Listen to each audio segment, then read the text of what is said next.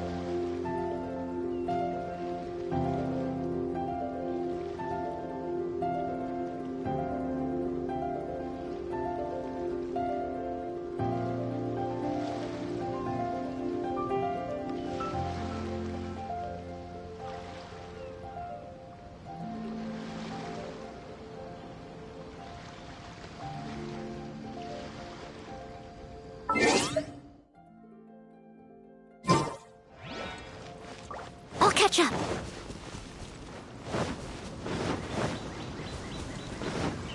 Someone needs assistance.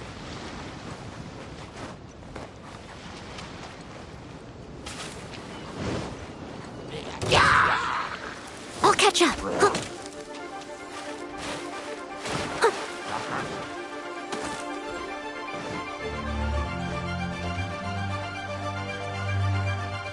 Someone needs assistance.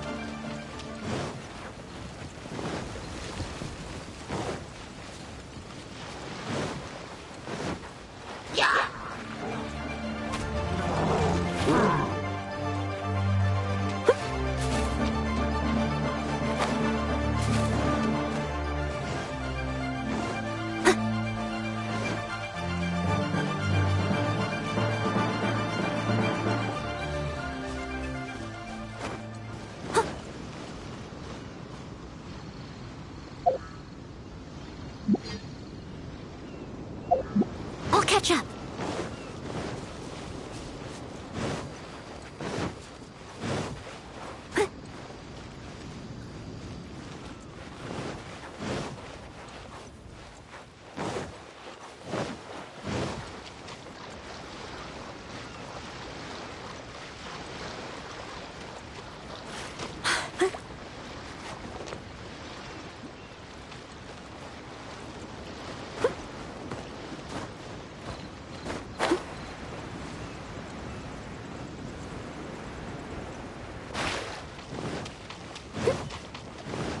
I'll catch up.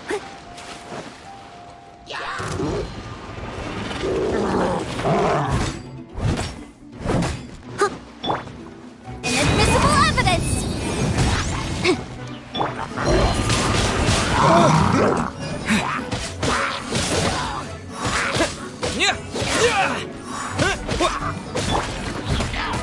Leave it all to me.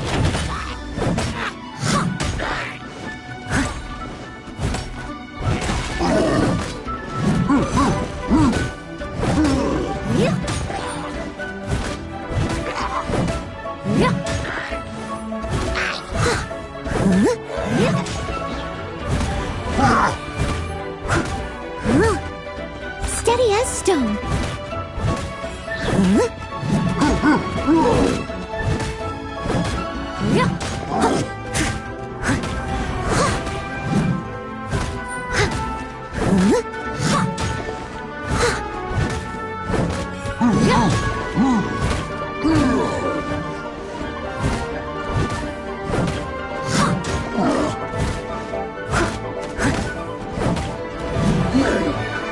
must leave no stone unturned.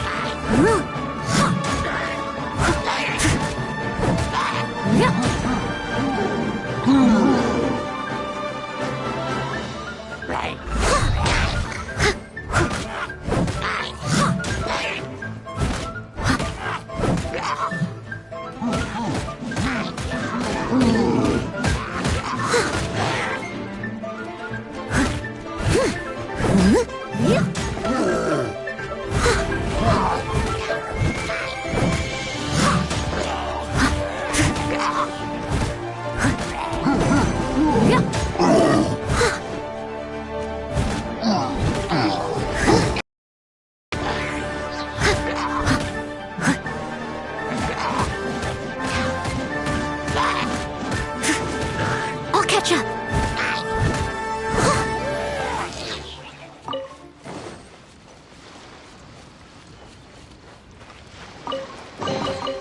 Ooh, wonderful.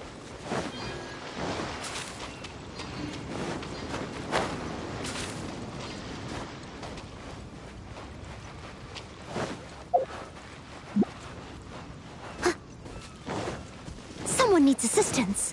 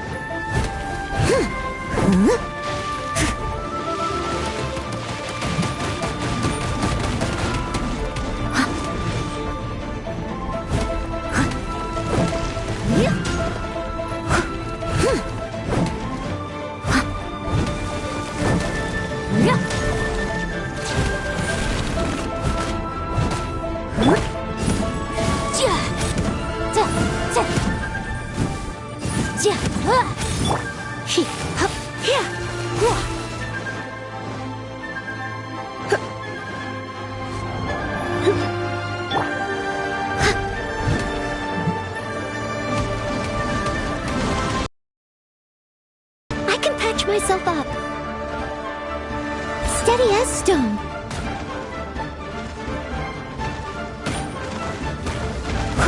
It was my honor to serve you.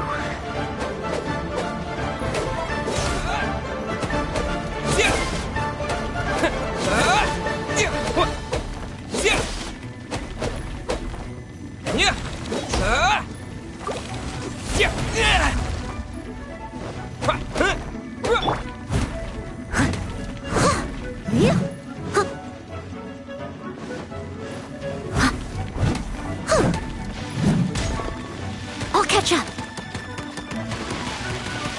But they still need me.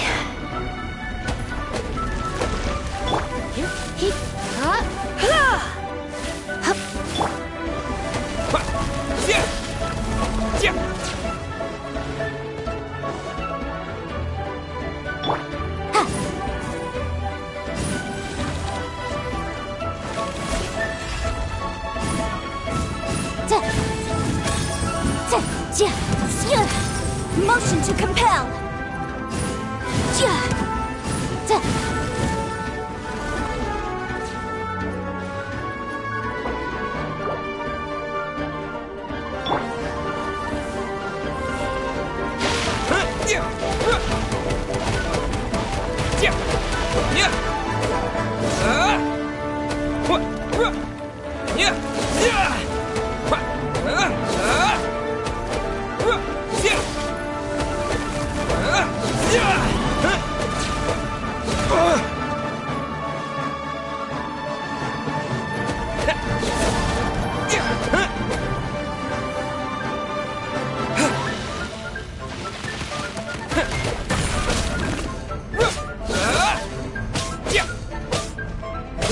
Let's spark things up a little. It's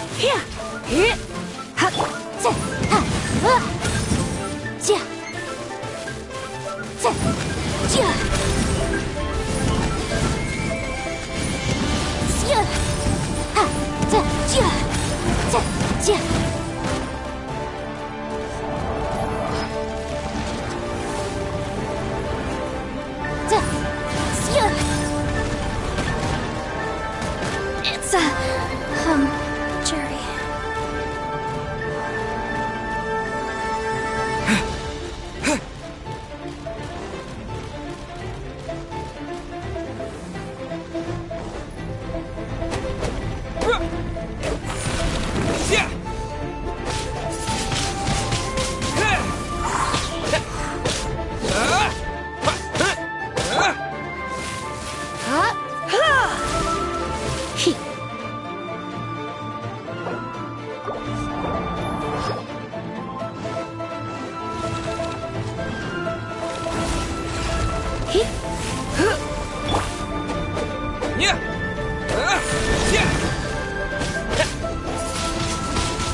Wind Blaze! You're in for a little shock.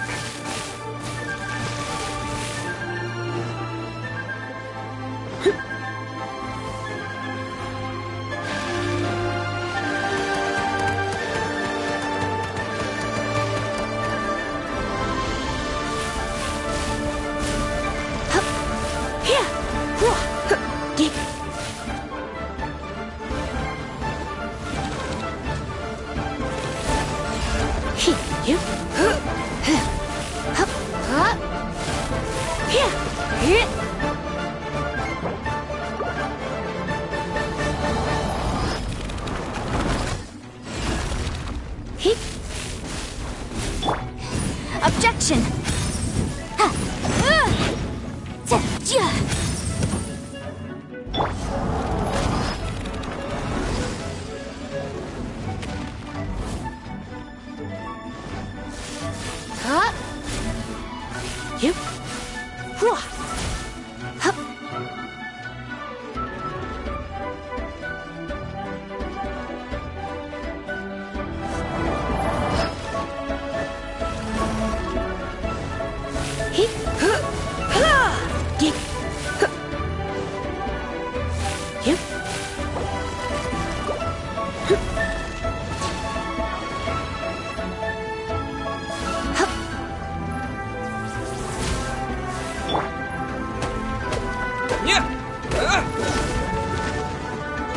Maybe I wasn't meant for this world.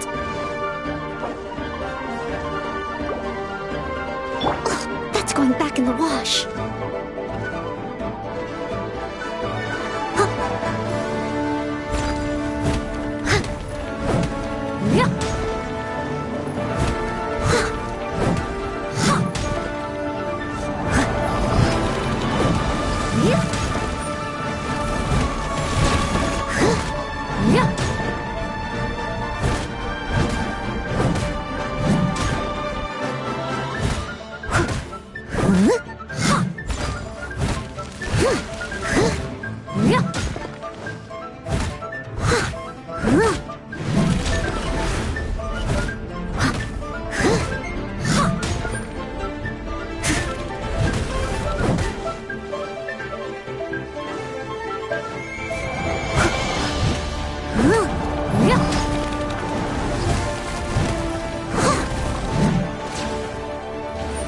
I am a disgrace to the knights.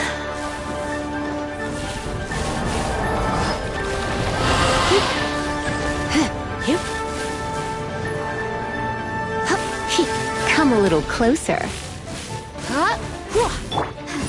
But my defense was watertight.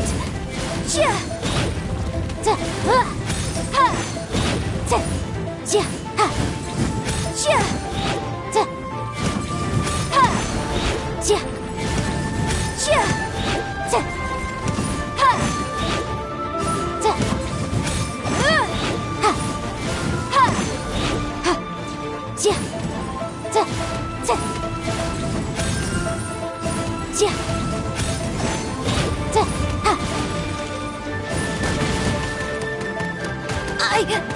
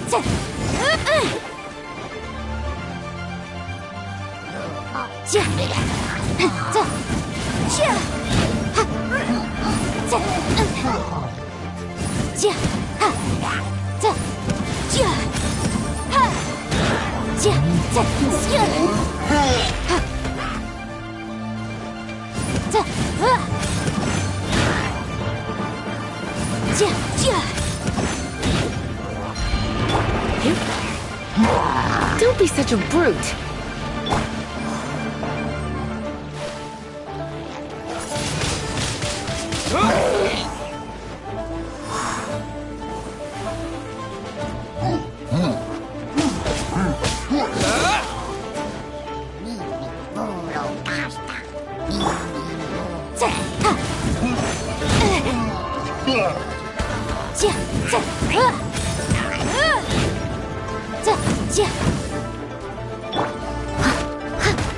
Leave it all to me.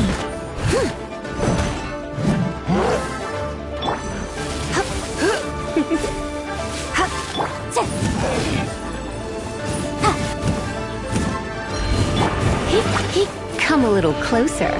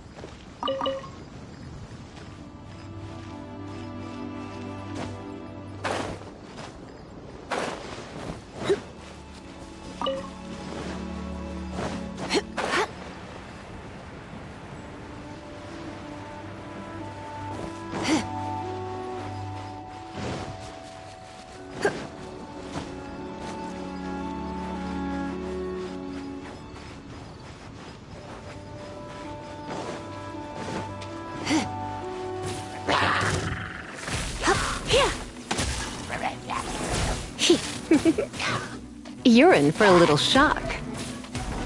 Keep within the law.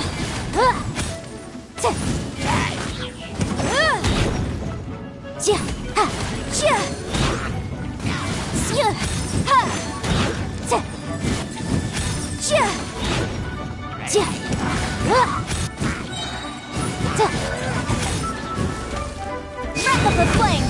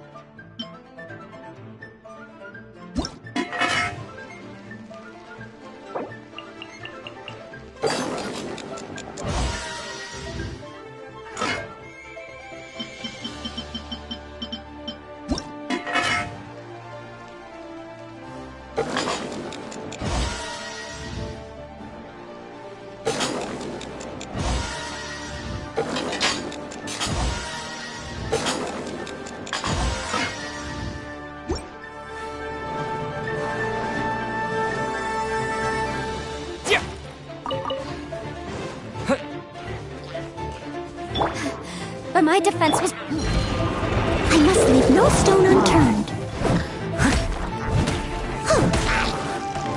I'll catch up.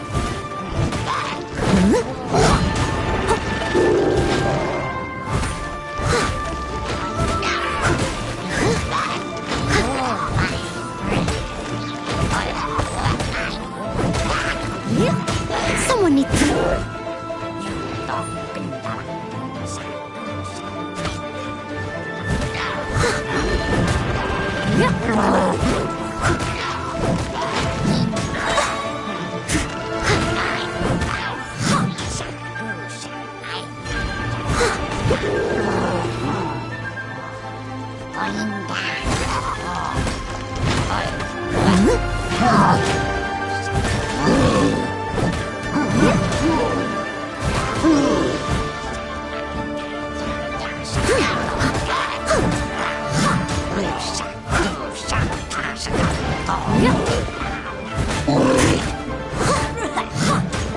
Someone needs assistance. Surrender and be gentle.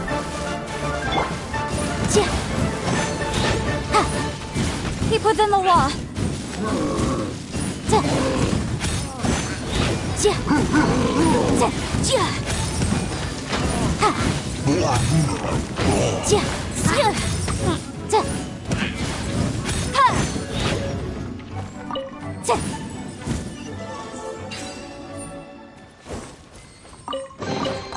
Oh, we can definitely write this off as incidental gains.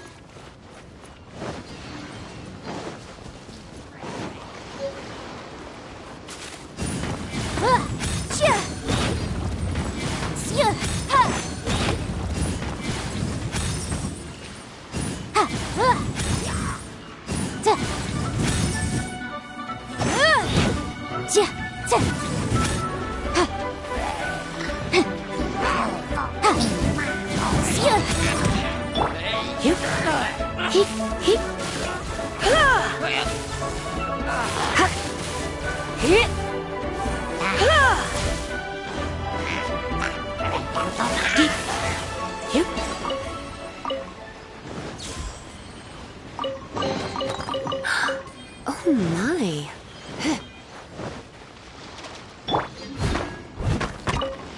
I'll catch up.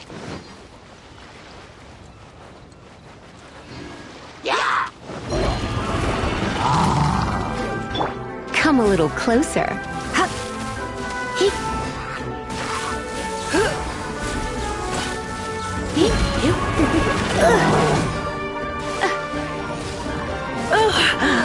My.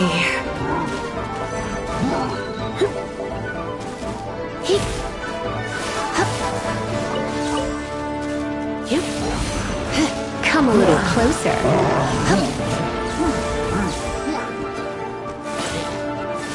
You're in for a little shock. Come a little closer.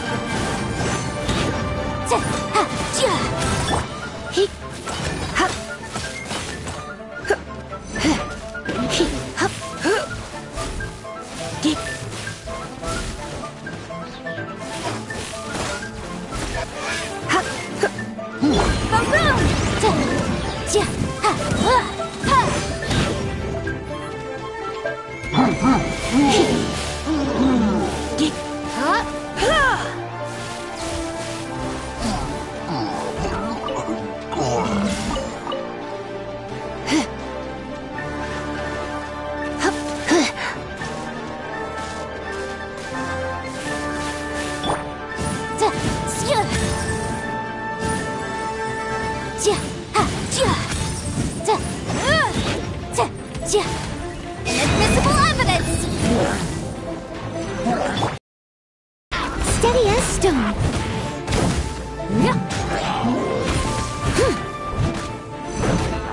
Someone needs assistance, as a dutiful maid would.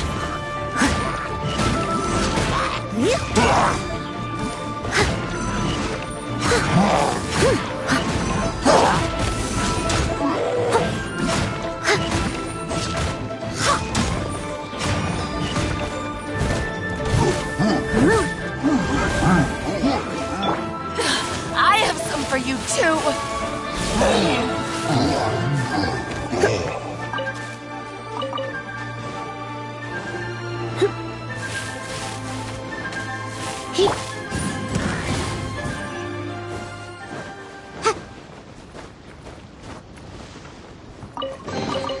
Ooh, we can definitely write this off as incidental gains.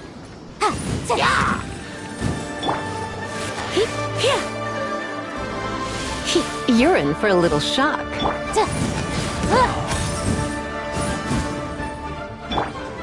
I must leave no stone unturned.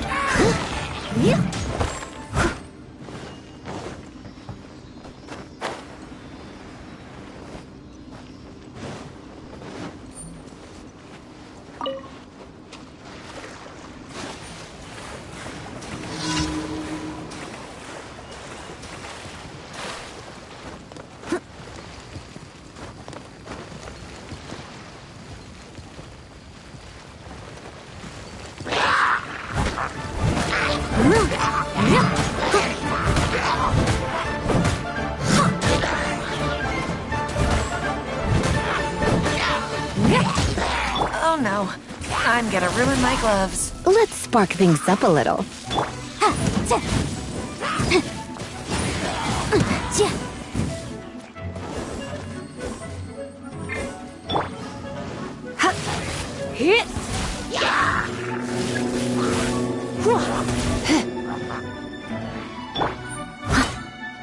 Steady as stone.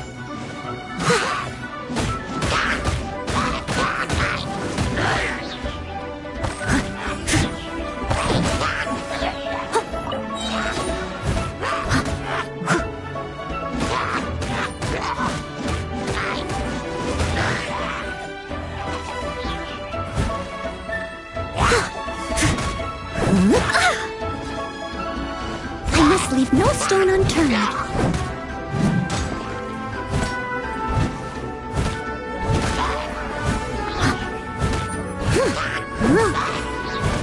Someone needs...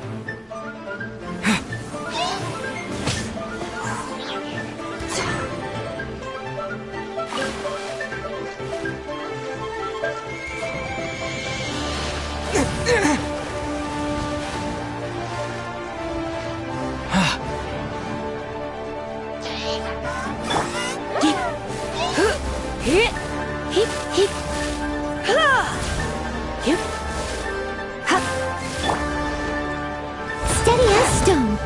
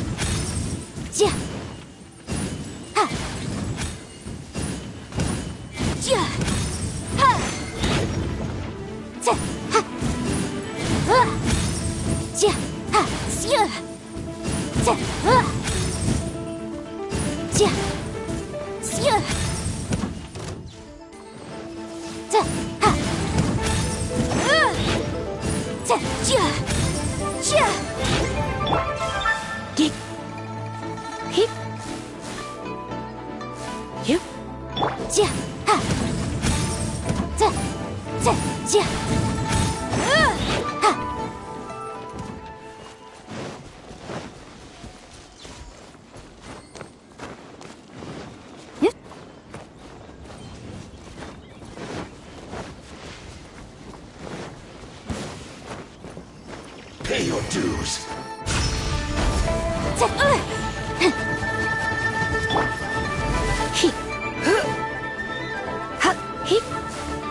Prepare yourself.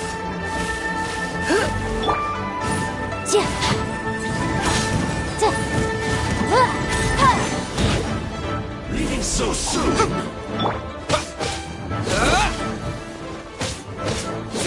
No escape. Windblade!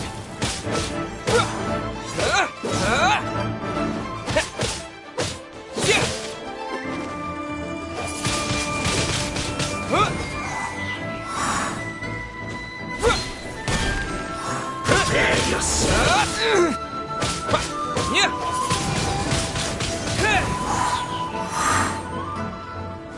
Run from death.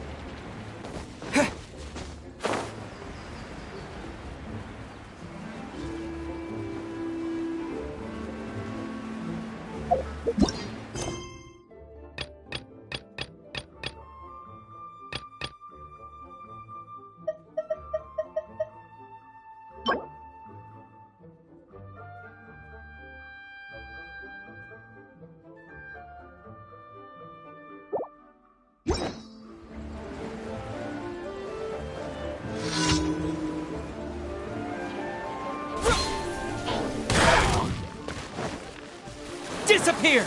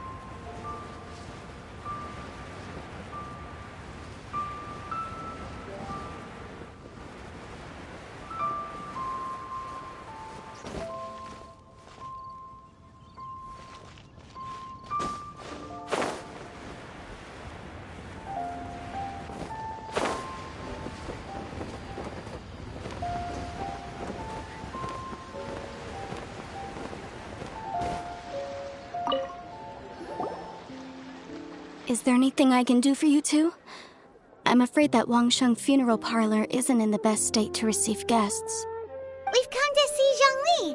Could you please tell him we're here? Unfortunately, Zhongli isn't here at the moment. It seems he went to Northland Bank. Doesn't the Northland Bank belong to the Fatui? Last time we saw Zhongli was before we went to the Golden House. Do you think he doesn't know about the attack on Liyue? Visiting the Fatui at a time like this could only mean more trouble. We had better go and make...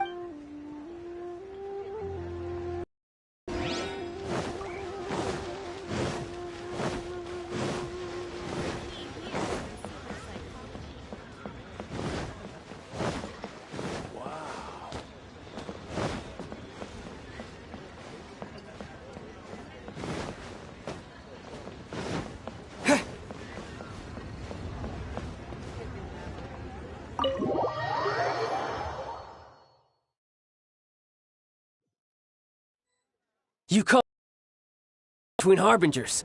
Cooperation involves communication, you know. Don't take it to heart, child.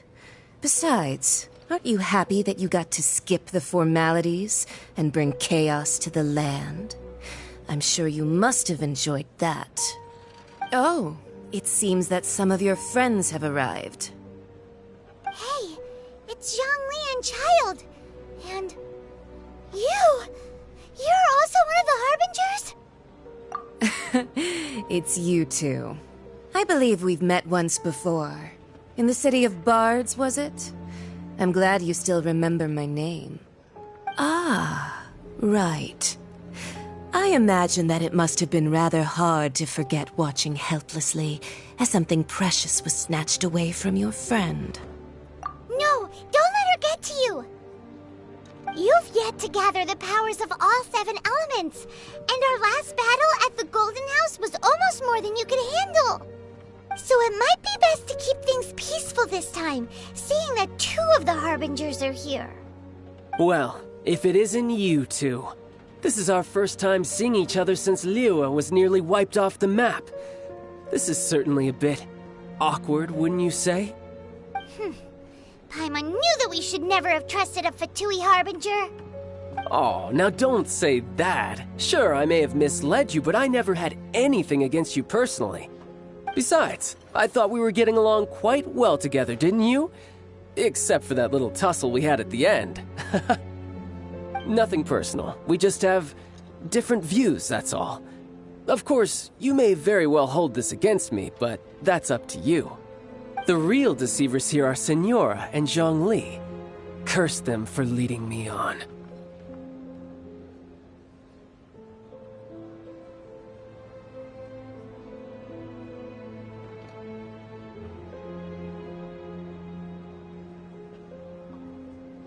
So actually... Stop wasting time, child. There'll be plenty of time to chat once I'm through here. You remember the agreement, Morax. Now, if you would be so kind. The Gnosis, please. What in the world are you talking about? The contract is fulfilled.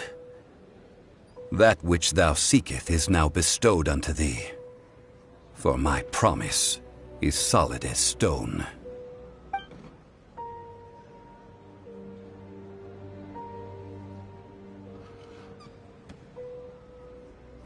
How sanctimonious.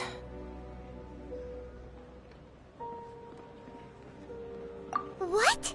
So you're the Lord of Chiao? No, wait! That's an exciting twist and all, but why give the Gnosis to the Fatui? I do not give it for free. I give it as agreed upon in the contract. For it is a matter solely between the Tsaritsa and I.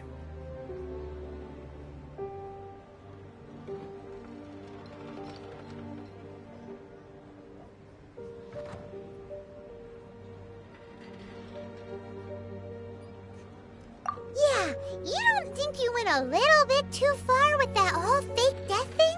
Everyone was preparing the ceremony for you, and splat! This big dragon falls out of the sky, and all of Liyue goes into an uproar. Talk Talk about a disaster. Gathering all the forces that had been bubbling behind the scenes, and then stirring them together in a pot that was bound to boil over. That's what he wanted to see, am I right? Wait, what? Perhaps it's best that I explain. As you know, I've dwelt upon this world for more than 6,000 years. It is now 3,700 years ago that I founded Liyue together with the Adepti. Even boulders that can withstand whirlpools will erode with the passing of time. I kept convincing myself that cracks had not begun to form, and that the end of my time had not yet come, until one drizzly day, as I was strolling along the harbor, I heard a merchant tell one of his workers, "You finished your duties. Go ahead and call it a day." I stood motionless among the crowds, asking myself, have I already finished my duties? Oh, Zhongli. But as I began to consider relinquishing my divine role, I soon discovered that many reasons still remained to not hastily depart. Was Liyue, the city I had dwelt in for so long, already prepared to enter its next age? I decided that a test was needed in order to reveal the answer. So I feigned my own death, and gathered the cast of Childe, the Adepti, and the Liyue Qixing to play their roles together on the stage that was Liyue.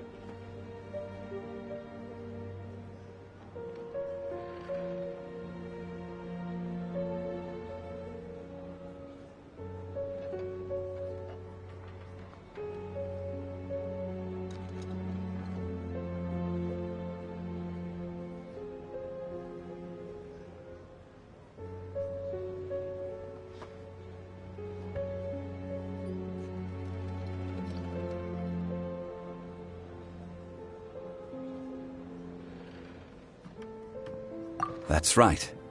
Which is why I continued to safeguard the Gnosis until now. So you mean that if the chaos ever reached the point of no return, you would simply appear and use your divine powers to bring Liyue back under control? Of course, and it would have been all too easy for him too. Just as a child quickly matures after losing their parents, so has Liyue matured when faced with the death of its deity. In the end, the resolution to all that has transpired was even more satisfactory than I could have hoped for. Take the Adepti, for instance. Owing to their years of seclusion, they were the least informed. Yet when faced with a crisis, they commendably showed the greatest amount of restraint possible. Not only did they manage to cooperate with the Qixing, but in the end, they even made efforts to understand the hearts of the people. Credit is also due to Signora, the emissary dispatched by the Cryo-Archon to fulfill our contract. At my request, she kept everything she knew in strict confidence. This despite the eavesdropping ears of her colleague, Childe. This meant I could remain as Zhongli, even having the chance to fulfill the age-old traditions of Liyue in this mortal form. Thank you for joining me on this journey, traveler. All of these things turned out as I had planned. There is only one thing that I had not anticipated, and that was the conduct of the Liyue Qixing. I had expected them to do no more than the Adepti, to come to the defense of Liyue. But when all was said and done, they seized the opportunity to supplant Liyue as divine protectors, and used the subsequent power vacuum left by my death to quickly gain complete control of Liyue. Huh? On the contrary, I think it is excellent. I had always feared that it was too soon for them to take over from me. And it was also that which I longed for the most. As such, this is the best parting gift anyone could have given this god of old. Hey, what about me? Doesn't anyone feel the least bit of remorse for deceiving me? You've practically kept me in the dark. I think that thanks would be more appropriate. You certainly played no small part in all of this, wreaking havoc and turning the city upside down. The Lord of Geo ought to thank you for your performance, if anything. If you hadn't created the pressure of a battle between mortals, adepti, and a god, the lump of coal resting in the hands of the Geo Archon, Liyue, would never have been able to become a dazzling diamond of a city. Huh? Just whose side are you on, mocking me like that? Are you itching for a fight?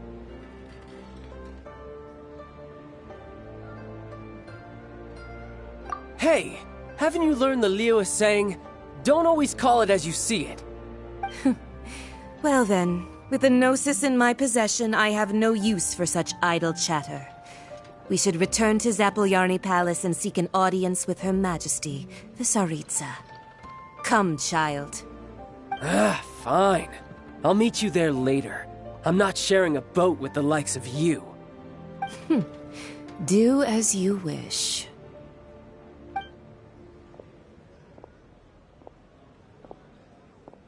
Now then, is there anything else you wish to ask me?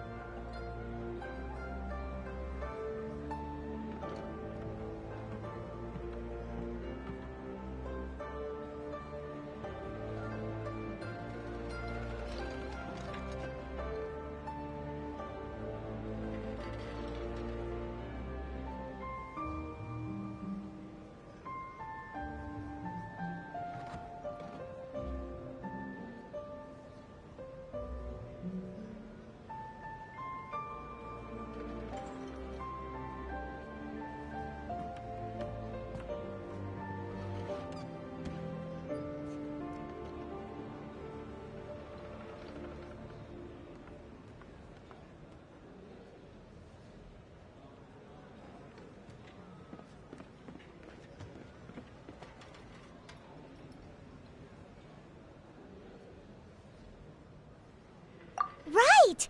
As Zhongli always told us, a good trade is a fair trade. Paimon has no idea what could be a good trade for a Gnosis. Realistically speaking, there is no such thing. Huh? However, I am the god of contracts. For thousands of years, I have made countless contracts. If the deal was of no benefit, then I certainly would not be inclined to agree to it. My agreement with the Cryo Archon will be the last of my contracts as the Geo Archon. My contract to end all contracts. As for the bargaining chip that the Tsaritsa used to balance the scales, uncover that answer for yourself in your future journeys.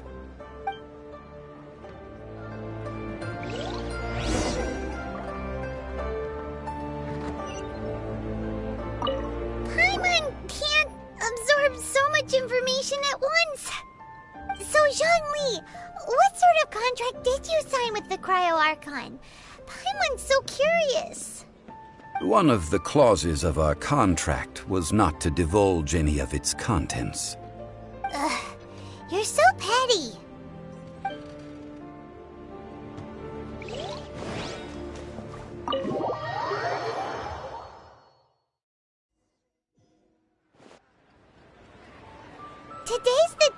rite of parting. Although the star of the show is fake, we've spent so much time trying to organize it, it would be a real shame not to go there now.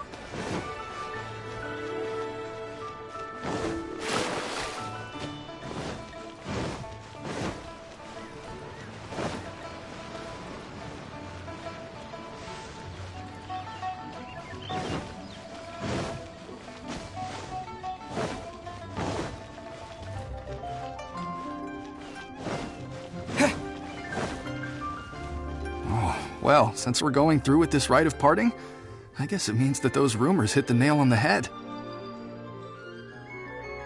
So Rex Lapis is really... But they didn't catch the culprit, did they? Oh, come on. Do you think that the assassin could have been a normal person? You know what I think? I don't think any of the gossip on the streets you hear from those shady types is worth anything. There's only one real possibility in my mind. I've heard that the assassin was that Fatui fellow. Youngish, pretty high in rank. I think they called him Child. The Fatui? They certainly are very suspicious. Who knows what those greedy, crooked folks... Shh! Lower your voice. If the Fatui catch you in their sights, Rex Lapis won't be around to protect you this time.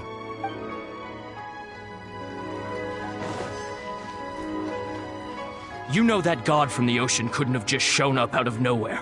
I mean, it's been 2,000 years since Rex Lapis subdued it.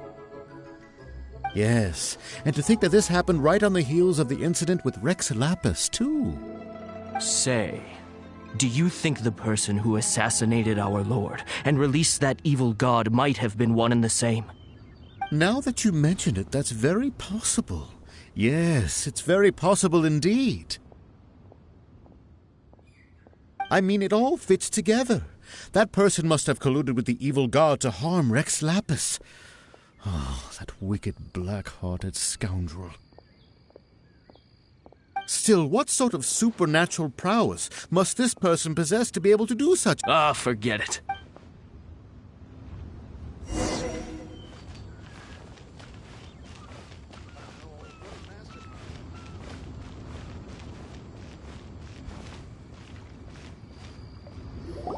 Hear ye all, the Qixing's words. Though a dragon soars ageless as the mountains, it too must return to dust. This is common knowledge. Gods and Adepti live glorious lives, but both light and shadow have their season. So too must they face divinely appointed trials. Rumors and hearsay abound on the streets that Rex Lapis was murdered. Now, let the truth be revealed. Having been thwarted in his trial, Rex Lapis's soul has recouped the celestial heights. He beseeches the people of Liyue to grieve not and to let not their hearts be saddened. Nor are they to believe street-born rumors or indulge in baseless speculation.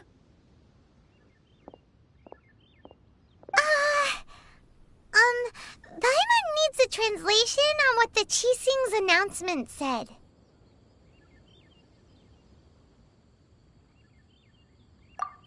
So that's... Something feels off. What could the Qixing already have... Did Zhongli tell them in secret after his gnosis changed hands? Exactly, right? Ooh, seems like the rite of parting has been going on for a while now. Let's go have a look.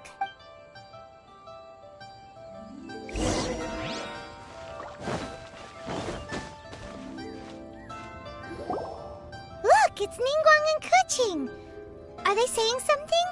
Are their speeches over? As said previously, Rex Lapis's soul returning to the heavens is the end of the contract. And it is also the end of an era. 3,700 years of contracts burnt and reduced to ash. We, the people of Liyue, were indeed prosperous. But blinded by our prosperity, we forgot that time can be pitiless. The long, unending dream of our Archon walking among us. Now that we have awoken from our dream, we must learn to say farewell. Will you stand with us as we re-establish our contracts? As we build a new age of prosperity? So concludes the words of Her Eminence the Tianquan. Does Her Eminence the Yuheng have anything to add?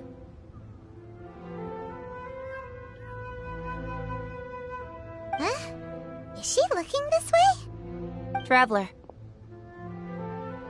Yikes! She really is looking our way! Is that the traveler who they say defeated the ancient god? So young. The Liyue Qixing always repay their debts. And as you have heard, our eyes see far and our reach is long. Name your price. You deserve that much. Whoa!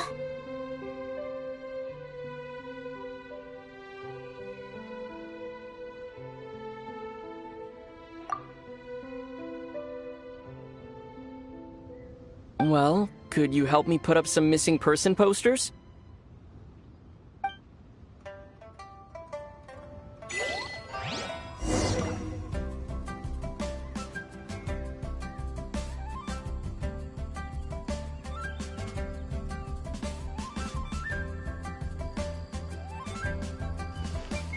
Huh.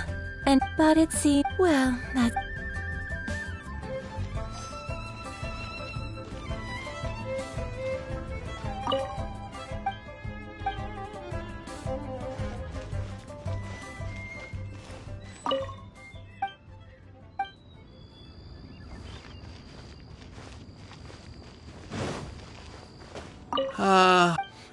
Perhaps.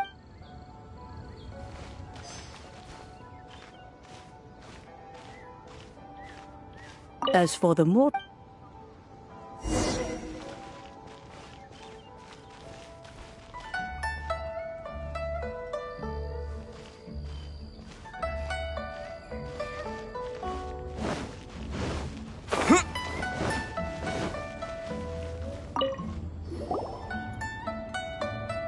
Hey, Zhongli!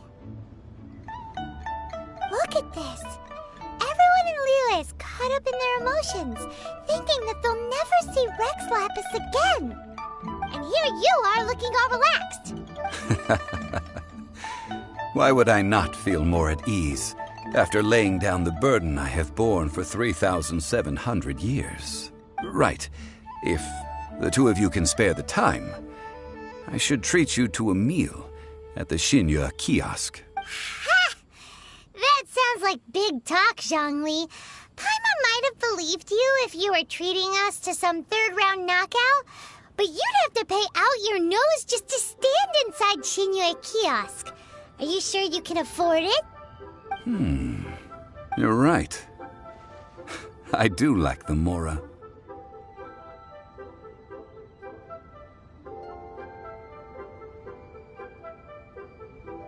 But why would Morax lack Mora? As the Rex Lapis Morax, I can easily create Mora. But since I have chosen to walk this earth as the mortal Zhongli, I should abide by the same rules that mortals do. When I was journeying with you, though I still had the Gnosis in hand, I knew that I must soon retire from my role as an Archon. So I had to rehearse a little for my new life. Oh, no wonder! Paimon gets it now. You didn't look at the price tags when we were spending because you've never had to. But since you weren't used to not being able to just make more Mora as and when you wanted to, you had to try becoming a parasite to society who lives off of other people's credit. Well, we were only spending Fatui money. You don't have to say it like that. In the City of Commerce, we do not merely exchange money or goods. We also exchange knowledge, memories, and foresight, as well as positions, roles, and lives.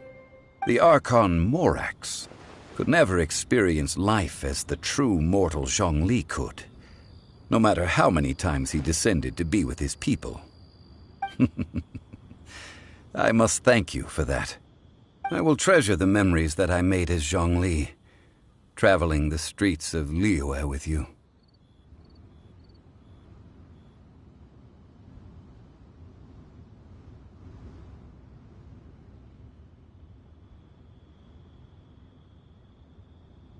That is true. But there is no journey that does not end. No meetings without partings. Paimon thinks that we should make a move and continue our search for the Seven. I fear that continuing your journey may be difficult. The nation that neighbors Liyue by sea, Inazuma, is presently closed.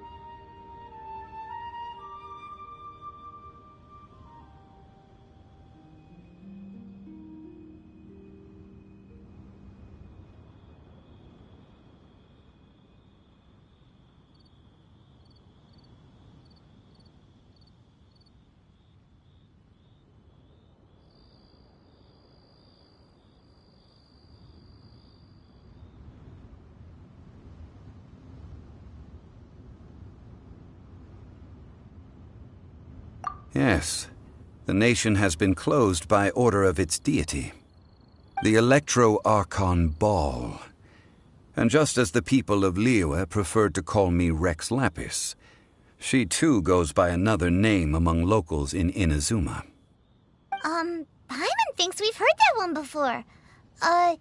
Raiden? That is the case. And since Raiden is also the Shogun of Inazuma, people call her the Raiden Shogun.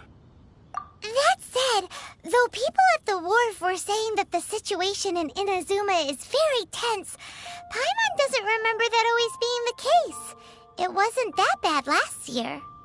Zhongli, since you're Rex Lapis, shouldn't you know something about what's happening there? Just how did Inazuma become a closed nation? It's because of visions. Visions? When faced with circumstances beyond their control, humans often bemoan their lack of power. But if a person shows true strength of will at a desperate and fateful moment in their life, the gods will look upon them with favor. This is what visions are. Magical foci bestowed upon those who have been acknowledged by the gods. Uh-huh. That's how people in Teyvat see it.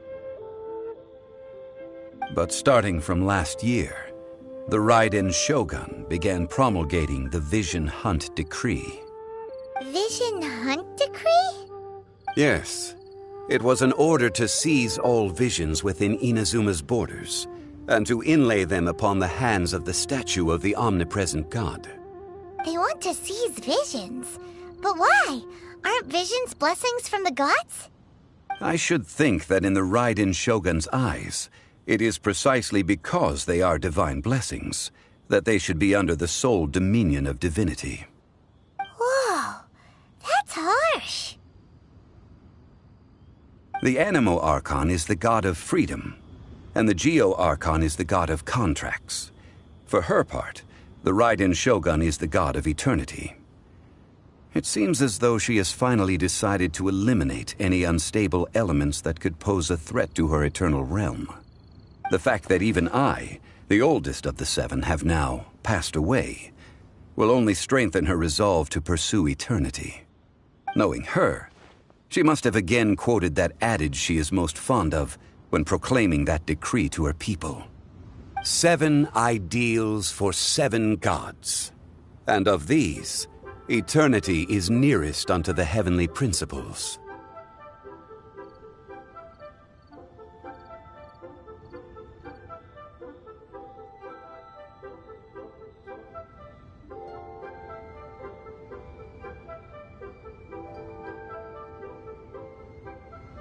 All right then. Was there anything else you wish to know?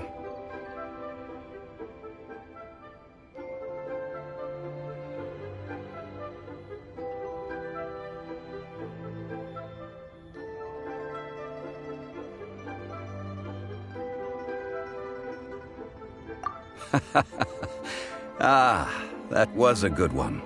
Failing a divine trial. How they came up with that excuse, I will never know. That said, the reason why the Qixing were so eager to resolve the incident and stop pursuing the culprit was indeed because they received news in secret that Rex Lapis was not dead.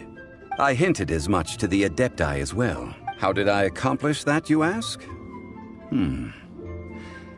Have you ever heard of this particularly convenient Adepti art known as gifting dreams and visions? All right then. Was there anything else you wish to know? Yeah, about that. Before the Qixing made their announcement, we listened to a lot of people talking on the way. Most of them put the blame for everything on Childe. These are indeed false accusations. But it remains undeniably true that Childe did send people to the Jade Chamber to prevent the Adepti and the Qixing from defeating the ancient god.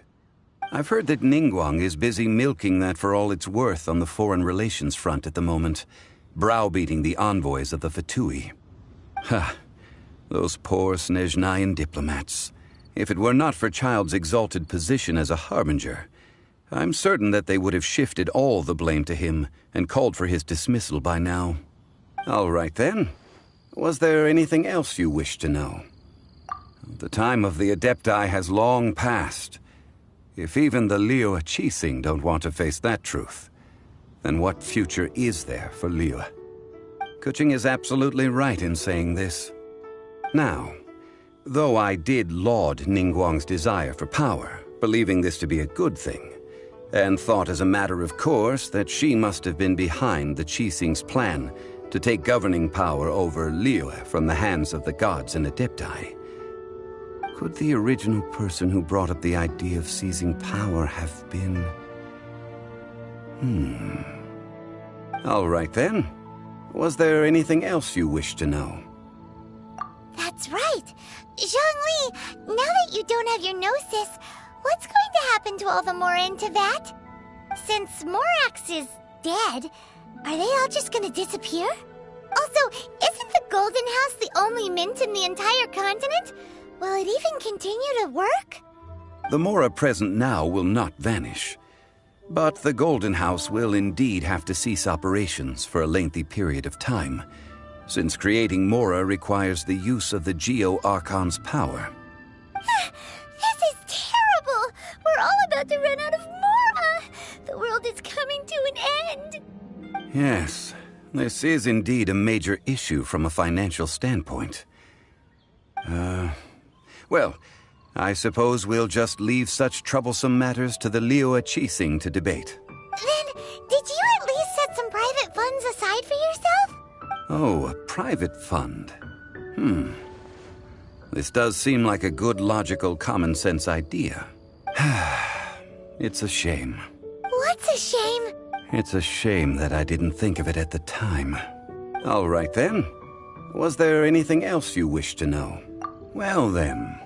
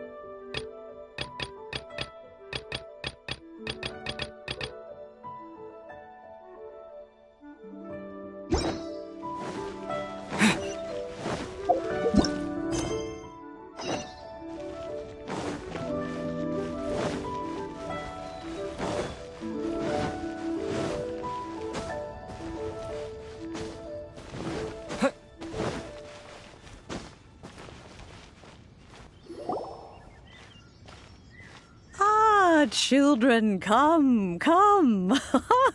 You've arrived at just the right moment. I've been looking for you. Oh, what is it, Granny? Need any help? Oh, no. You've done so much for Liyue Harbor already. I could hardly ask for more. In fact, my old friends and I have been putting our heads together to think of what sort of gift we might give you in return. A gift? For Paimon?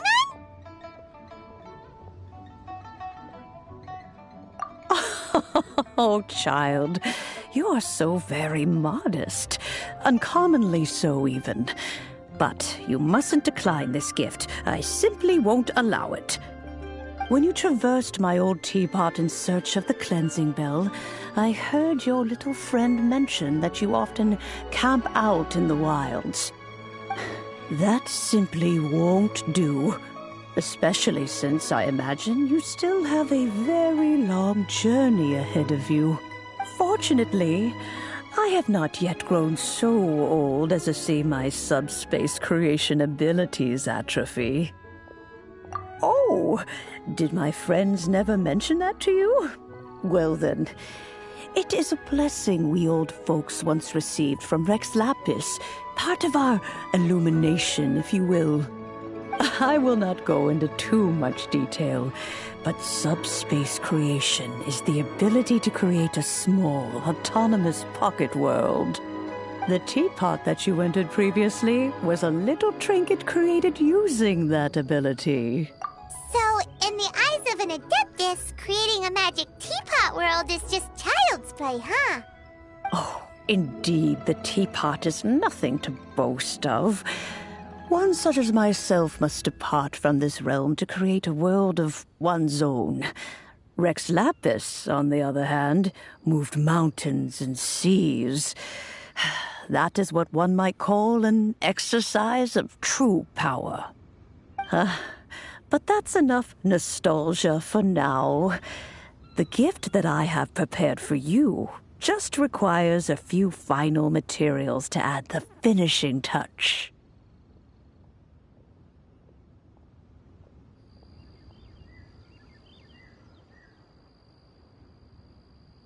That's right!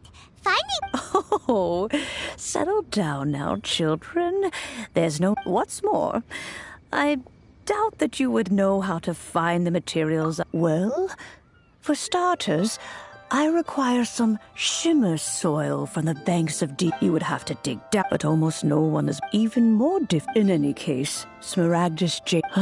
goodness knows... Well, since you're an Adeptus, Granny, the person you asked for help, they must be an Adeptus too, right? Yes. I suppose she does count as an Adeptus. She counts?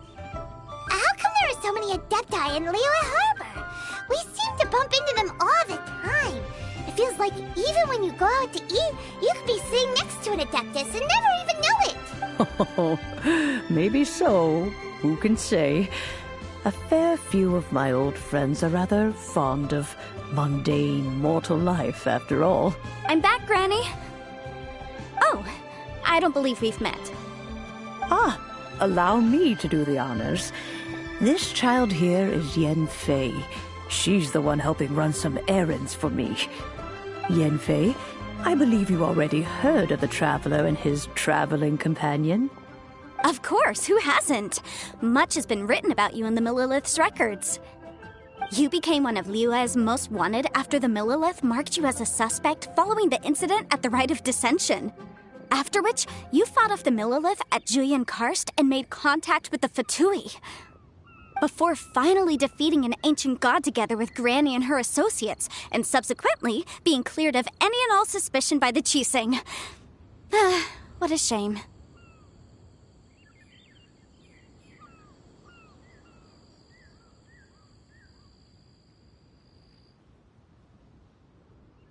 A shame that we didn't meet sooner. If we had, well, I can't say that I would have been able to clear you of suspicion immediately, but it certainly would have been less, embarrassing for you. Allow me to introduce myself once more. I'm Yanfei, a legal advisor. Got a legal problem? You can come right to me. Oh, yes. Here's my business card. You'll find it has my contact details and office address. Keep it handy. If you have an urgent issue, just leave me a note at this address. Oh, and I almost forgot to mention, I offer a very generous discount for first-time customers. All right, Yanfei, all right. Let's get to the business at hand. I do not think these two are in any dire need of legal assistance at the moment. You'll have to excuse Yanfei. She's always been like this, ever the talkative one when it comes to her own affairs. Paimon was gonna ask the same question. You seem really different from the ones we've met before. An Adeptus? I guess. Kinda. My old man said he was one anyway. He mentioned that he once campaigned with Rex Lapis for a long old time, and then after that was all over, he went back and married my mom. They had me, and once I was all grown up, the two of them upped and left on a journey, leaving me with Granny here. Well, that's a bit casual for an Adeptus. Aren't you guys supposed to sign solemn contracts to protect Liyue Harbor and all that stuff? What do you mean he just went back to get married? Well, my dad did say that he'd talked it through with Rex Lapis and that he was fine with it.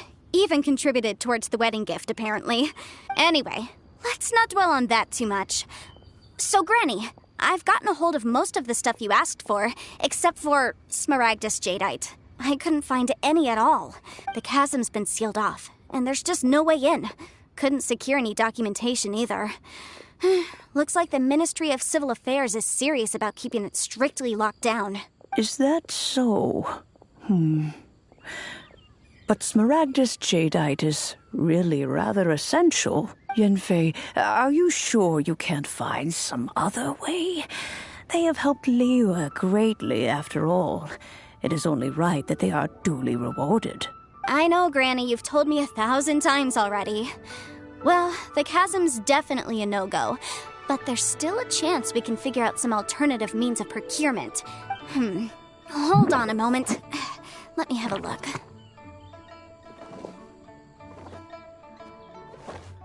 Whoa, that's a really thick book. What kind of things do you write in there?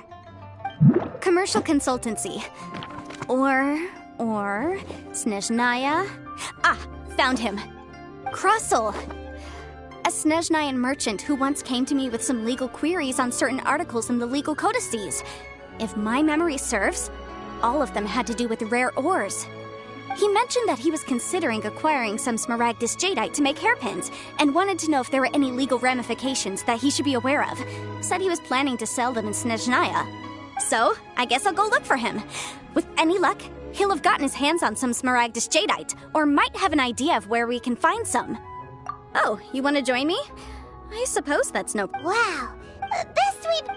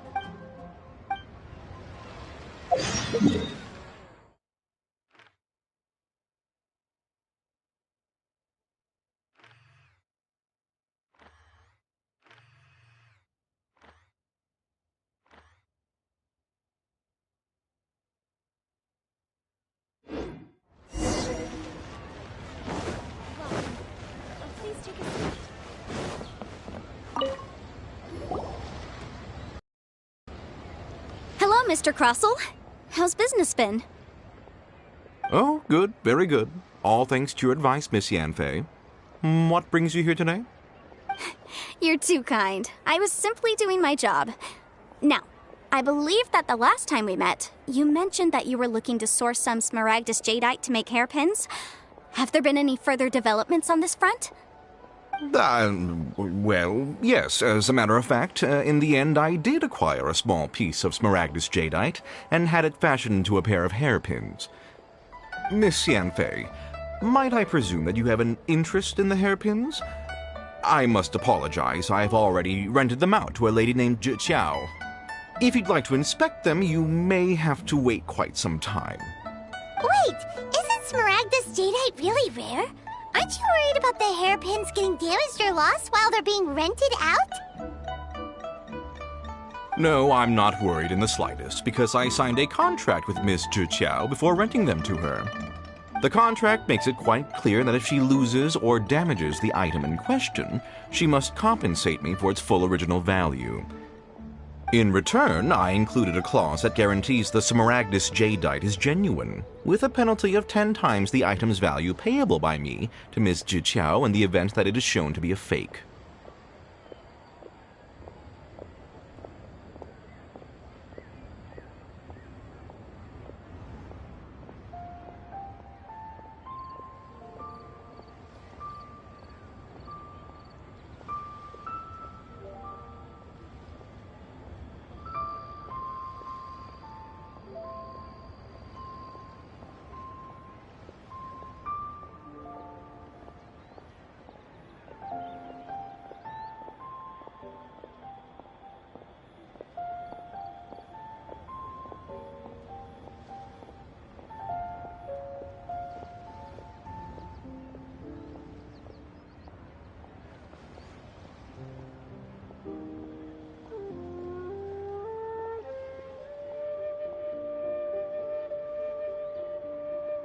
Guaranteed genuine? With... Of course. This would... In that case... Oh, of course. Thanks a lot, Mr.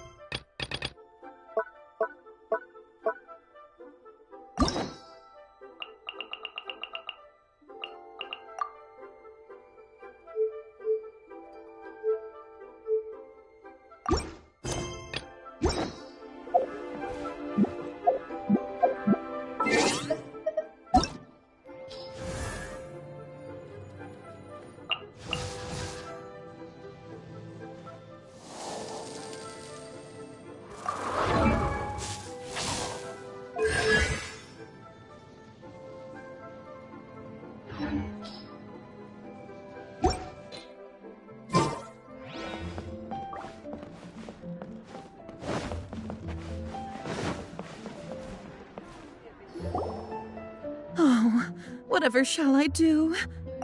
Yes, that's me. Is there something I can help you with? How do you do, Monsieur Chow? We understand from Mr. Crossell that you recently rented a pair of hairpins from him. My associates and I are very interested in them. Would you mind letting us take a look at them? The hairpins. I can't lend them to you right now. I've lost them. I don't know how it could have happened. I always kept them right by my side, and I hadn't even worn them yet. I spent so much money on them. If I have to pay their original value, there's no way I could come up with that amount of money on such short notice.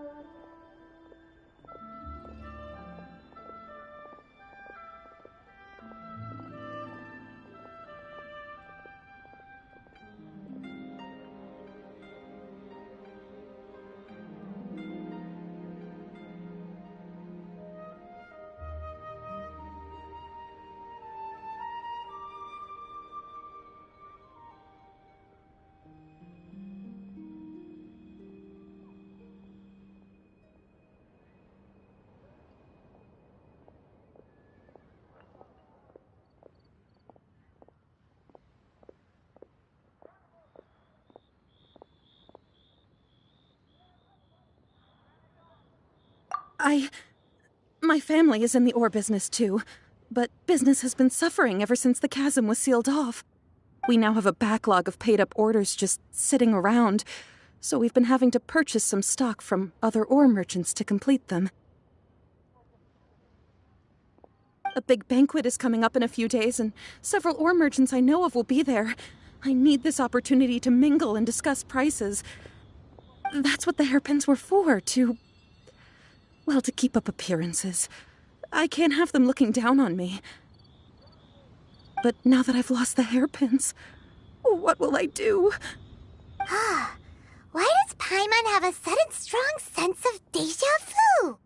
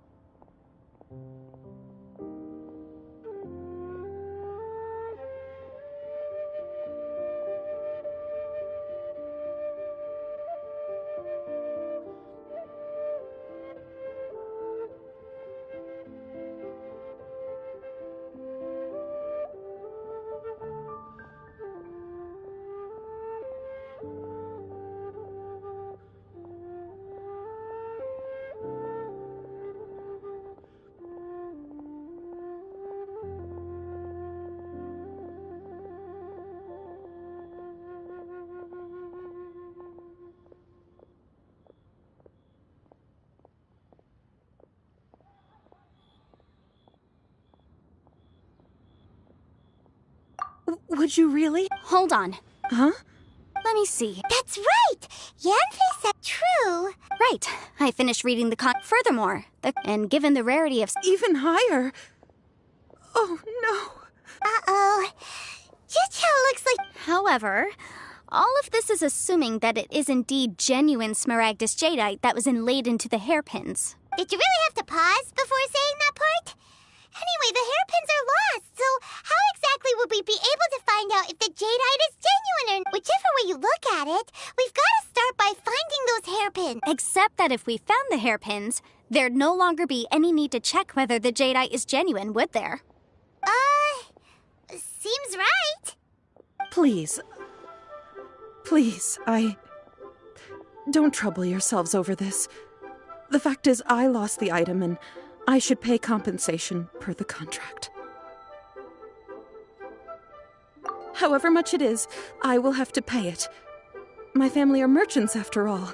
It's vital that we keep our word and respect our contracts. Now that it's come to this, I really shouldn't keep Crossel in the dark any longer. I'll go and inform him of the issue and then negotiate the amount of compensation.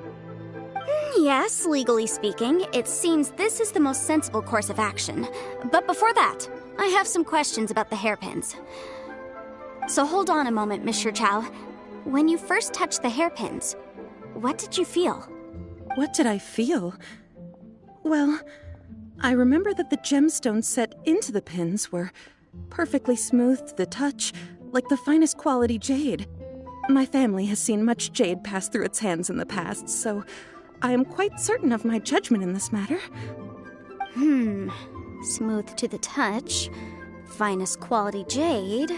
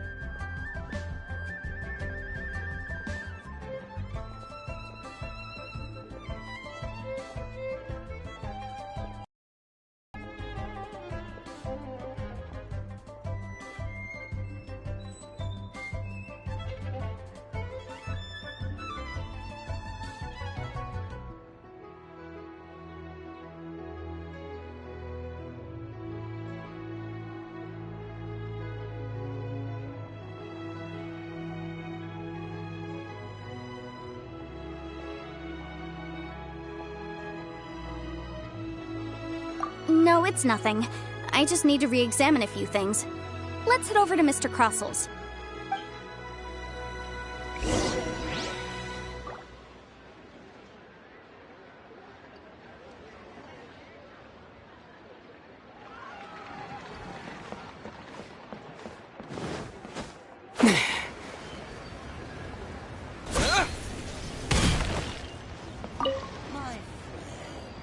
Ah, Miss Yanfei, you've returned. With Miss Zhiqiao in tow, too, I see. How are the hairpins? I trust you're quite satisfied with them? About that.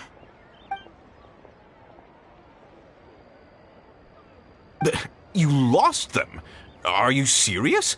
Do you have any idea how expensive they were? I'm sorry. Truly I am. I'll pay the compensation as per our contract. Every last mora. Mora? Do you have any idea what I had to go through to get my hands on that Smaragdus jadeite?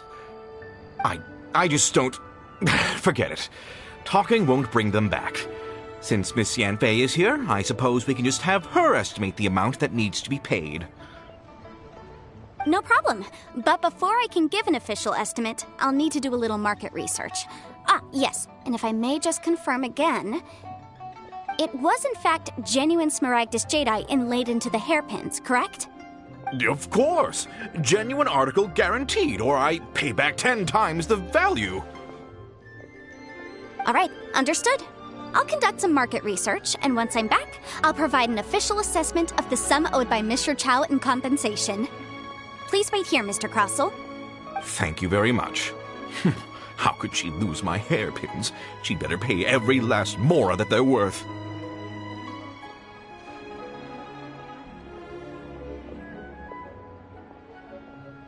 Looks like I'll have to find some way to raise that money. Please wait, Mr. Chow. I have something to discuss with you. It's not convenient to speak here, so let's find somewhere that we can sit and talk in more detail.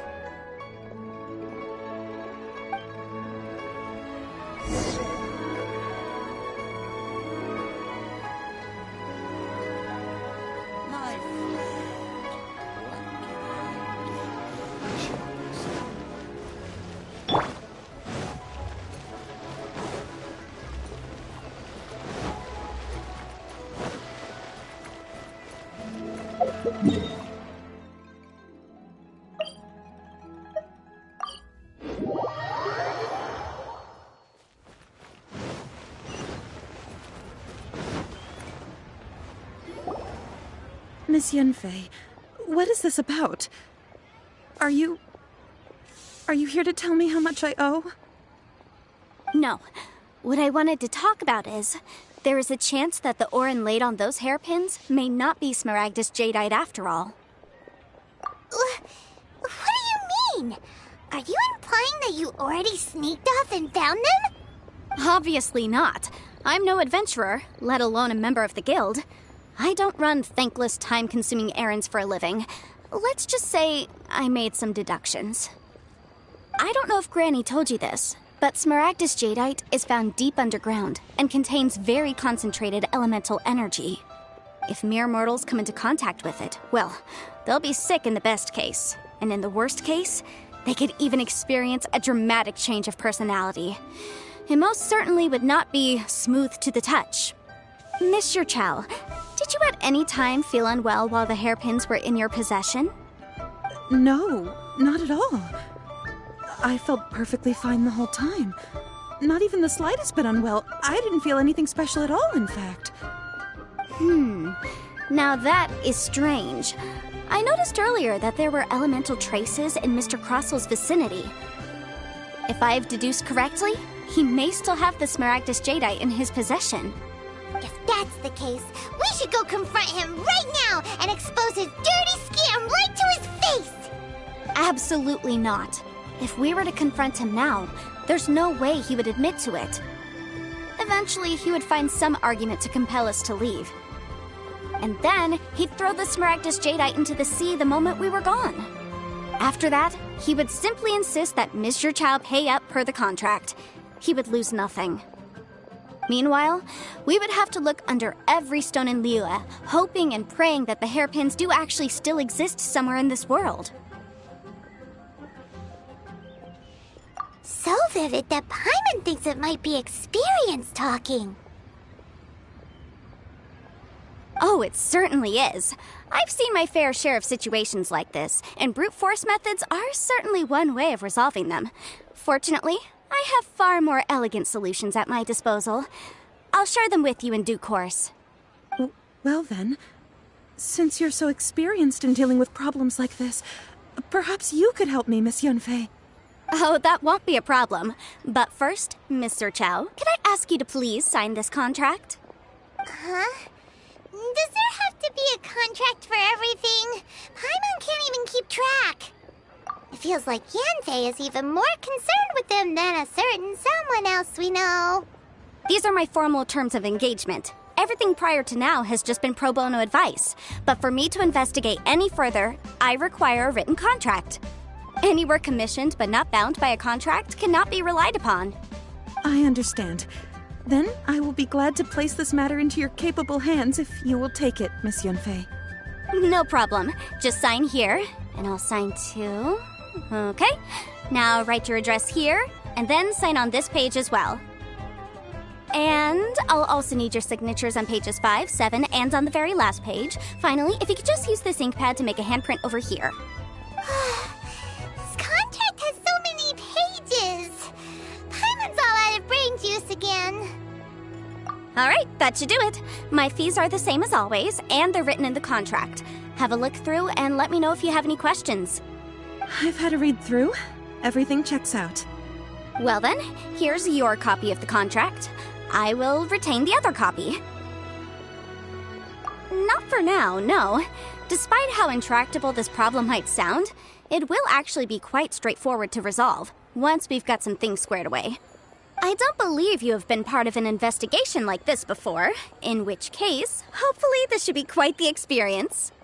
Miss Yunfei, I have to ask, why are you helping me? Because, as it happens, I'm currently trying to acquire some Smaragdus Jadeite myself.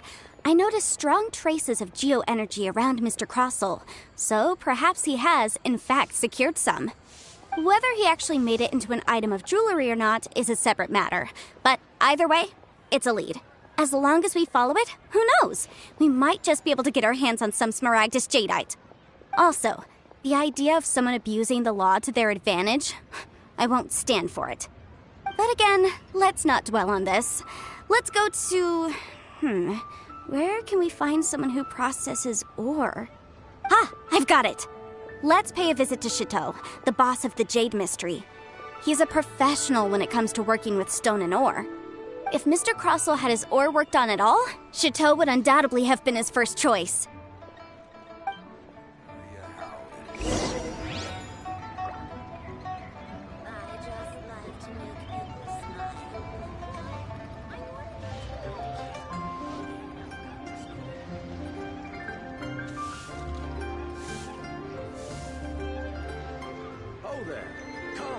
Come and see these rare, precious curios.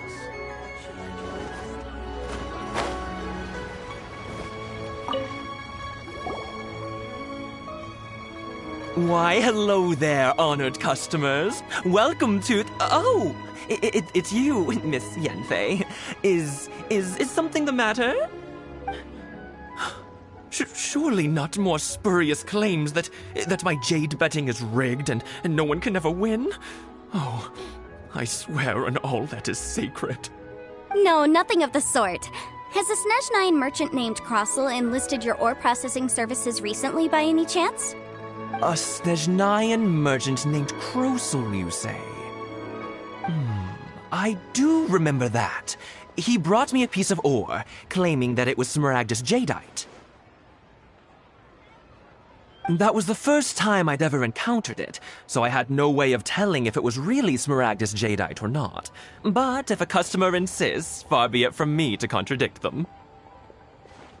He was quite generous with his money, too, so I didn't give it too much thought. I processed the ore as per his request.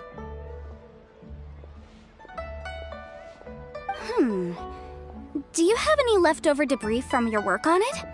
Why, yes.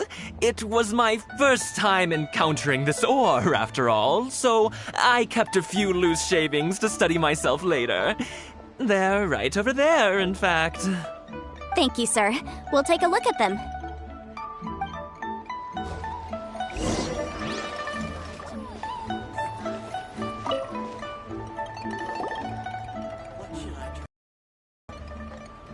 Huh? If my eyes don't deceive me, the cross-sections and patterning suggest that these are Smaragdus nephrite shavings. Yes, it's not particularly rare, nor is it especially valuable. It's used to make jewelry all the time. I've heard it said that Smaragdus nephrite is in fact the outer layer of Smaragdus jadeite, though no one's ever proven it. A thin layer of If you must see for yourself. Is that so? So, did you find anything? So they really are different. There's nothing special to it. It just, these two stones act there maybe only as, and I'm... Alright, let's focus. But, never mind. Unusual action.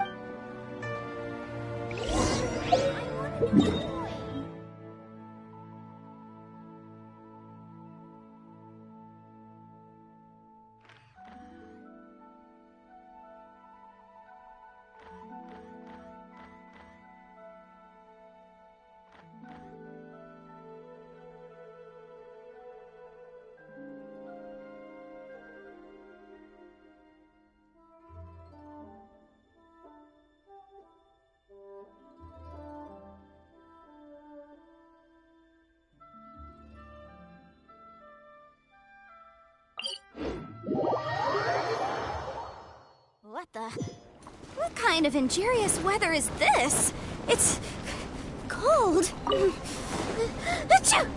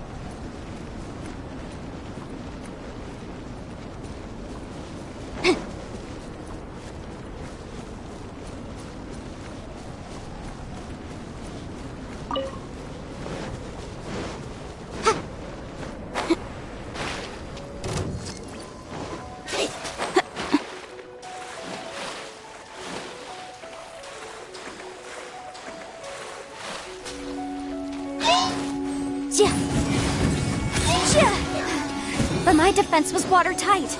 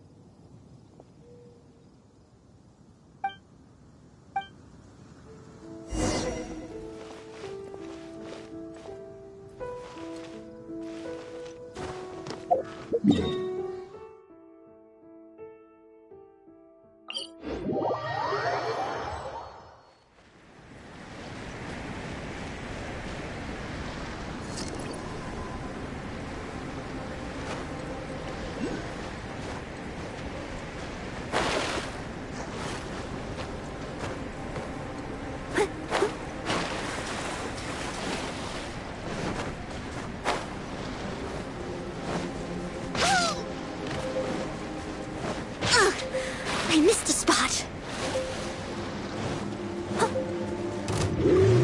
Leave it all to me. Keep within the law.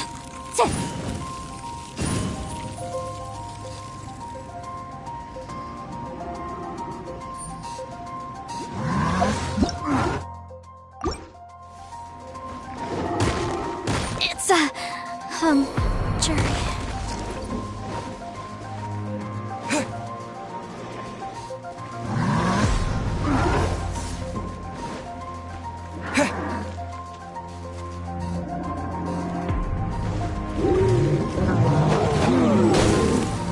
This is not the end. Get here.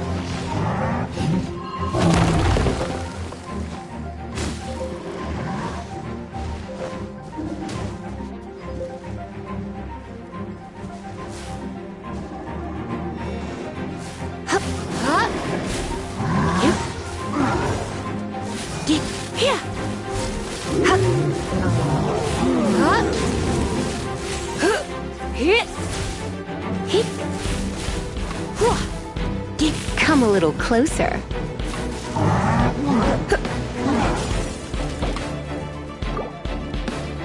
Keep within the law. Steady as stone. Someone needs... Motion to compel.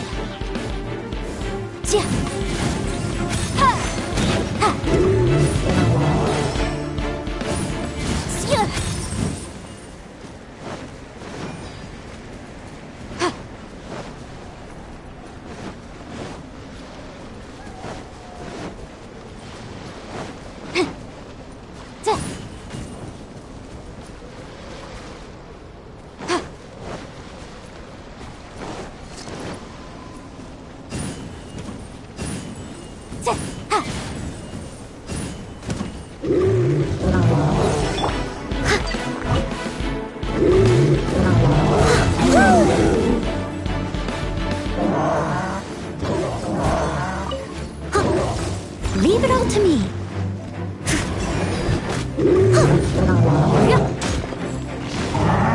I'll catch up. Someone needs assistance.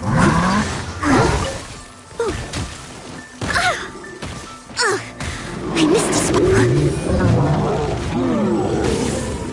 But they still need me.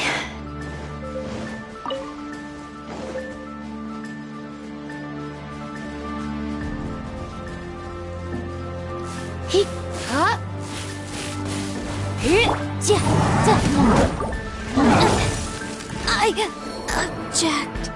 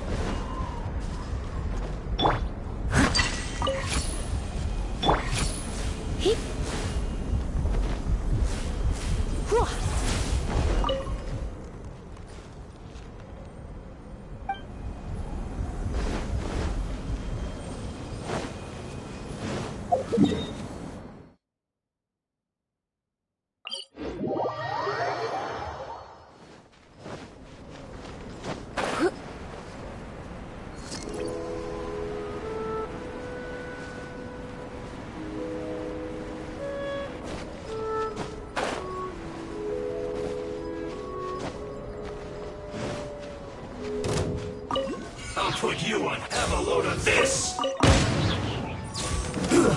Shouldn't get careless. You're in for a little shock.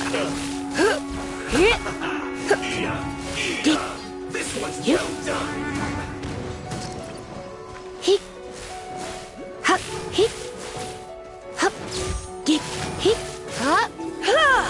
Roast and fry. That's going back in the wash. Steady as stone. This one's well done.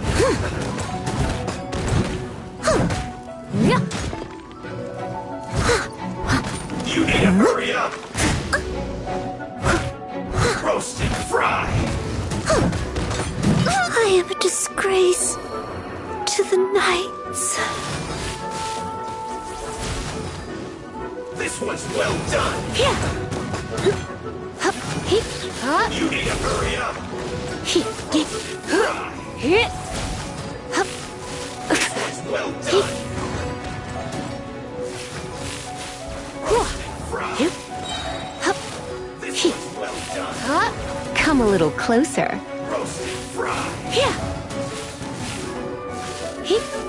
This one's well done. No slacking off. Roast and fry.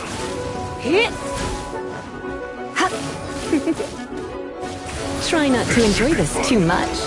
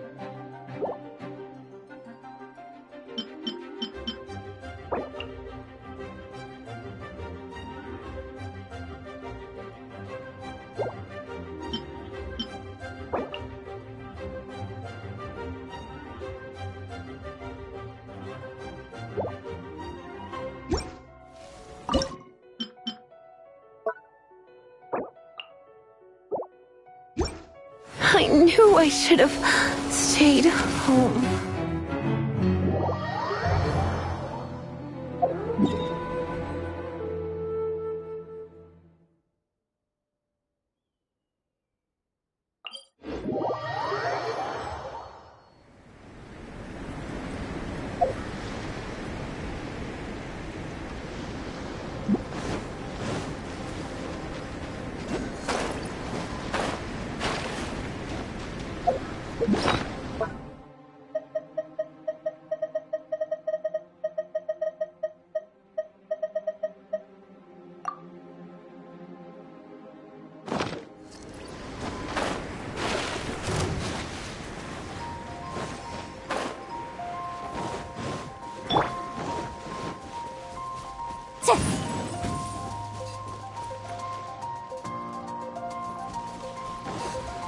Keep within the law.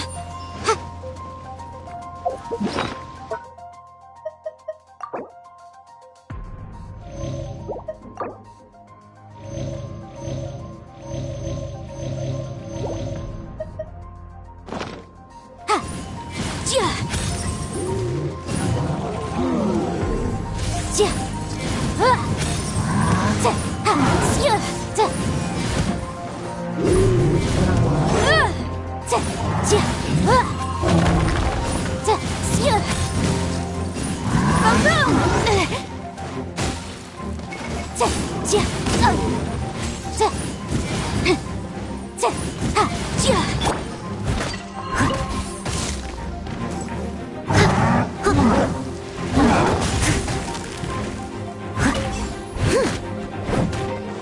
catch up.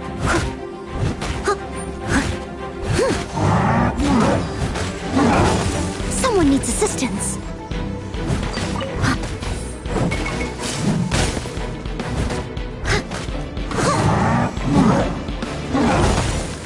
I'll catch up.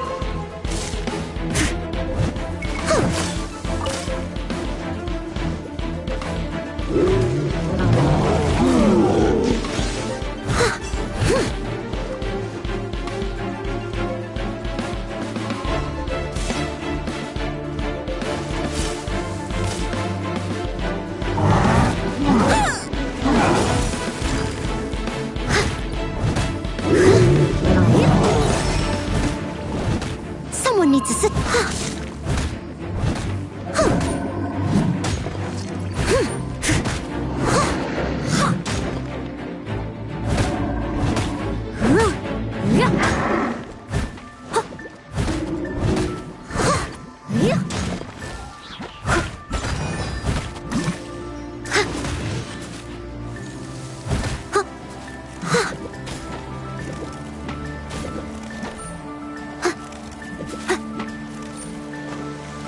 Someone needs assistance.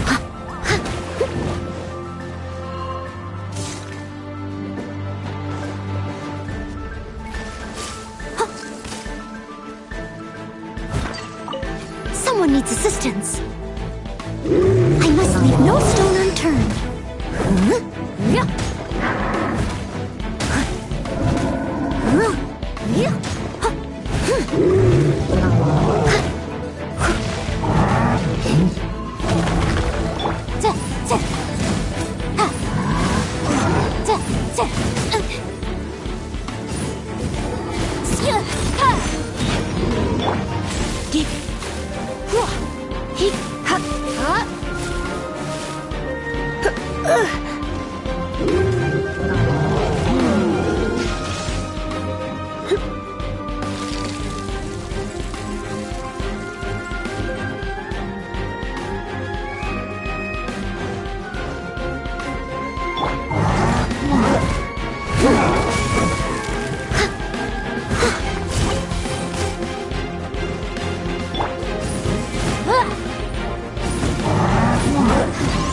My defense was watertight.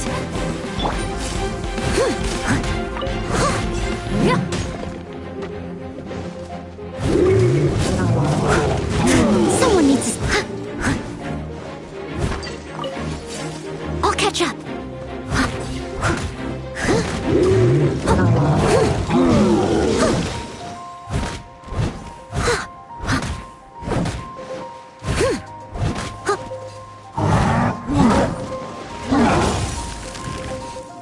I'll catch up.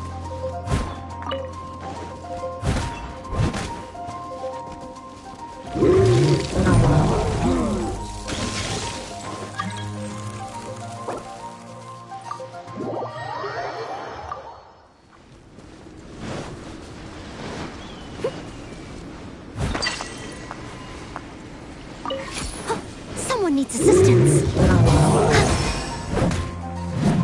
I'll catch up.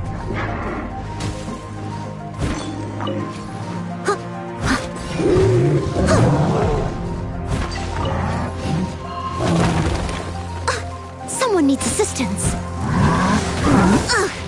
It was my honor to serve you.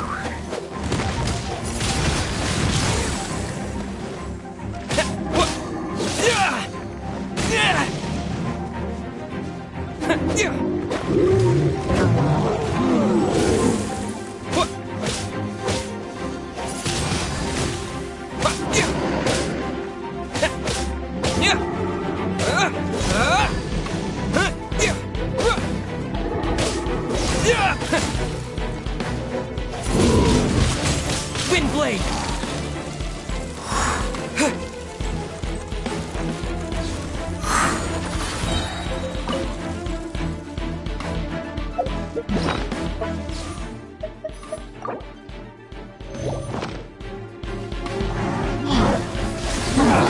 With the wind! Cut to the chase!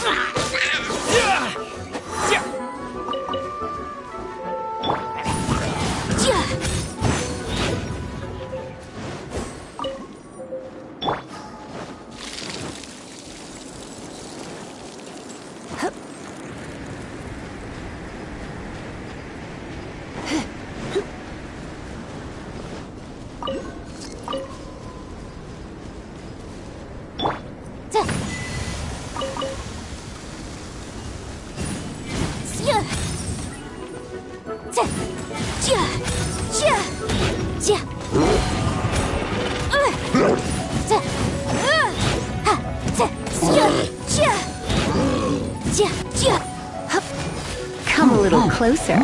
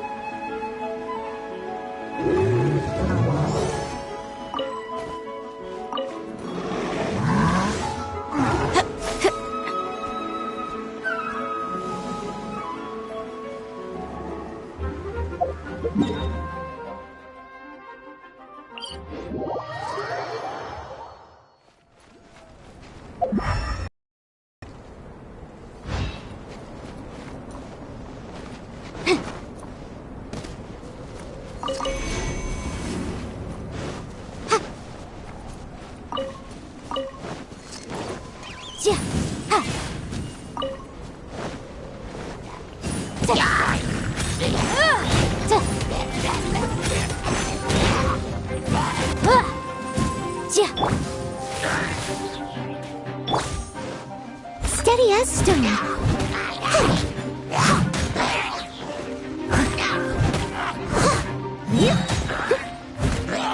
I'll catch up.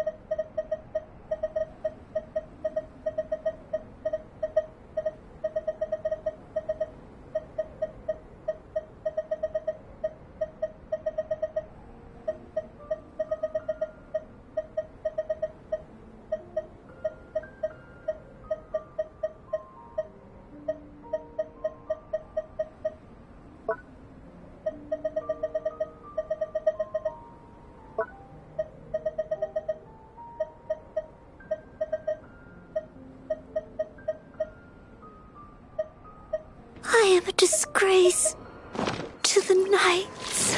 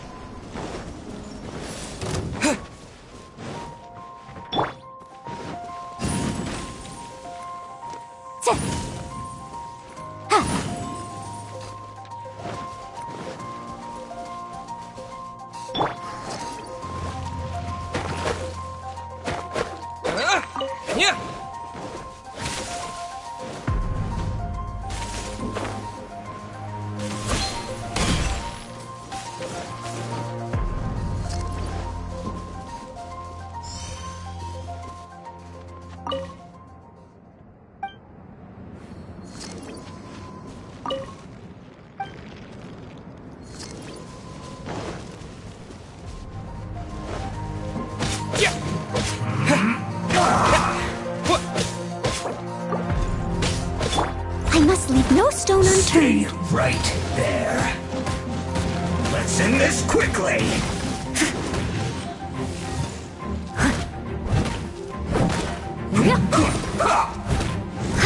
Someone needs assistance. Incinerate! Almost. Wrap up the flame!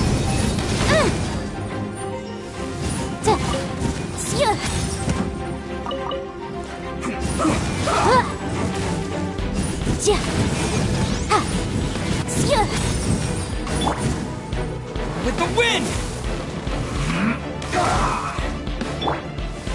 Heep, heep. Heep. Heep, heep.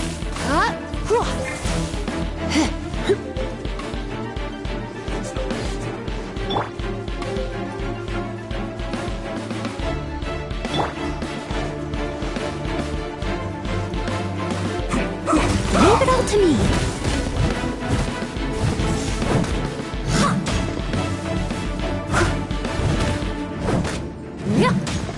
Let's end this quickly.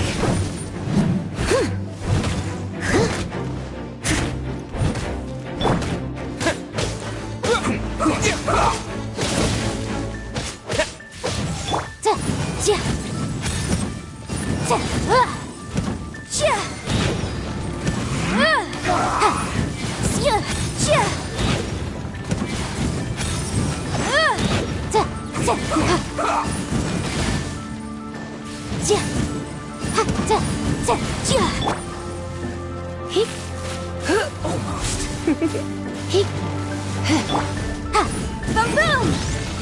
Boom! Let's end this quickly.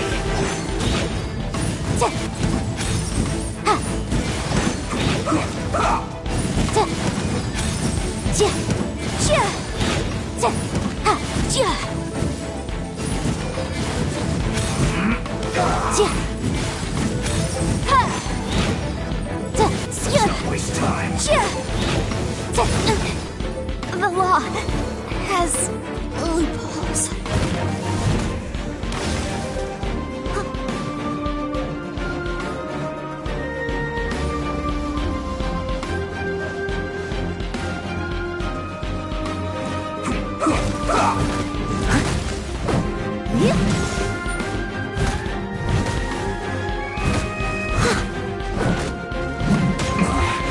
This isn't good.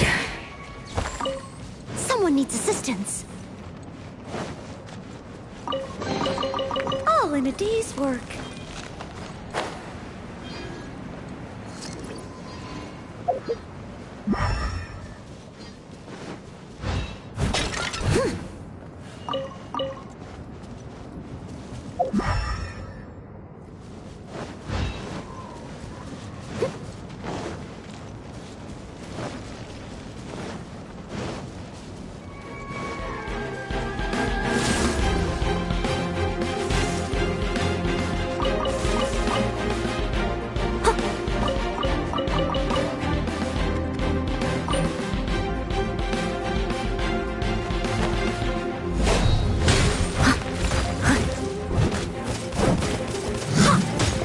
Someone needs...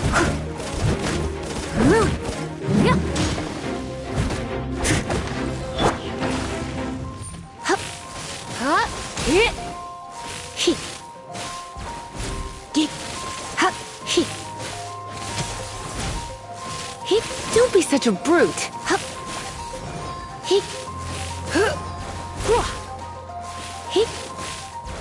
Come a little closer.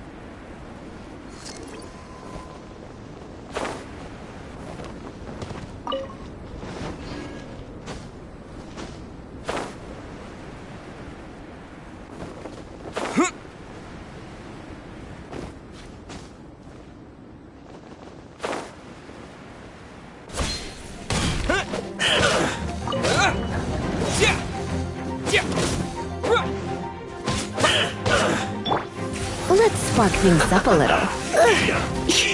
This one's well done. You're in for a little shock.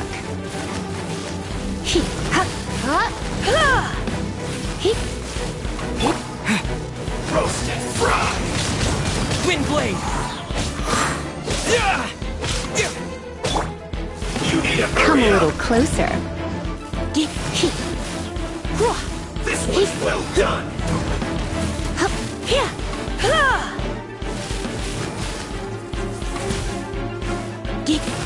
You need to hurry up. Roasted fried.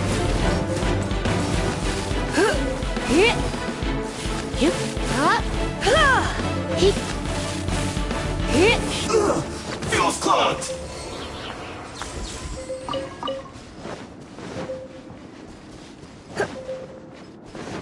Frozen. Crit, you'll get frostbite.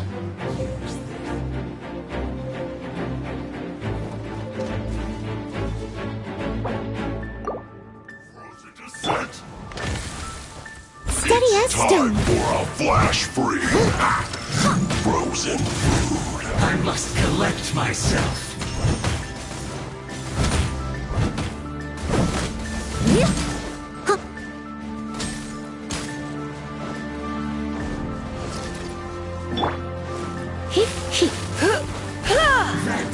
You're in for a little shock. You're not going I anywhere. must leave no stone unturned.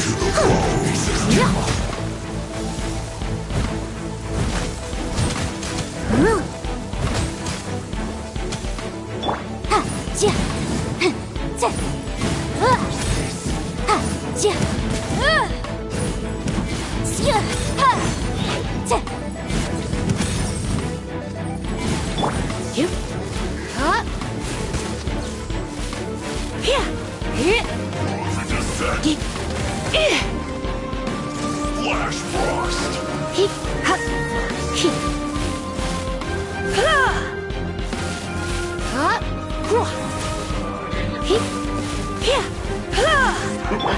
Steady as stone.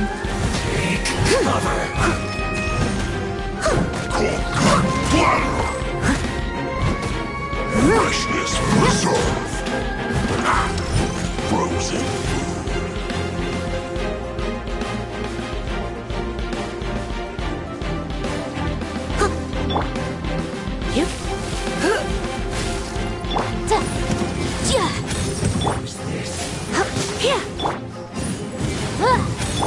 You're not going anywhere. Chill to the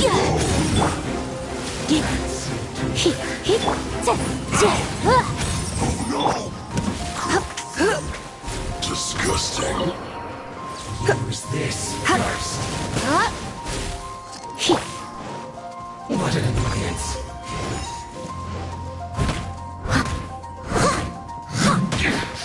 This is trouble.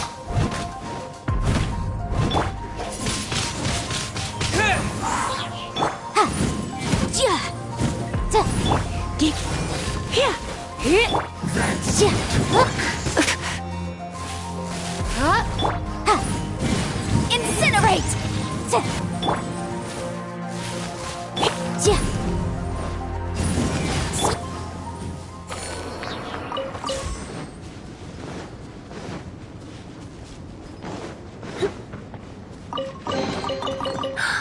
Oh my.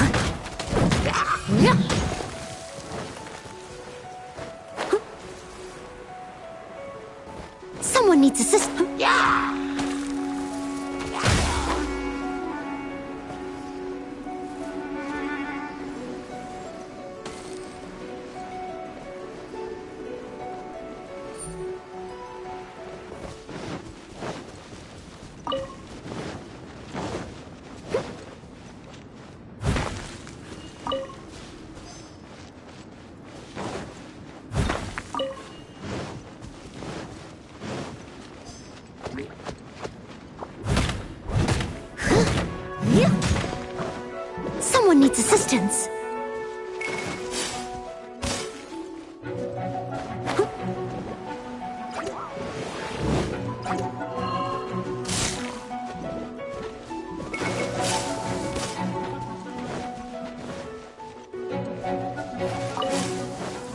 I'll catch up.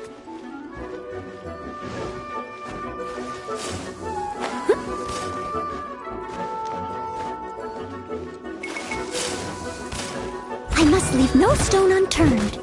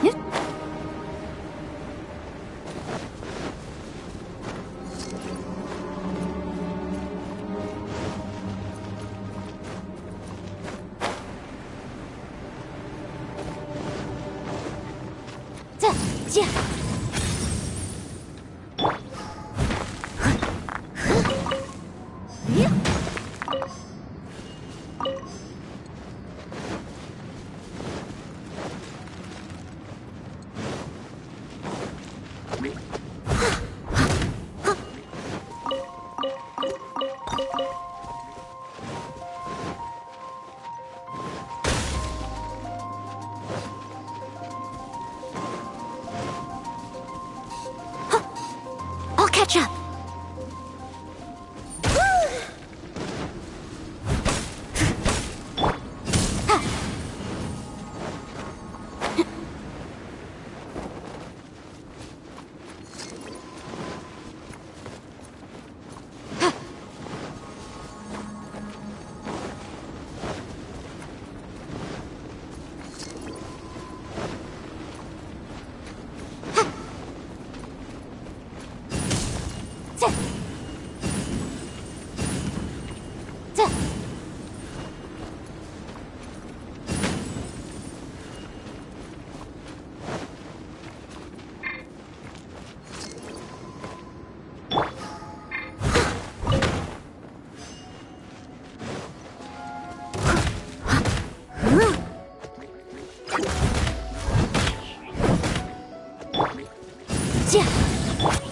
Leave it all to me.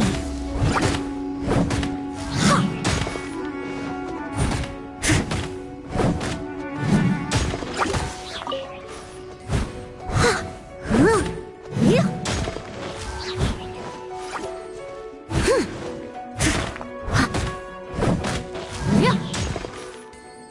needs assistance.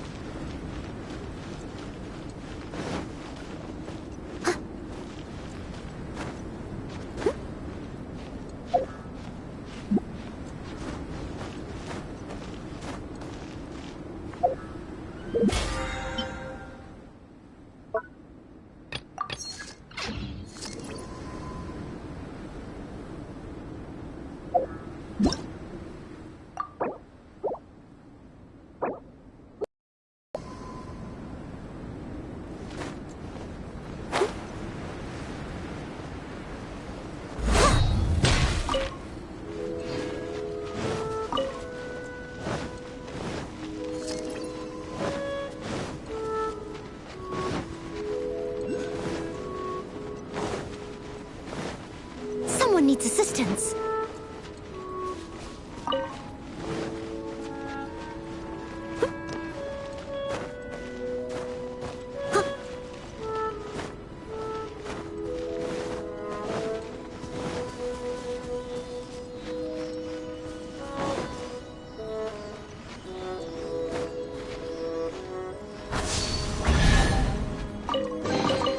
Ooh, wonderful.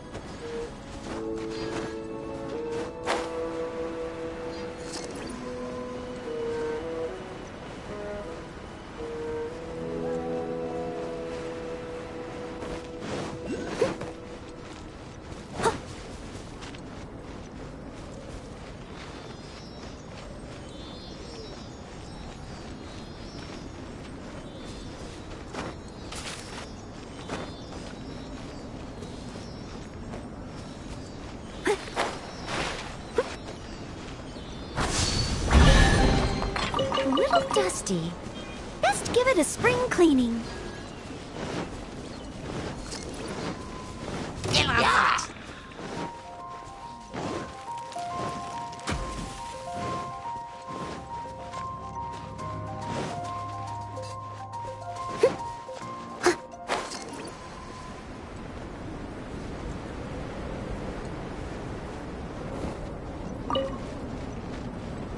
I'll catch up.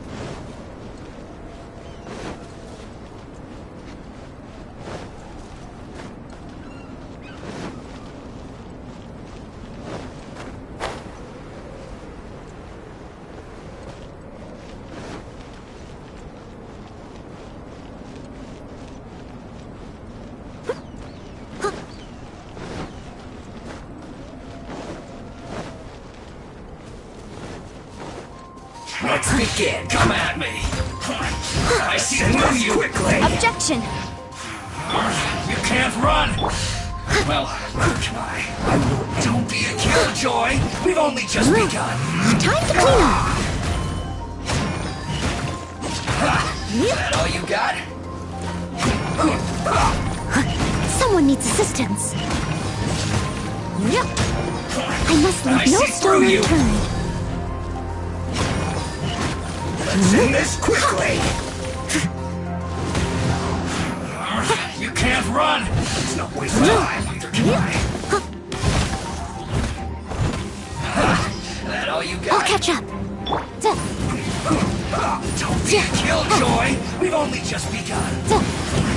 I see through you.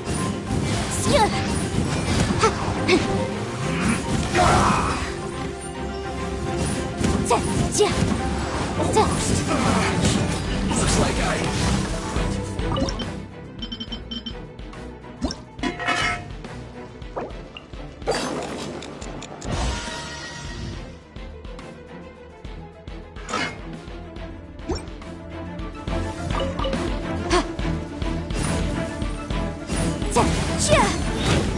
let's end this quickly.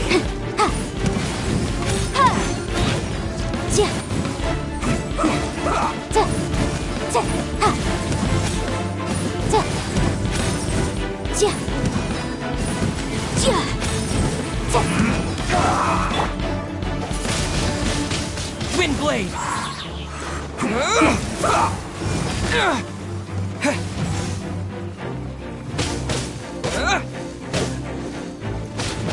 end this quickly! Leave it all to me.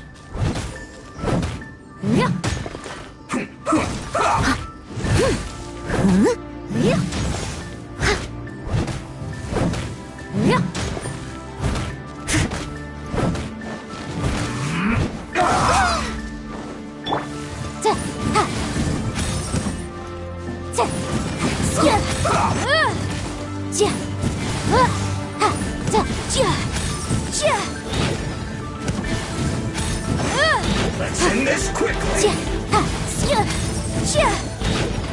Let's not waste time.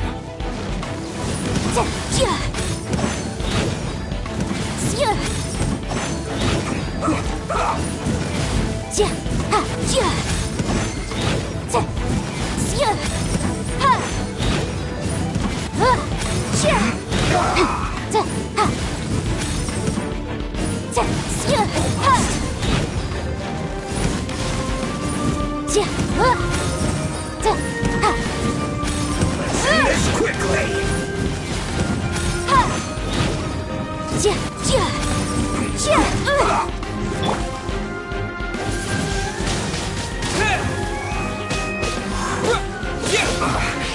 I guess this is it. Is this an answer from this world?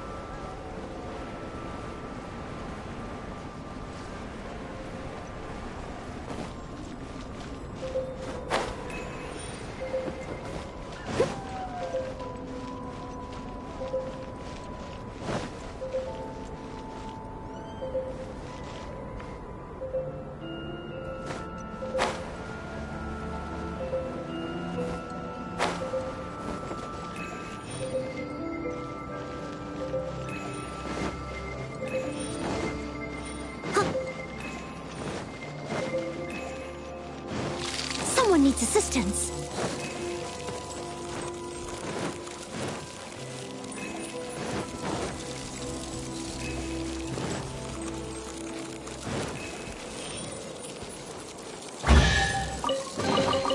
Ooh, wonderful. I'll catch up.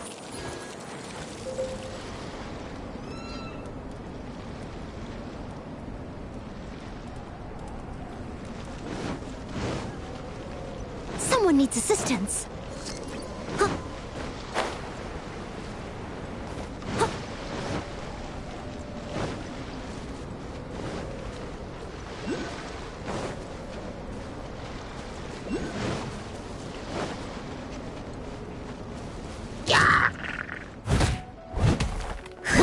I must leave no stone unturned.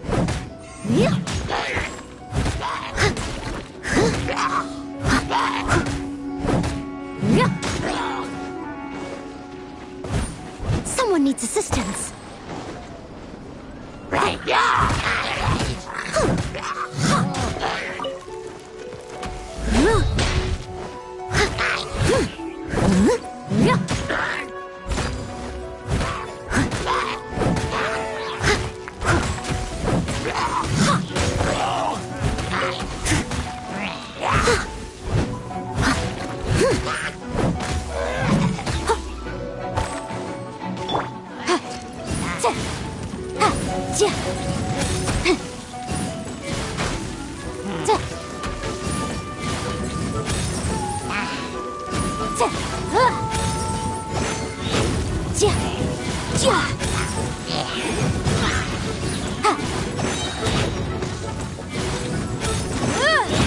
Time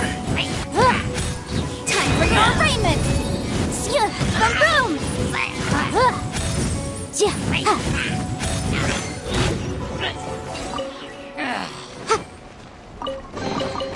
Huh. Let's appraise the value on this.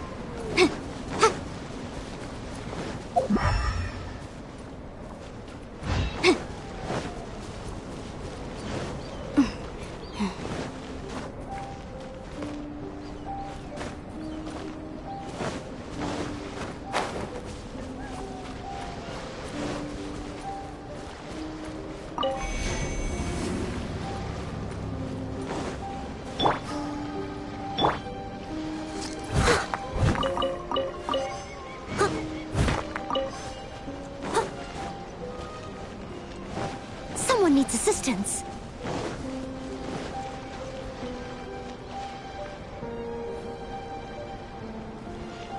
I'll catch up.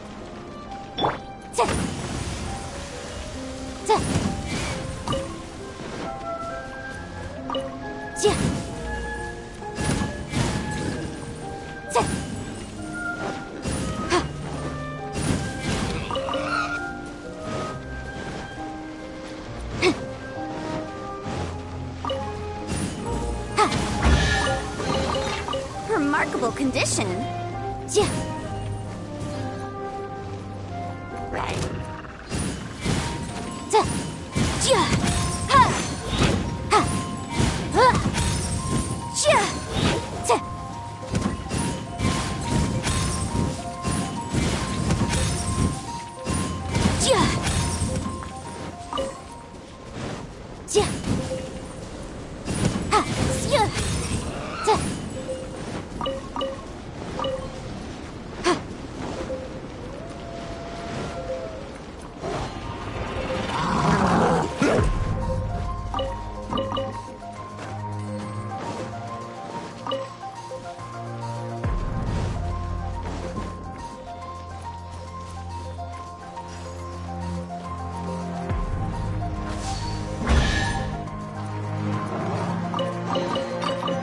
We can definitely write this off as incidental gains.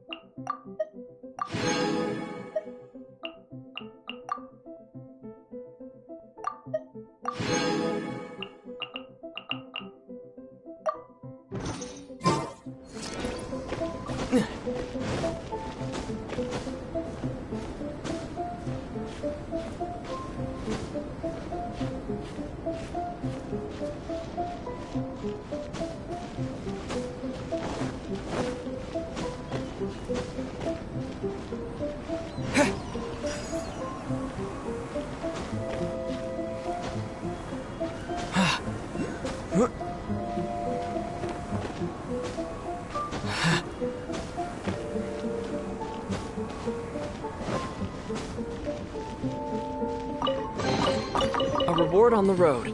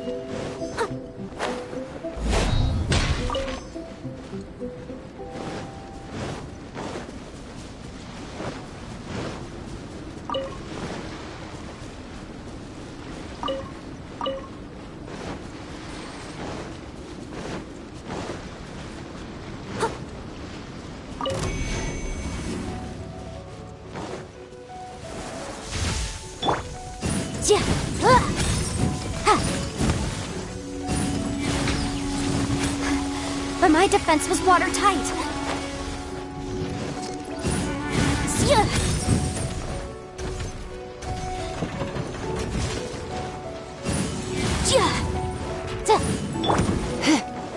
Try not to enjoy this too much.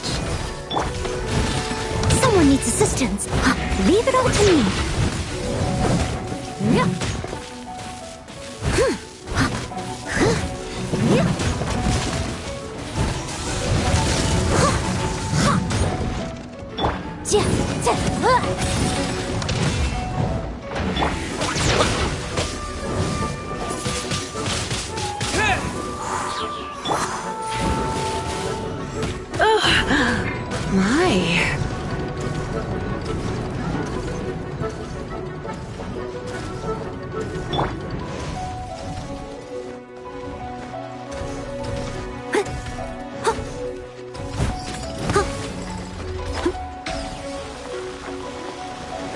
I'll catch up.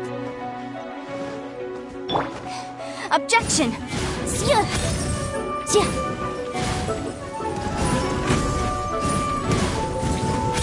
Incinerate!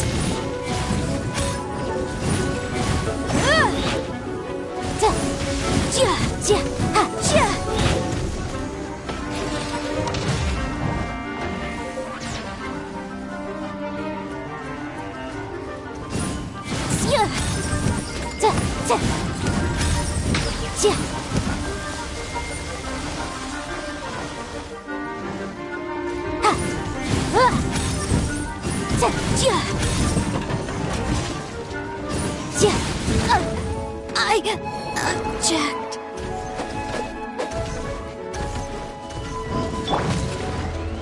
As a good knight should.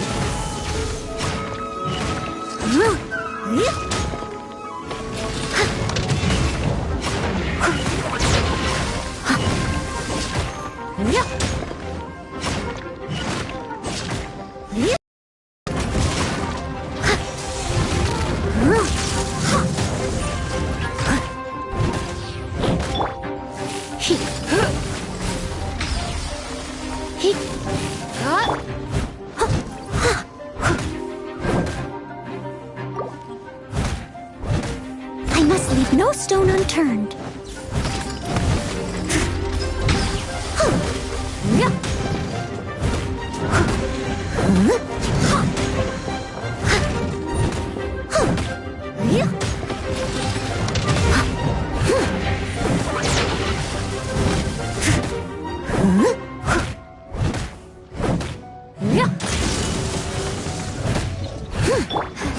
But my defense was watertight.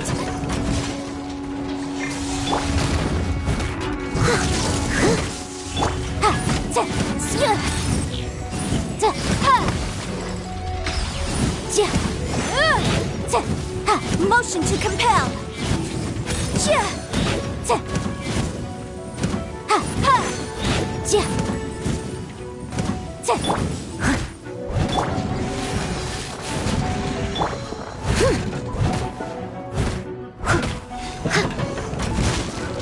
Steady as stone.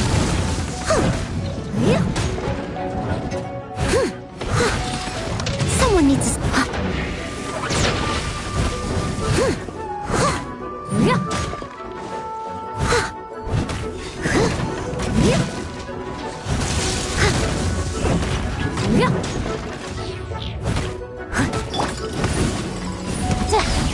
Incinerate!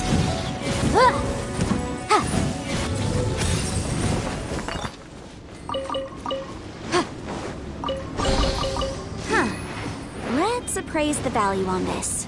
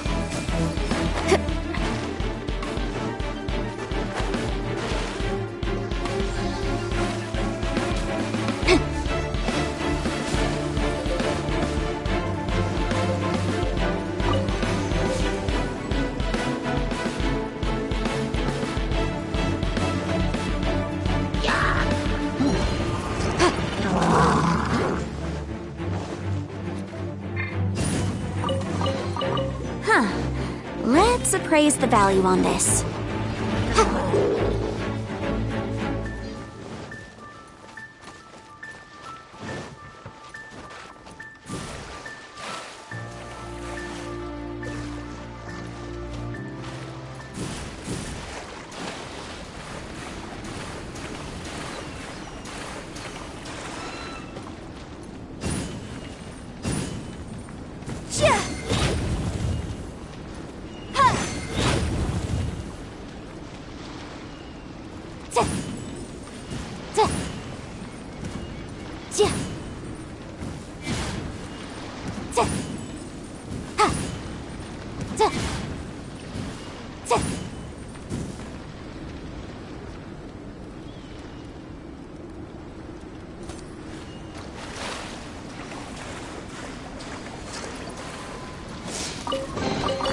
Remarkable condition.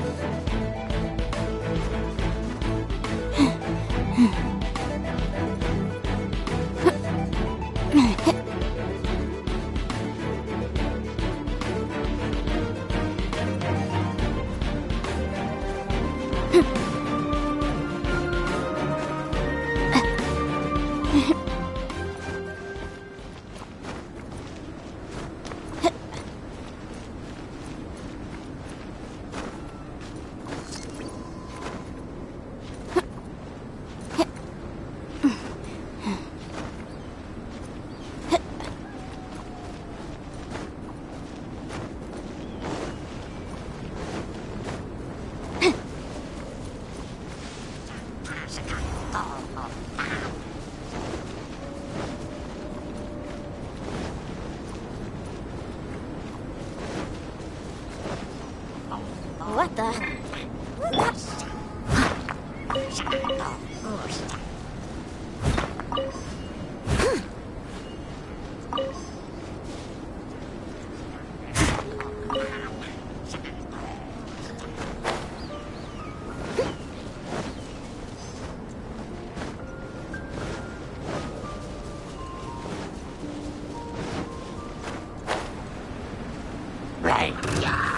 Someone needs assistance.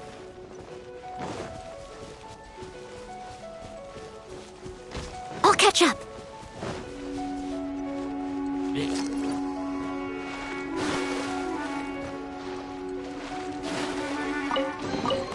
A little dusty. Best give it a spring cleaning.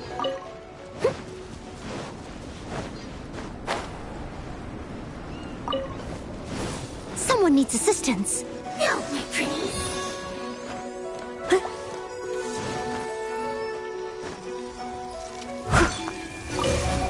I'll catch up. All in a day's work.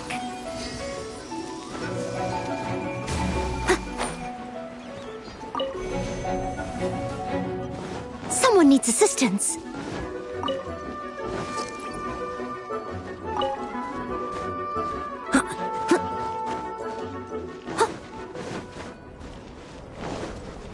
Someone needs assistance.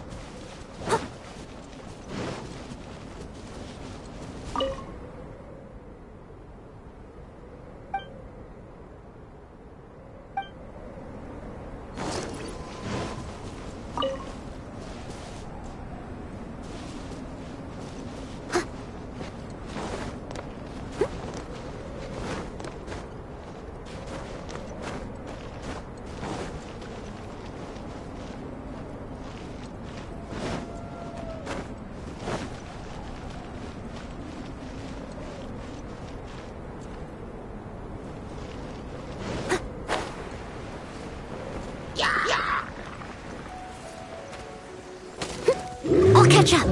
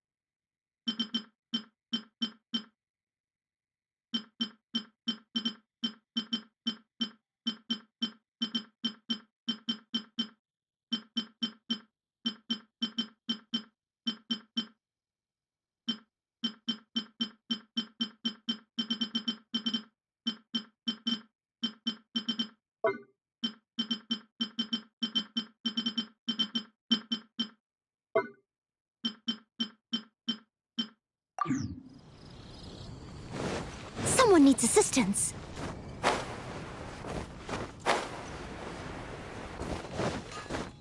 Take your pick. You'll find no sick.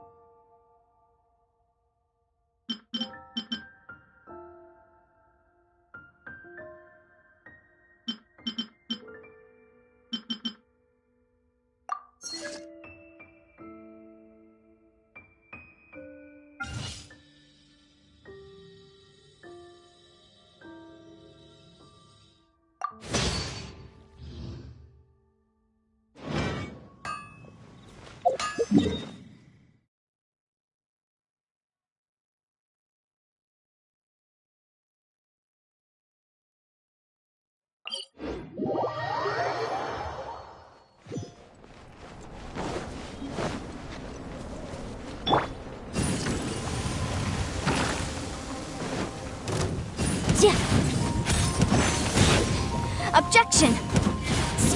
Boom boom! Ha!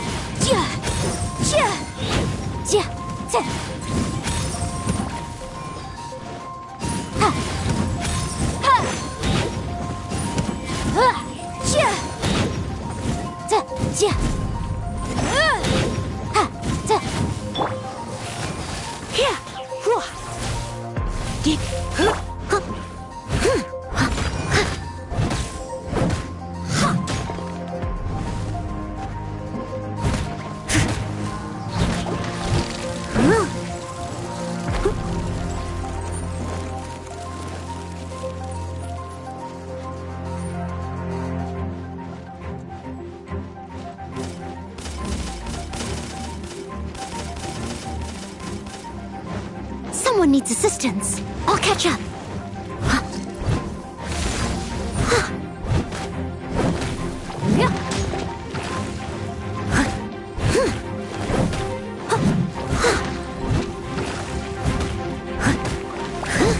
I'll catch up.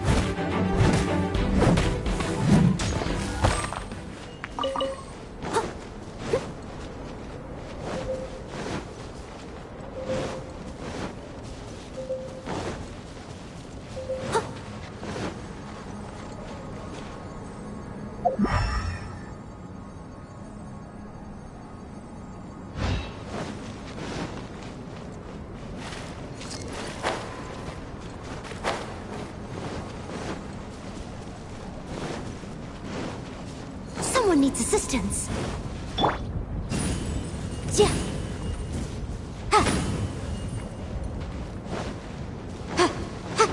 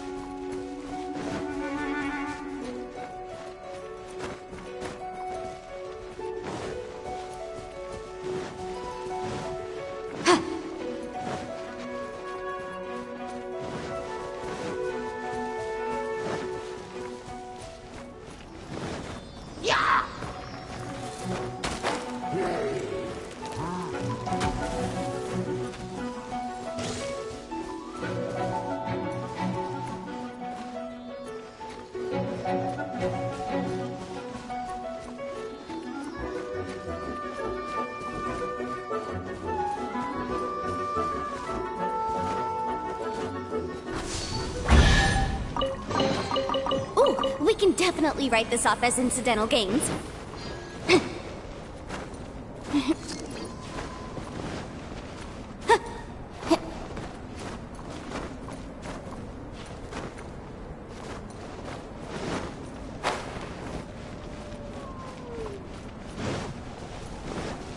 Right.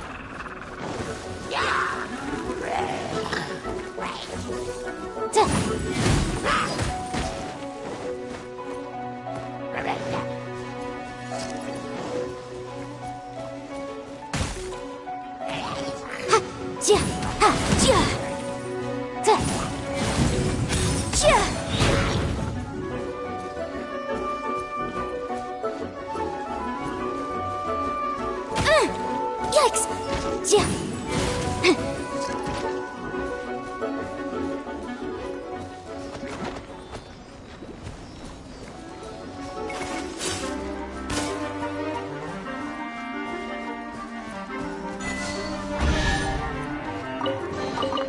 Ooh, we can definitely write this off as incidental gains.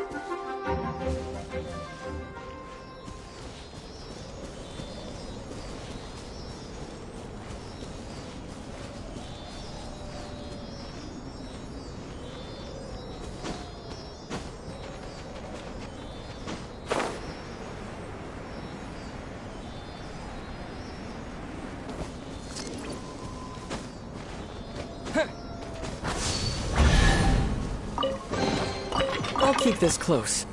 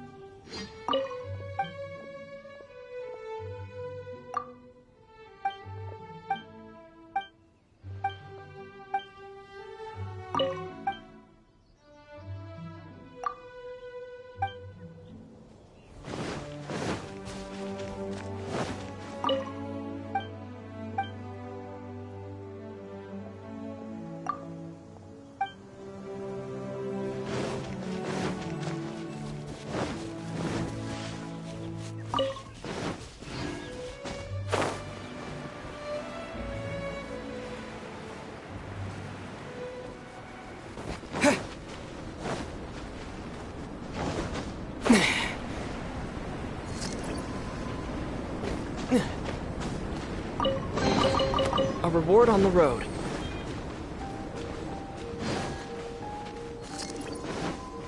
One taste of my hammer. Freeze! Keep within the law. Disappear!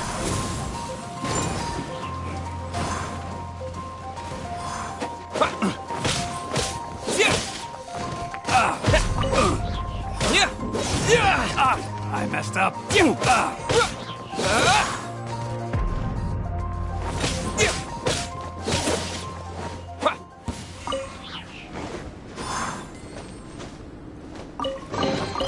A reward on the road.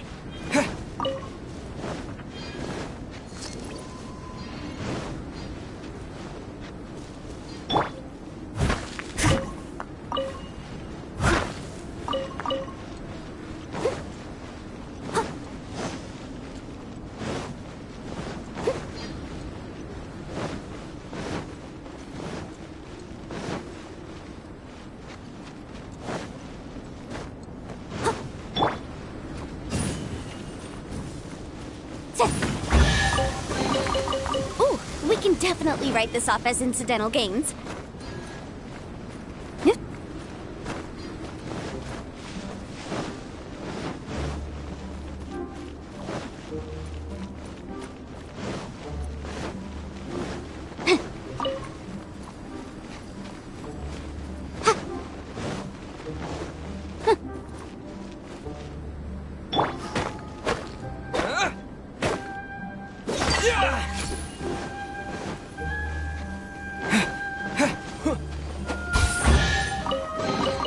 A reward on the road.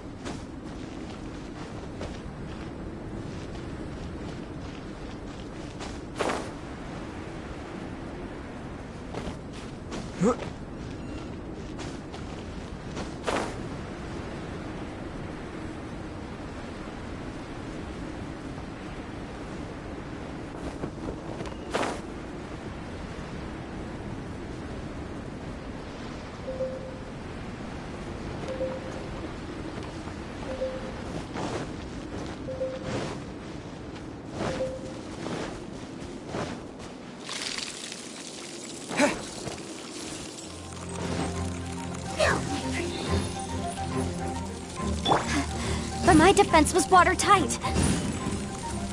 The law has loopholes.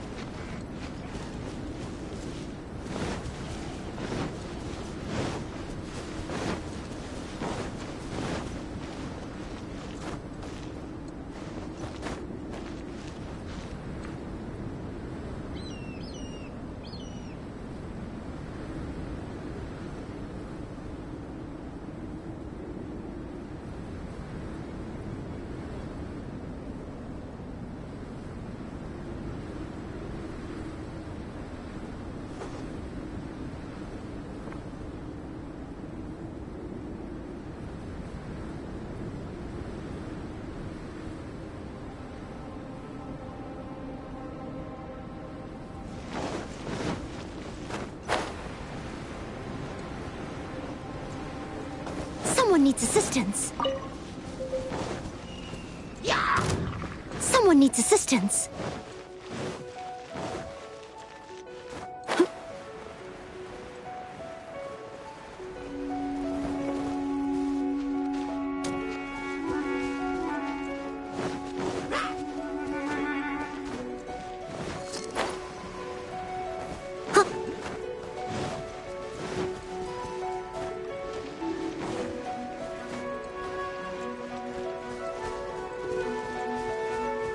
I'll catch up.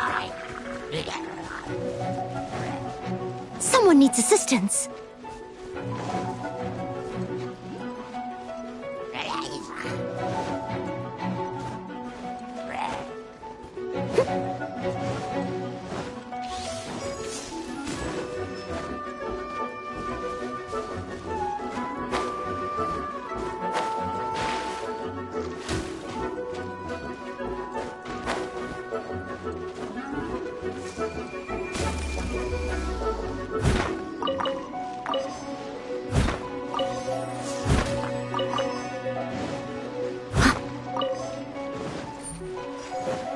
Someone needs assistance.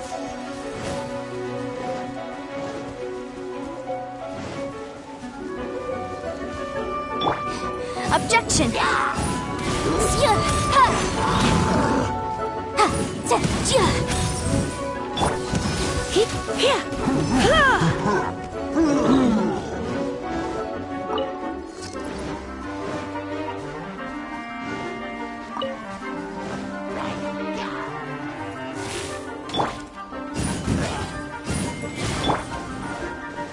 Leave it all to me.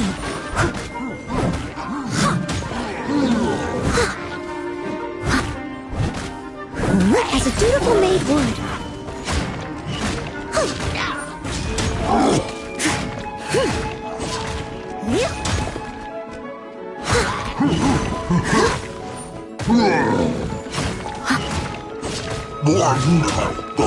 I'll catch up.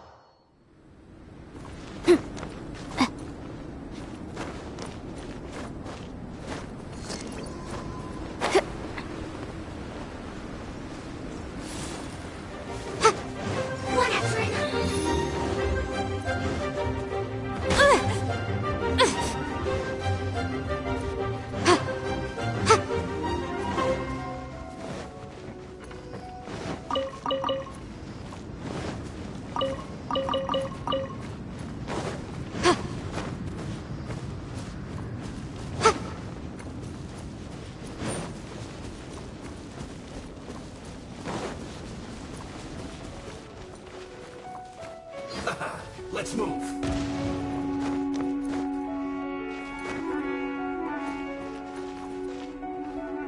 Have a load of this.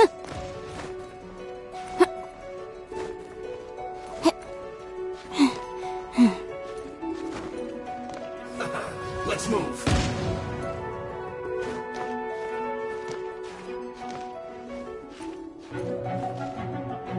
Have a load of this.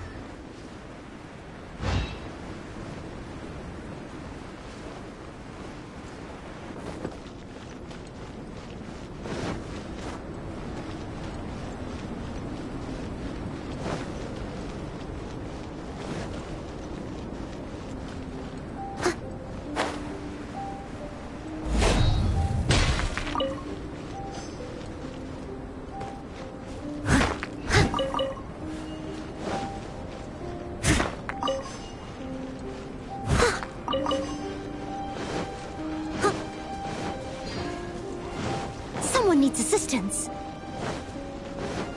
I'll catch up.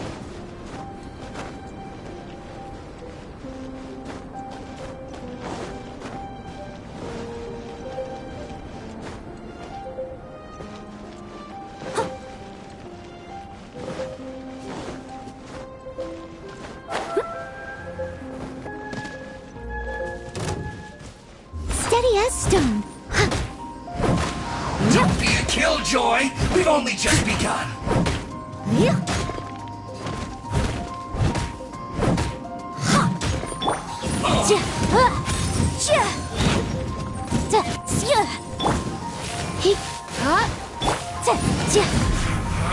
You can't run! Well, don't be a killjoy! We've only just begun!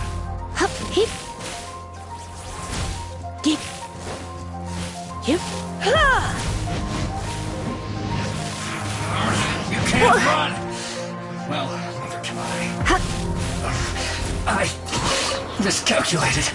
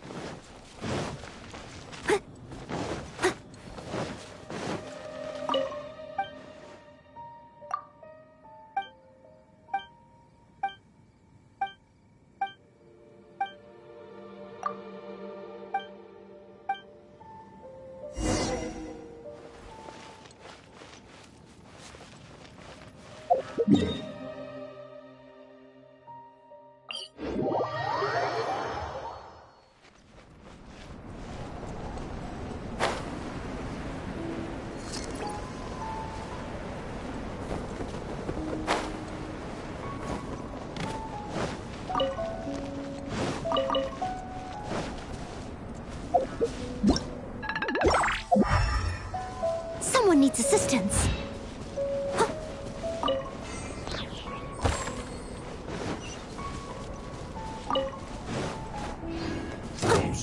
Someone needs assistance.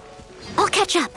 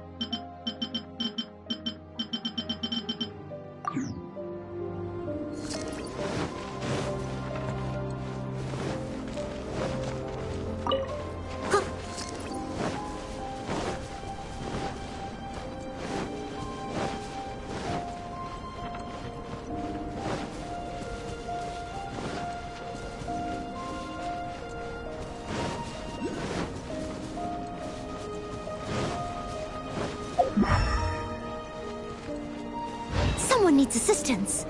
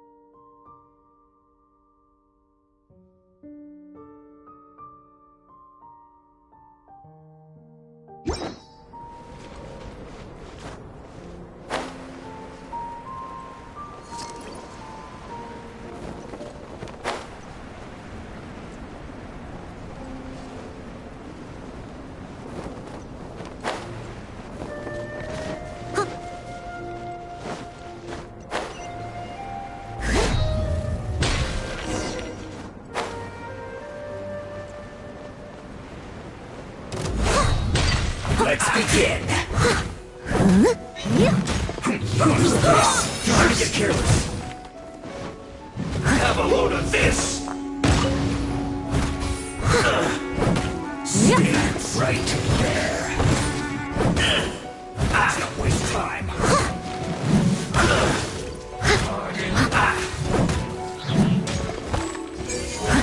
I must leave no stone unturned. Cover.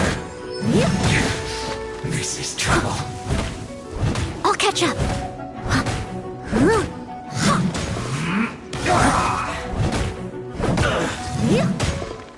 Incinerate! Who's this? Detoxifying heat. You need to hurry up. Steady as stone. Send this quickly. Someone needs assistance. You need to hurry up. This one's well done.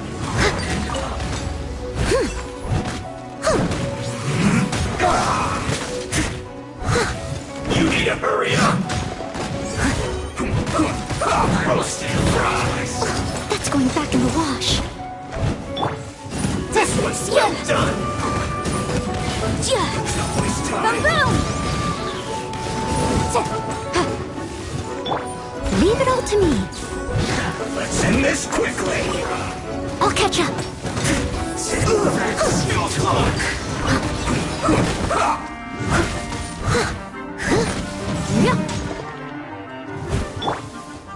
Surrender and I'll be gentle.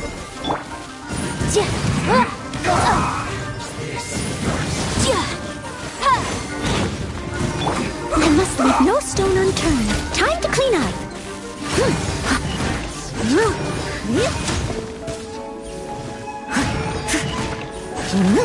Let's end this quickly.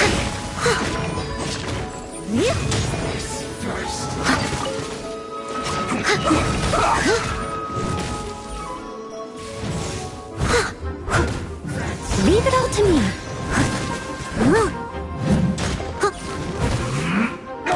I'll catch up.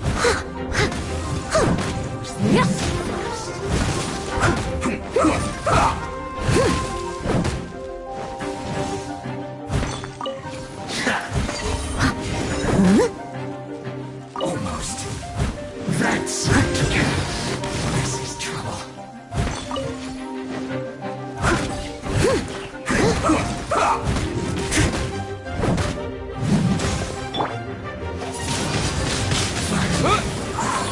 Let's end this quickly.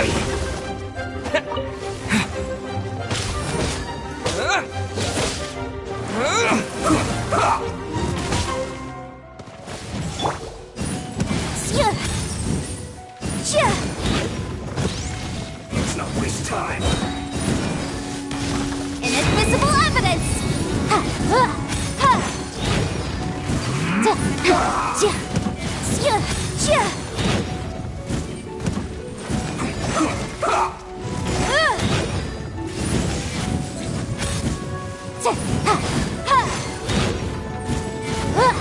Let's end this quickly.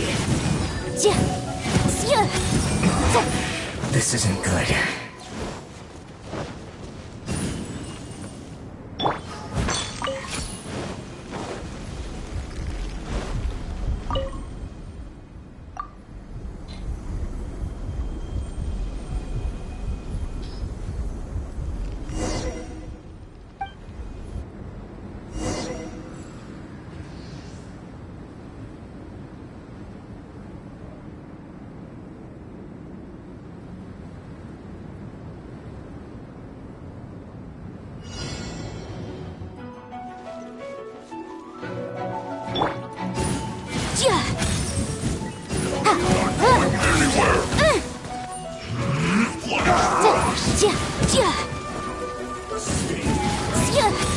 Freshness prescribed. Shield to the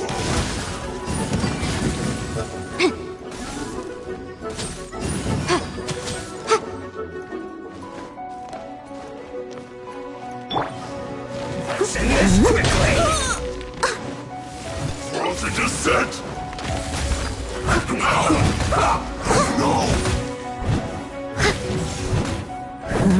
Motion to compel!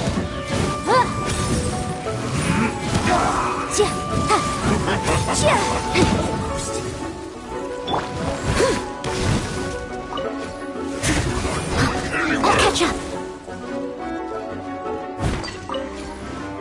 Let's end this quickly. I must leave no stone unturned. I'll catch up! I can patch myself up. Someone needs assistance. Let's not waste time. It was my honor to serve you.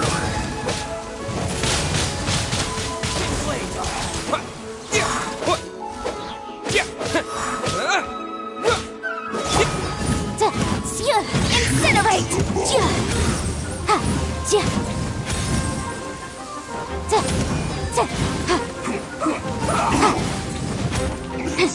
No problem. Motion to compel!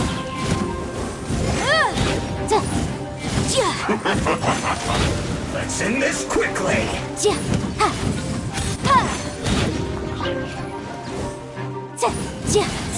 You're not going anywhere.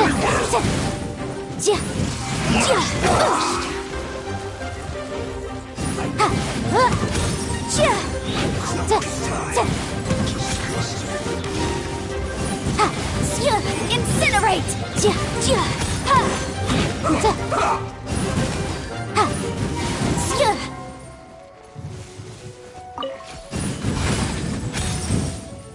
Let's end this quickly.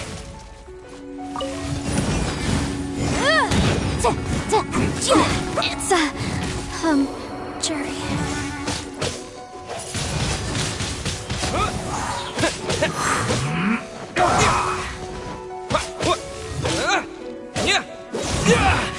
This isn't good. With the wind!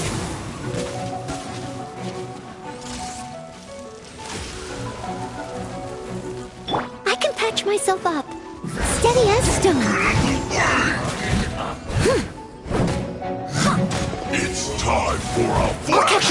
Collect myself. Take cover. I am a disgrace to the knights.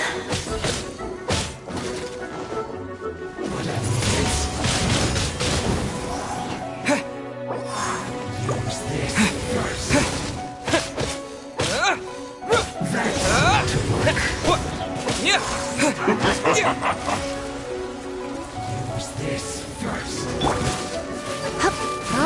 Use this first.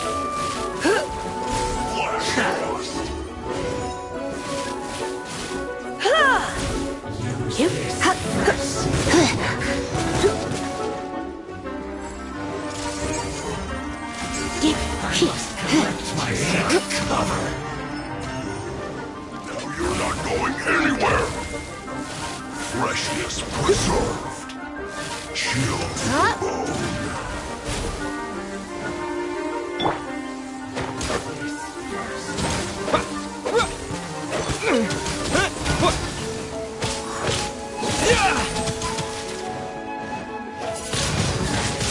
Wind blade! Frozen food. What an annoyance.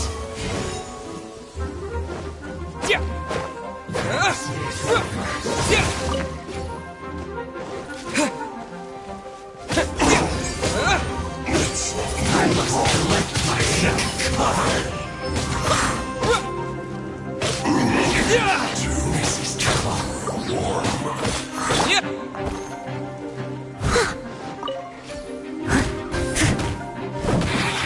Counterattack! Use this first.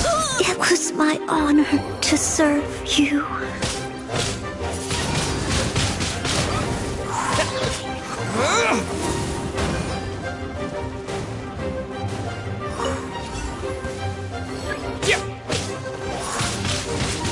Wind blade!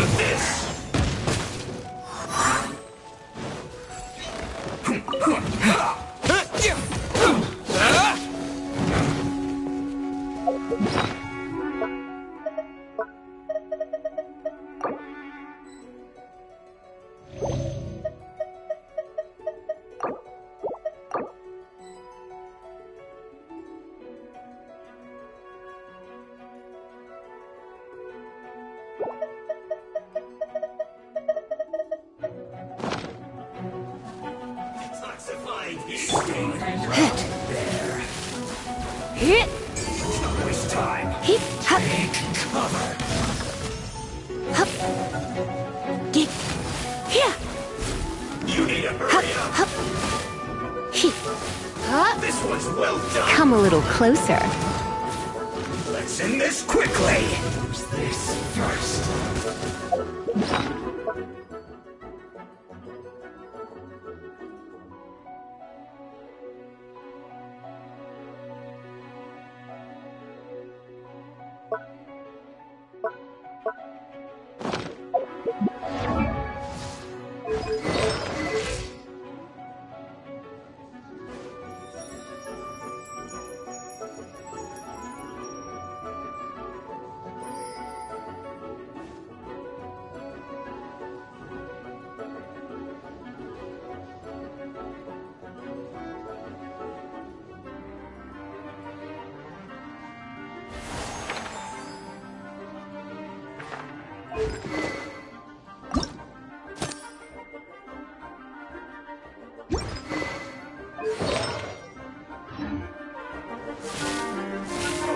Here!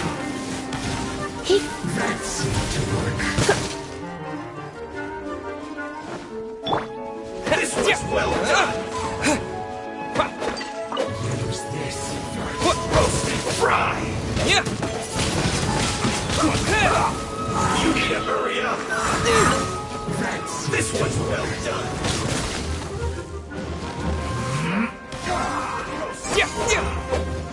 I must collect myself.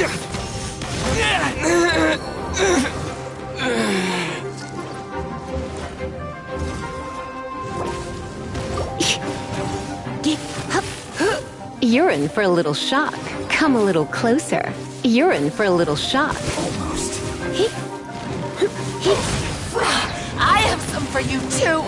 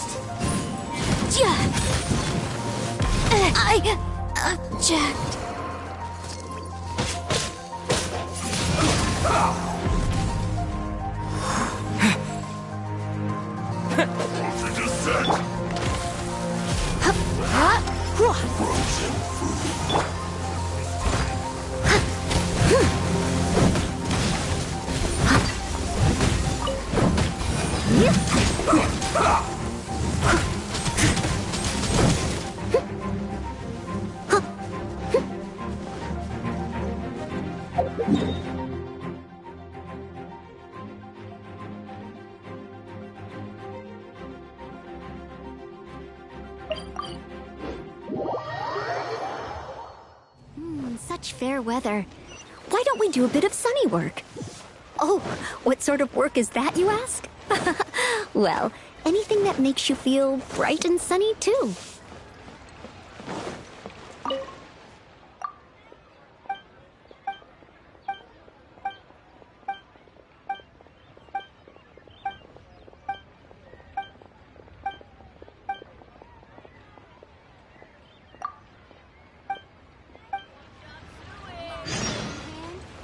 Ad Astra. Thank you for complete. I'm here to serve in whatever capacity you require.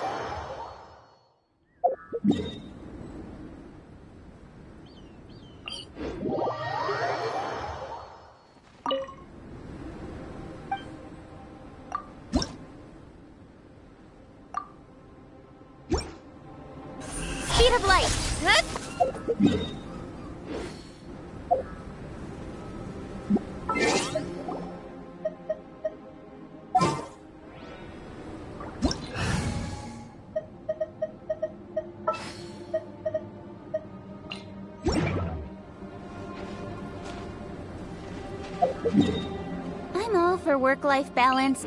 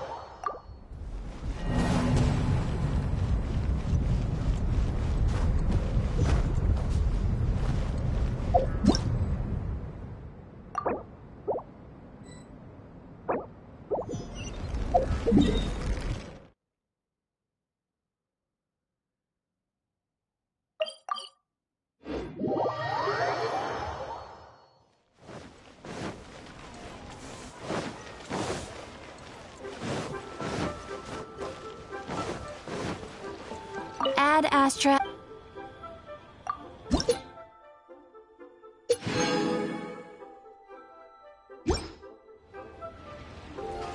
Ad Astra.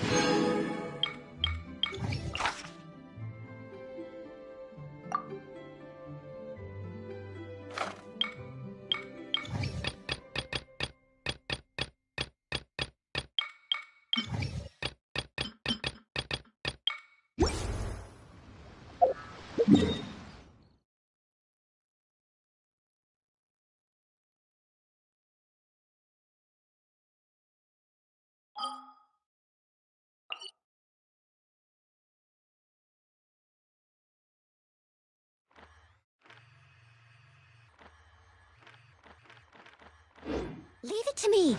All of it. Whatever it is. What exactly is it? I didn't quite catch your request. I'll catch up.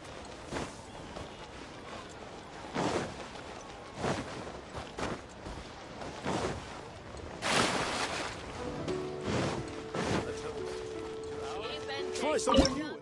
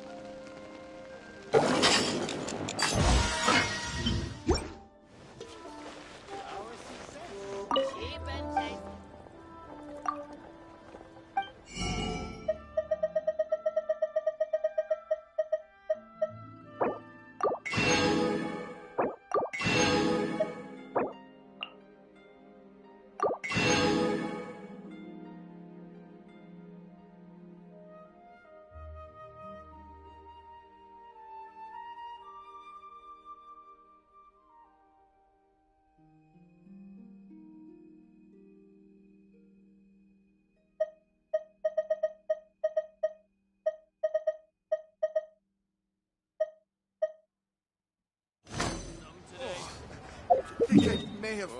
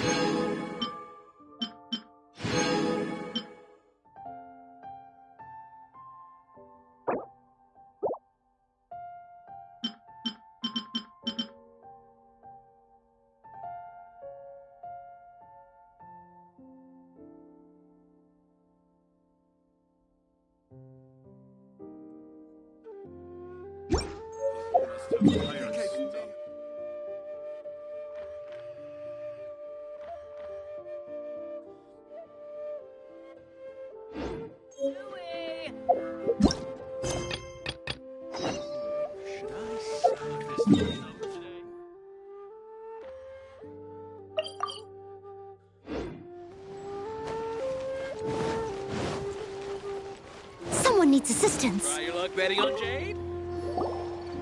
Miss Yanfei? Might I be so bold as to inquire, If you could just confirm for me once more, sir. Mr. Crossell did indeed claim that the ore he brought to your store was in fact Smaragdus Jadeite, did he not? Yes, that's right. I still have a record of the job with me, in fact. Here. It says quite clearly, 1 chunk Smaragdus Jadeite, uncut. Then I have no further questions. But could I borrow the processing record and the stone shavings? Of course. But might I ask why you need them? Oh, I have my reasons. Yes. Please sign here on this affidavit. This document shall serve as signed proof that these stone shavings originated from the, ore that Mr. Crossell brought to your store. Please read it carefully. Yes, I see. Forgive me for asking again, Miss Yanfei, but might I know the nature of the incident on this occasion? I wouldn't say there's been an incident, just a minor issue. Thank you, sir. I'll take these with me. With this hard evidence to back us up, Crossell won't dare try to deny what he did.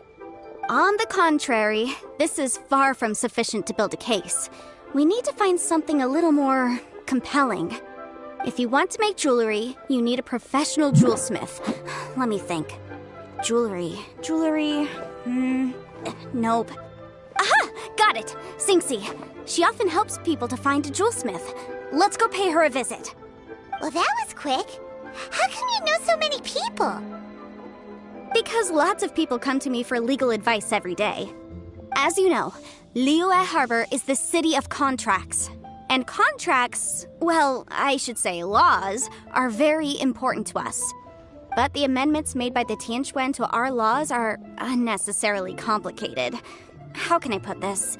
It just seems like they're hard to understand and impossible to finish. As such, legal advisors like myself provide quite the popular service indeed. So you help them make sense of the law. But didn't you say that it's hard to understand and impossible to finish? Yes, well, that's no obstacle because I've memorized all the legal codices. You memorized them? You sound surprised.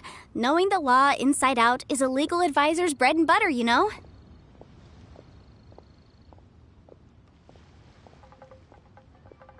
Oh, this has nothing to do with being an adeptus. I just like reading things. Again, with that casual tone. Well, that's that then. Let's go look for Singsi.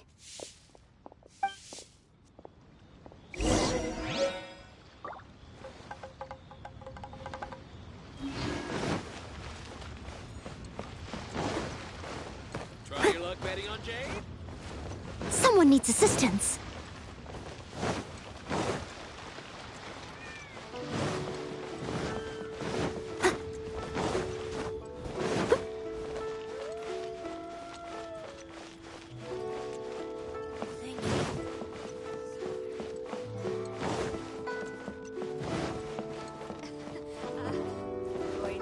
I'll catch up.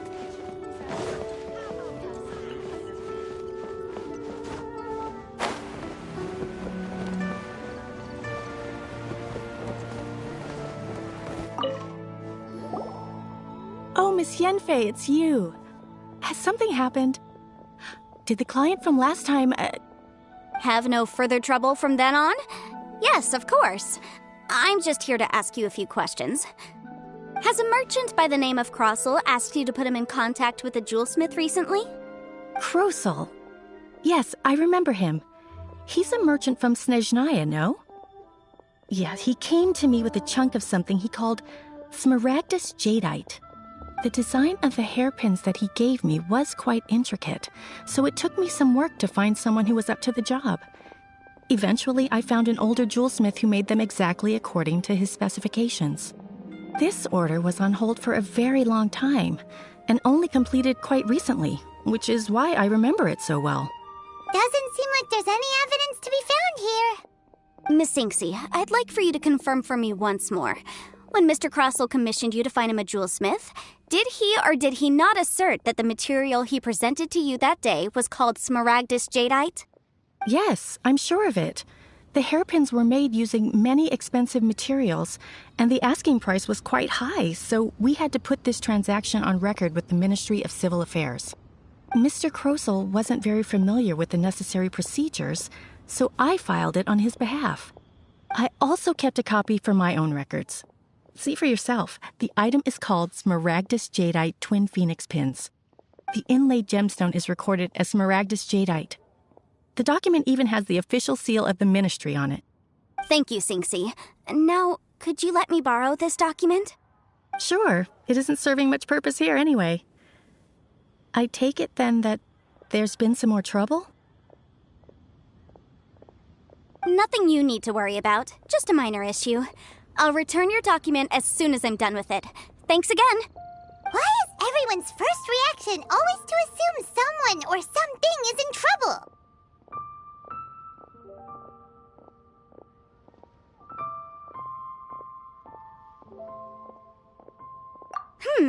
I believe we have almost all the evidence we need. We just need to make one last trip. Let's go to Boo Boo Pharmacy to speak with Dr. Baiju. The weirdo with the snake around his neck? What do you want to speak to him for? Because only he can provide an authoritative statement confirming that Smaragdus Jadeite is harmful to the human body. Once we have this final piece of evidence in our hands, we can wrap this case up. Join the Adventurers Guild. You'll Jewelry's have out of a stock, blast. but we have some new items in.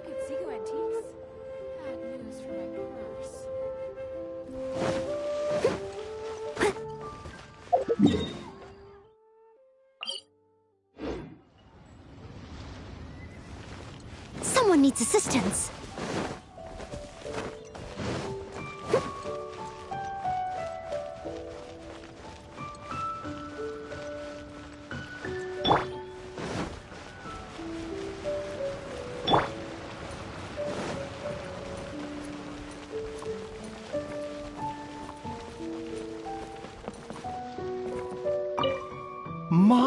My, to what do I owe the pleasure?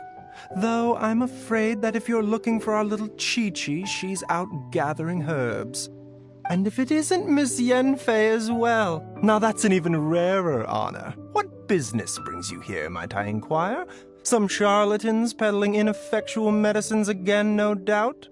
No. I'm here this time to ask if you're familiar with Smaragdus Jadeite.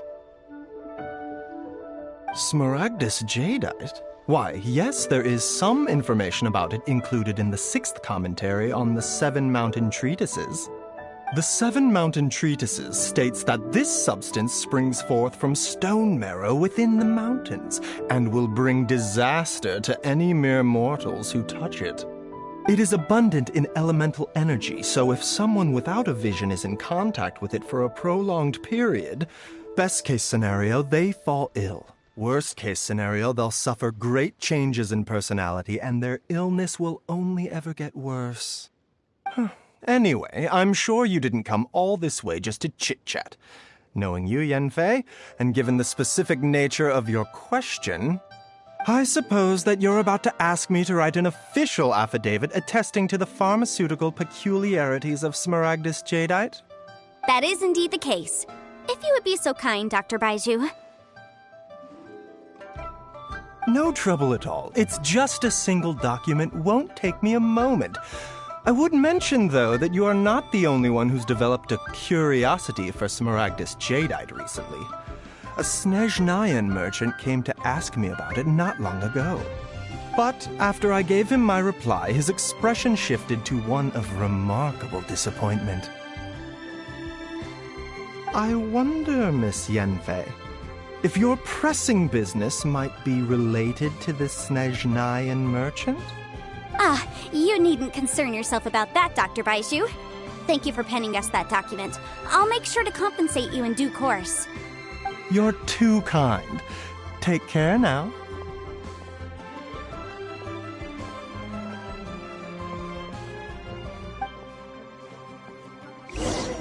That Baizhu guy is as weird as ever. Is it just Paimon, or does it feel like he was fishing for something back there? Dr. Baizhu's always been like that. Well, we have the evidence we need. Let's go find Mr. Crossell.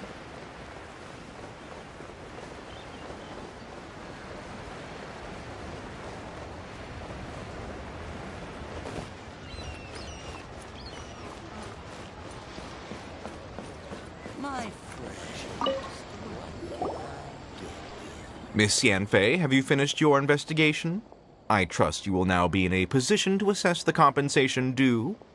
Yes, my investigation is indeed concluded. I can now provide a final figure for the amount payable. Wonderful. Well then, please, could you do the honors, Miss Yanfei? Of course. According to the stipulations of the contract, Mr. Crossell, you must pay Ms. Zerchow 10 times the original transaction price in Mora. Sure. Wait, what? Me pay her? Surely there's been some kind of mistake, Miss Yanfei. Not at all.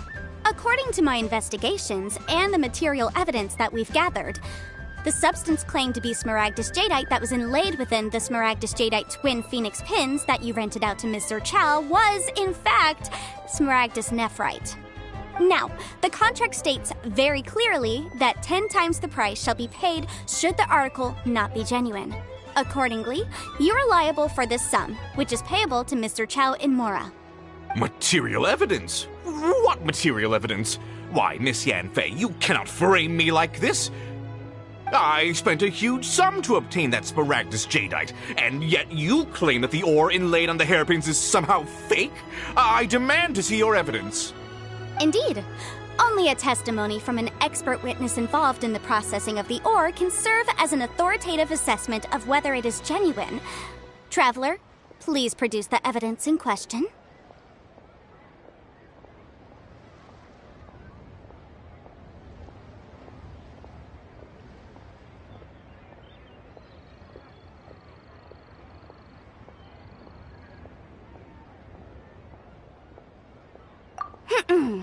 If we want to determine whether the ore is genuine, this is a processing record from the Jade Mystery, along with stone samples and an affidavit signed by the business owner, Chateau.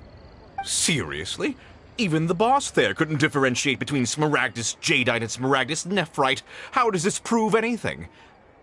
In any case, Smaragdus nephrite is the outer layer of Smaragdus jadeite. So I had him cut away the nephrite, he returned the valuable jadeite core to me, and some nephrite samples remain in the store. What am I missing exactly? That's an unsubstantiated belief. Well, your claim that my ore is fake is just as unsubstantiated. And we are here to talk about evidence, aren't we? Ugh. Looks like our first piece of evidence didn't convince him at all. Seems like he came prepared. What should we do next? Hard evidence. Something legally binding. We have just the... This document proves that my hairpins are the real deal, doesn't it? This is the Ministry's seal, after all. It shows that the ore inlaid on the pins is indeed Smaragdus jadeite. Our second piece of evidence didn't work either. And this guy's getting more belligerent by the second. You know, you could be right. Perhaps the hairpins are the real deal after all. Of course I'm right. All the evidence shown supports my story. Well, hang on a moment now, because I do recall one final piece of evidence that we haven't revealed yet. Traveler, would you do the honors? This shall serve as decisive proof of our... What's this? Smaragdus jadeite springs forth from stone marrow within the mountains and will bring disaster to any mere mortals who touch it. Sustained contact with Smaragdus jadeite over a prolonged period will, in less serious cases, cause a mild malady, while in serious cases, the patient may suffer a dramatic change of personality and fall seriously ill.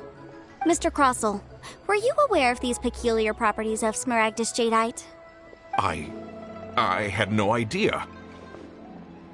No idea, you say? I'd guessed as much. But for you to have rented out such a dangerous item, I'm afraid that this falls outside the scope of my work, but within that of the Ministry of Civil Affairs. However, I'm sure that the Ministry will be relatively lenient considering that, as you say, you were ignorant of the danger you posed. Don't worry, Mr. Crossell. I will make sure that all the evidence presented here will be handed over to the Ministry. I trust that you'll give them your full cooperation in their investigations. What? Wait! I knew. Oh, so you knew? Oh, dear Mr. Crossell. But if you knew of Smaragdus jadeite's dangerous properties beforehand, why would you... Huh? No, The hairpins aren't actually inlaid with genuine Smaragdus jadeite? Is that what you were about to say? You do understand, Mr. Crossell, that this means that you will have to pay Ms. Zerchow 10 times the original price in Mora? Mr. Crossell, your answer, please. My client and I are waiting. He's seriously intimidating right now. It's like she's a different person. I admit it. I confess. The ore I had inlaid on those hairpins was Smaragdus nephrite. But I'm a victim in all of this too.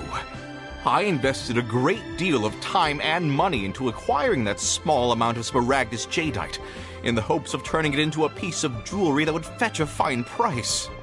But after receiving it and carrying it around for a few days, I started to feel extreme discomfort.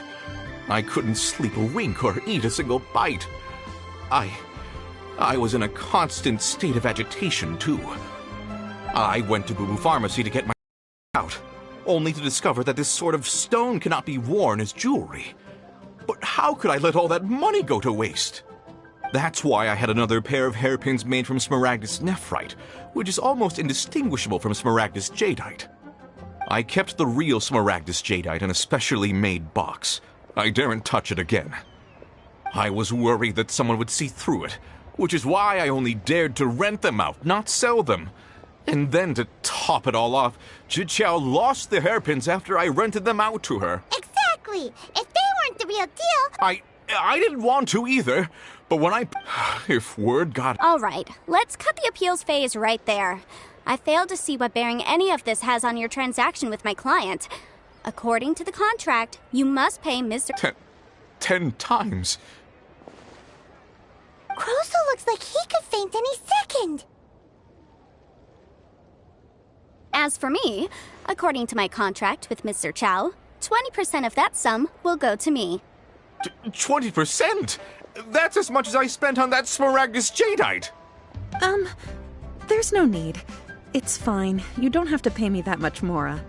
Even if the Smaragdus jadeite on those hairpins was fake, I still bear responsibility for losing them. Legally or not, I think I owe some compensation for that. However, Mr. Crossell, since you have no use for that chunk of Smaragdus jadeite, why don't you give it to me instead? I'll consider us even. What? But all right then. This cursed rock's brought me enough grief as it is. Miss Yanfei, I'll turn the Smaragdus jadeite over to you. I trust that it will suffice as remuneration? Well, that's not quite how the rules say this should go. But whatever. It'll do. Thanks so much for your help this time, Miss Yanfei. When you have the time, I'll be sure to visit and express my thanks more appropriately. Oh, come on. No need to stand on ceremony. Now, if I may confirm this again, Mr. Chow, have you and Mr. Crossell come to an understanding? Well then, that's good. Mr. Crossell, it seems that my client has no... Actually, I could see from the hair if we could join forces, your jewelry designs and our choice ores, I think we could do some fine business between us. Let me think for a moment.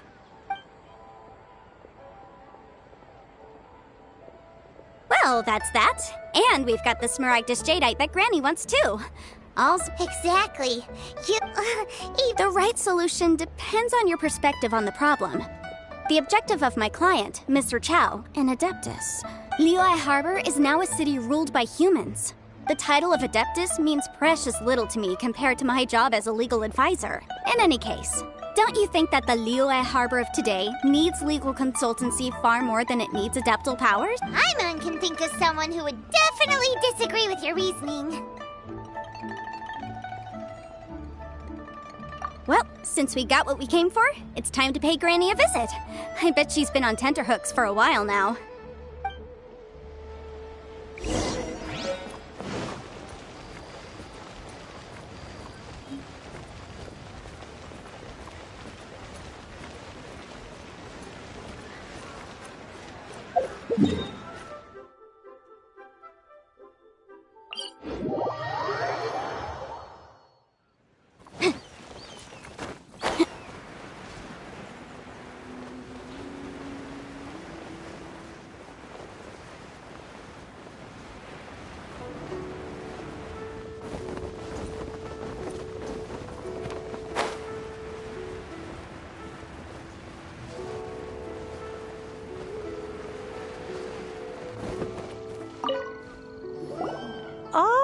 You've returned.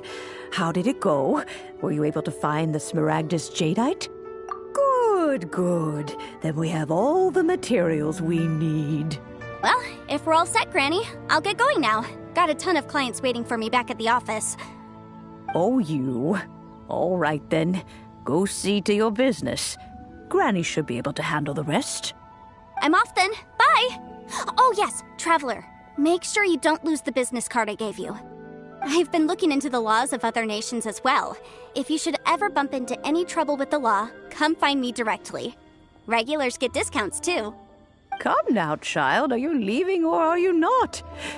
If you have no wish to leave, perhaps you'd like to help me clean my teapot, I'm leaving! I'm leaving!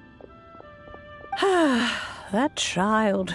Goodness knows where she learned to be so rambunctious. Her father was hardly so riotous or fond of talking nonsense back in the day when he stood beside Rex Lapis.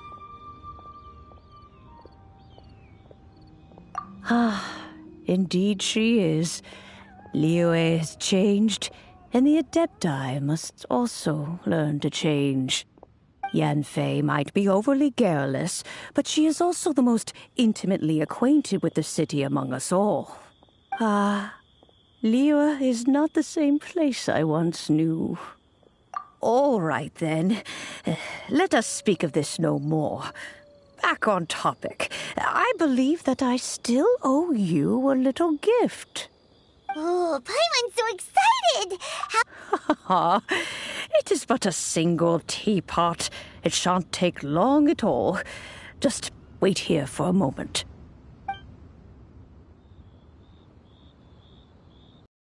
Oh, there we go. This Serenity Pot is all yours now. Hold it firmly. If you were to drop it, oh goodness, who knows what might happen. Take these blueprints with you as well. You'll need them if you wish to make your teapot a little more lively inside. Wait a minute, Granny. How exactly are we supposed to use this teapot? Oh, you needn't worry about that. I've already arranged for a certain little helper to await you within this teapot. She will explain everything you need to know about it.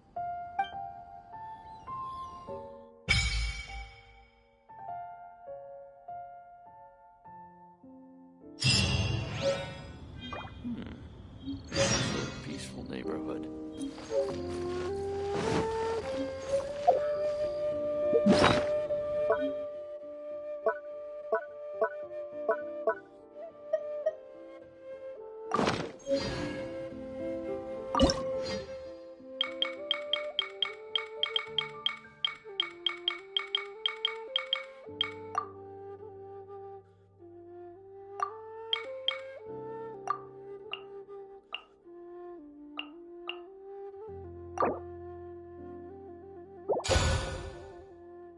I'll remind you again.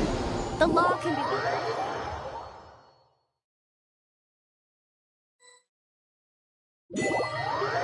Wow! This teapot seems even bigger inside than Madame Ping's!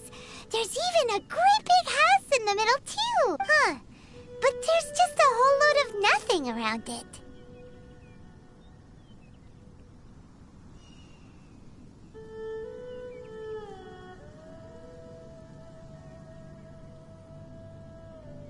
Paimon can't do that! Well, you're the one with the sword anyway! You... Still... Oh, wait a second.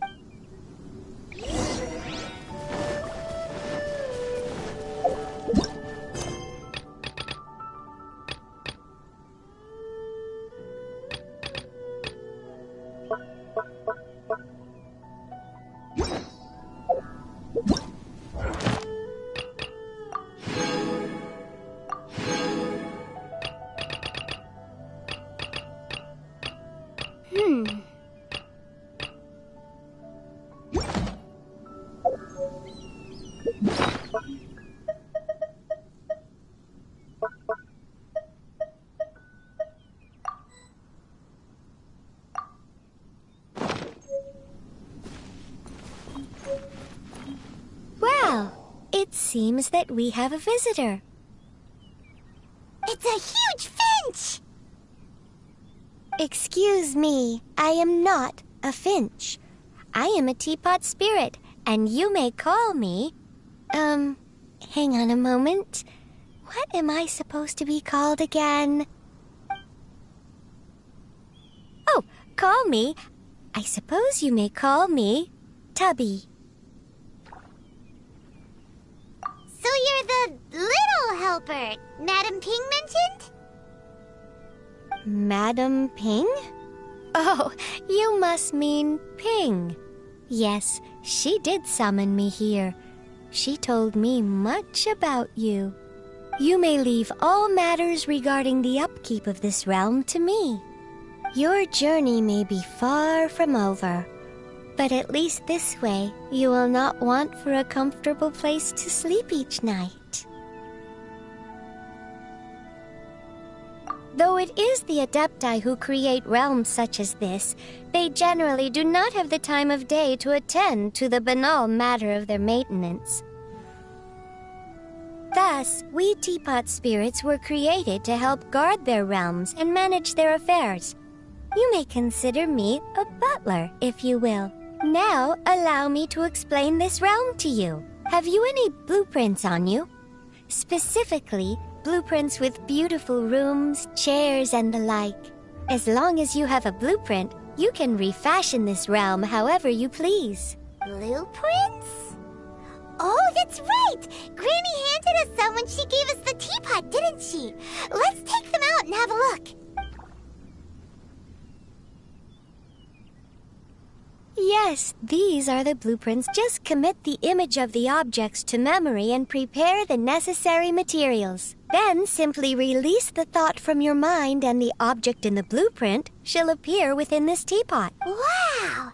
Is that all it takes? Then we could build a whole city inside, couldn't we? I doubt it.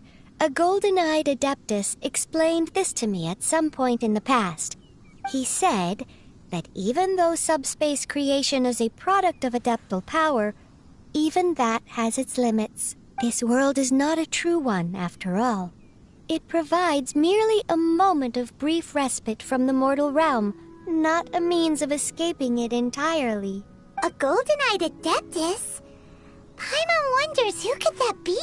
I hardly remember myself. What's more, I have never seen that Adeptus again since.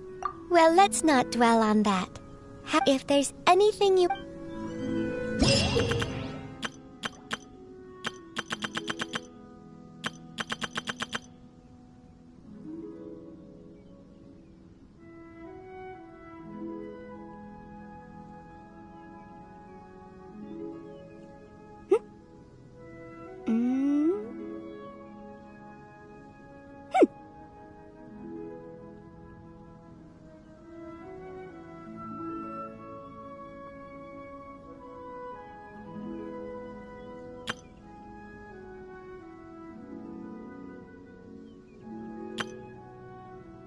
The case before us is a strange and unprecedented one indeed.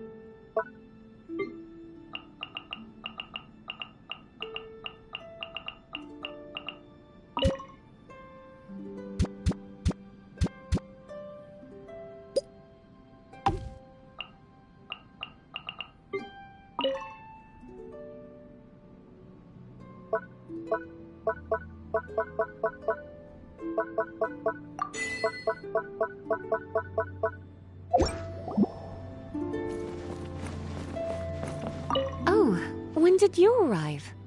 I was completely... Aw, you're concerned for my well-being. Well, aren't you just the sweetest? You really know how to make me feel all warm and fuzzy inside. Don't you worry, I love it here. Not at all. I think what makes this place so special is the fact that it was built personally by you. If I were to start nitpicking, it would only ruin your creativity and the unique charm you bring to the place. I certainly wouldn't want that to happen.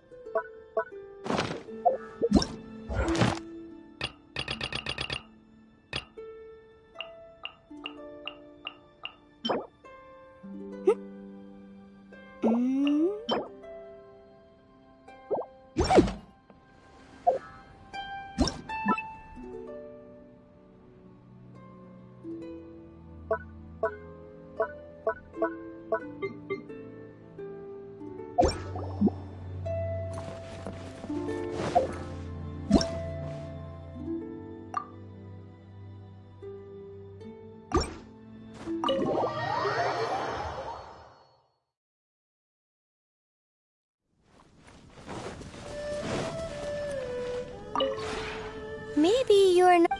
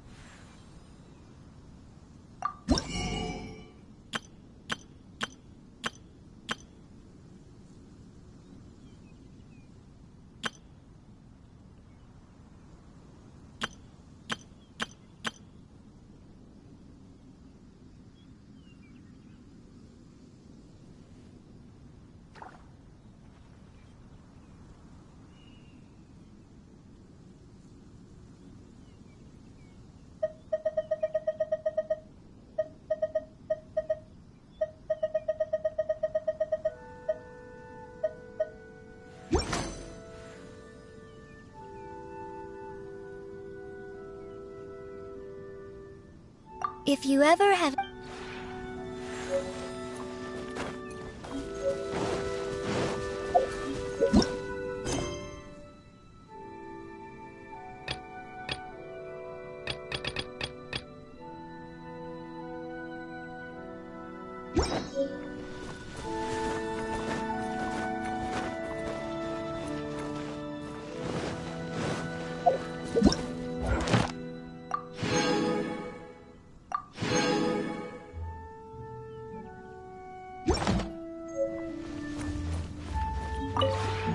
Maybe you're not used to the play...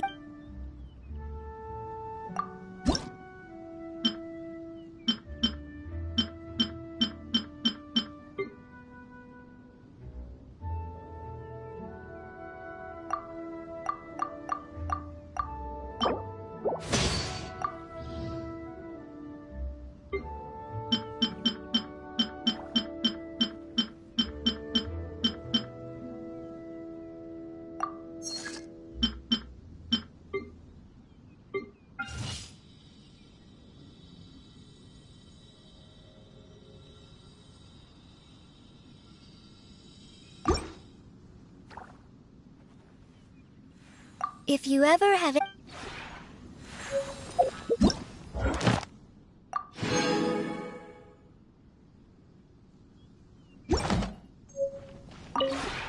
Maybe you're...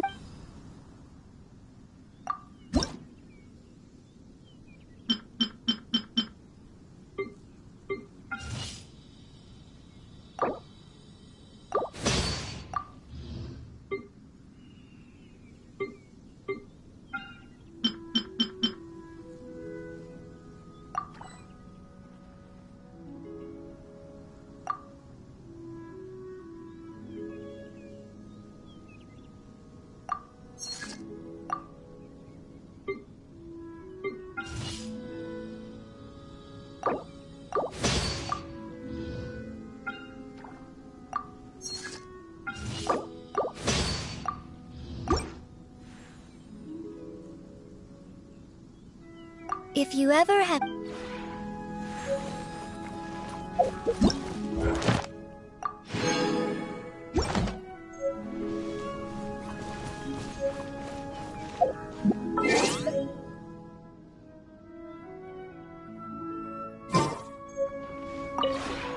Maybe you're not...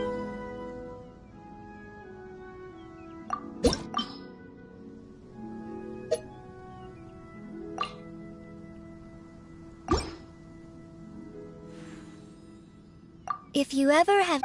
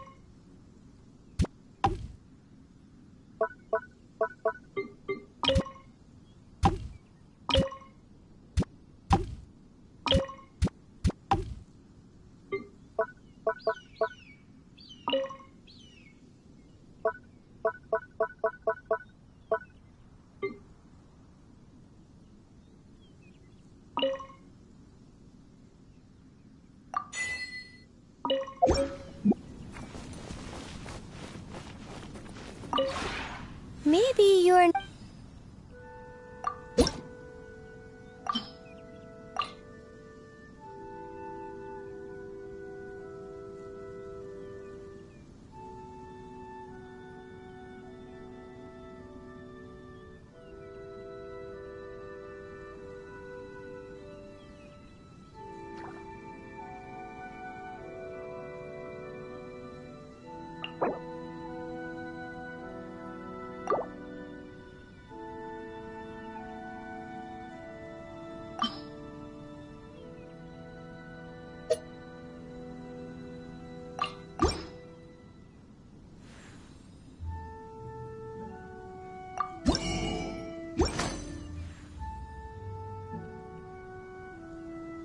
If you ever have...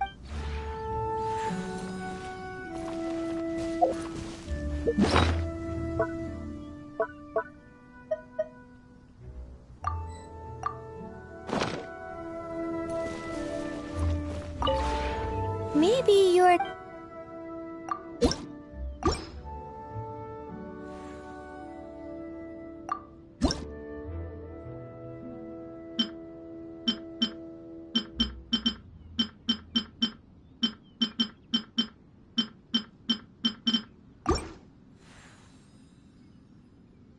If you ever have any questions about the realm with...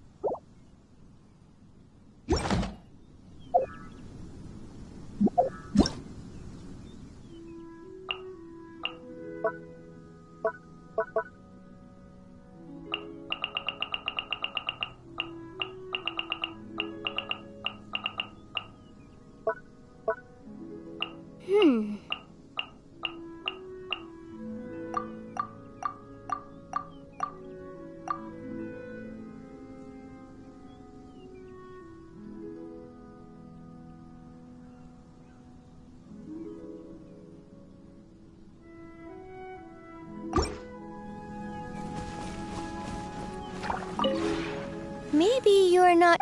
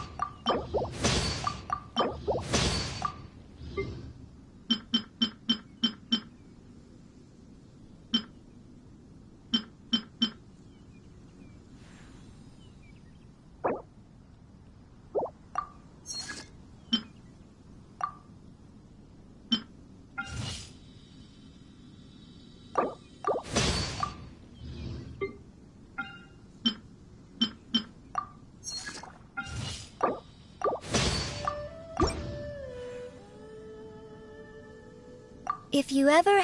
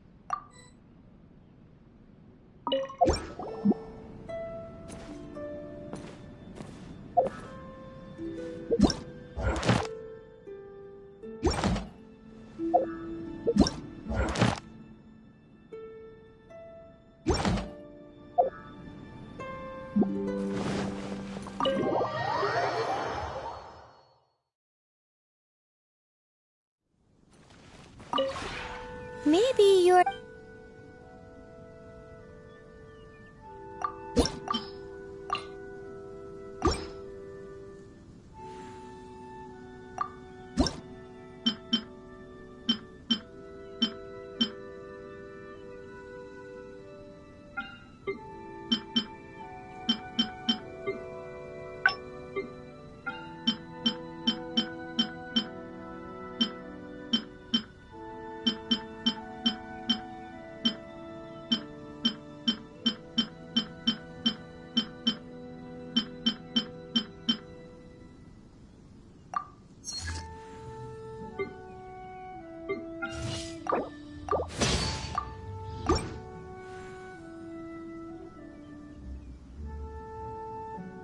If you ever...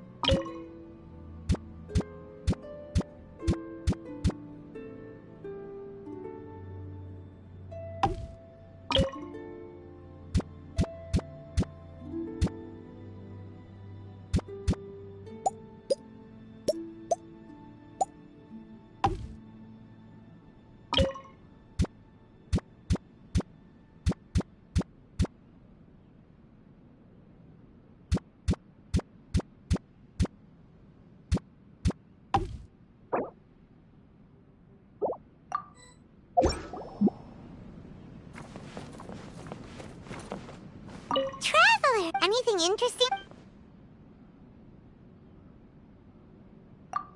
Strange. Diluc and Kaya are really alike. So why don't they get along? Well, Kaya's the kind of guy who acts shady in the light of day, while Diluc is a shining beacon of justice in the dark of night. Don't you think that's kinda the same thing?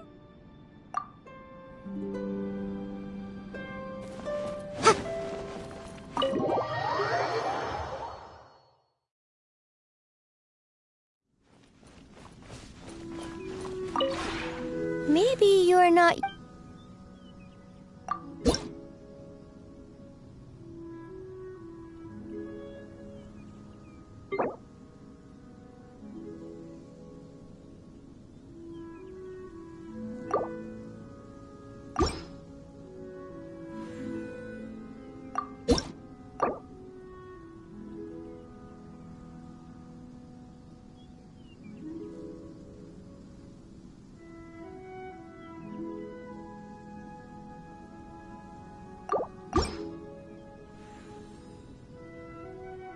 If you ever have any...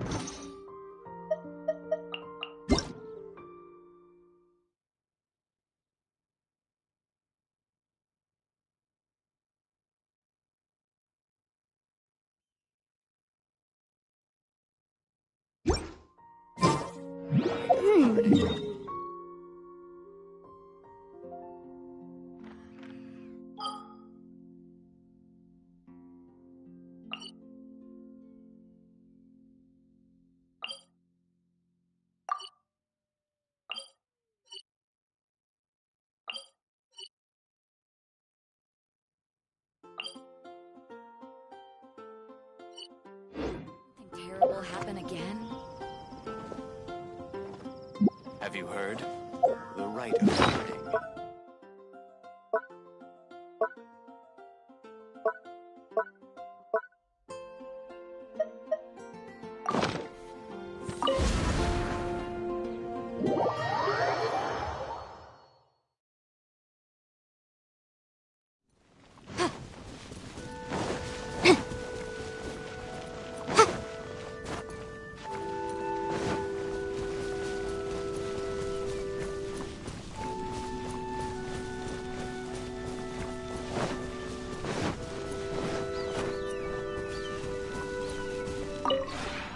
The one before you is known as Jade Seeker.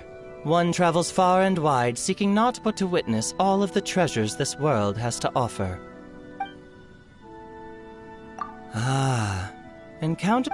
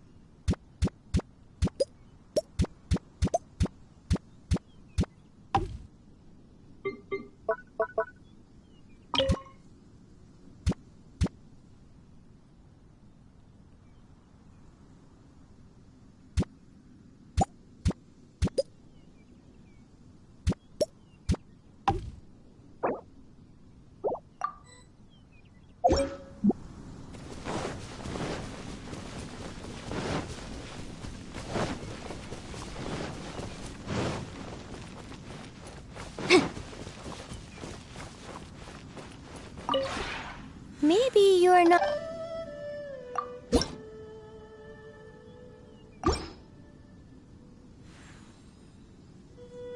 If you ever have...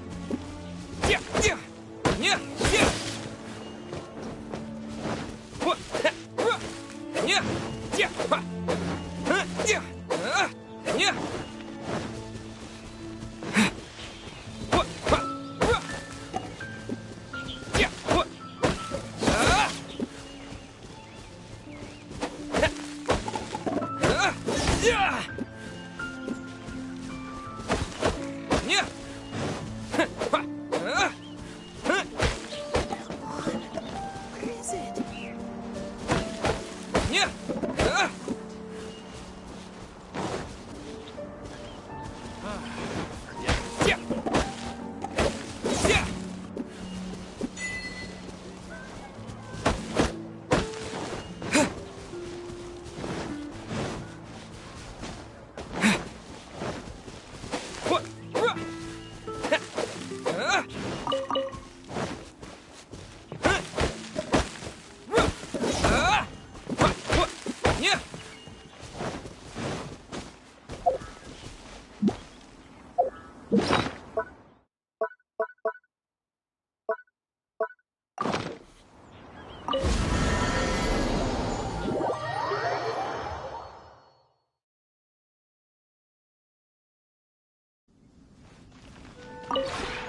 Maybe you're...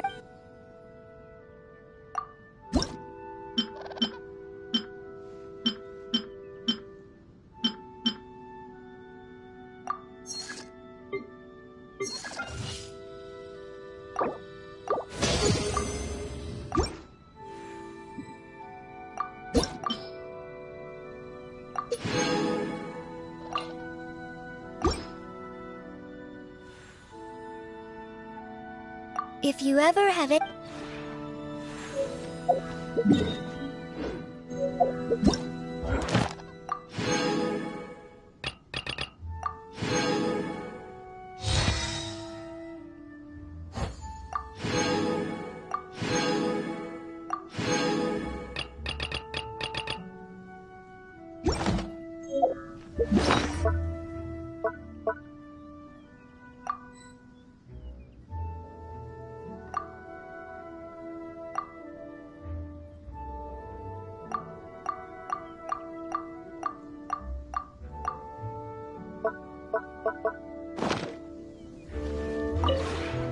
Maybe you're...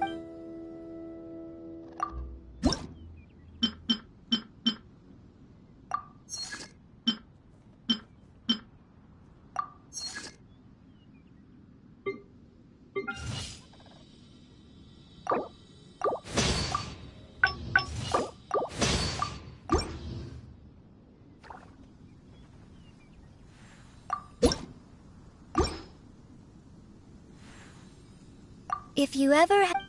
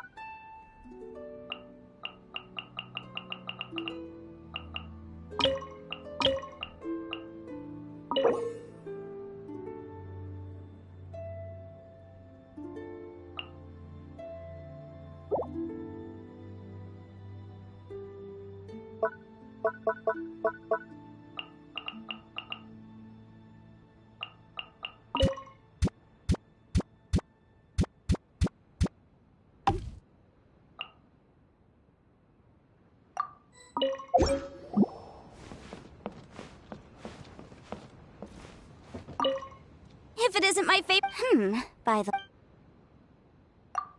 Great, very well. Maybe you've forgotten, but this whole subspace creation thing is nothing new to me.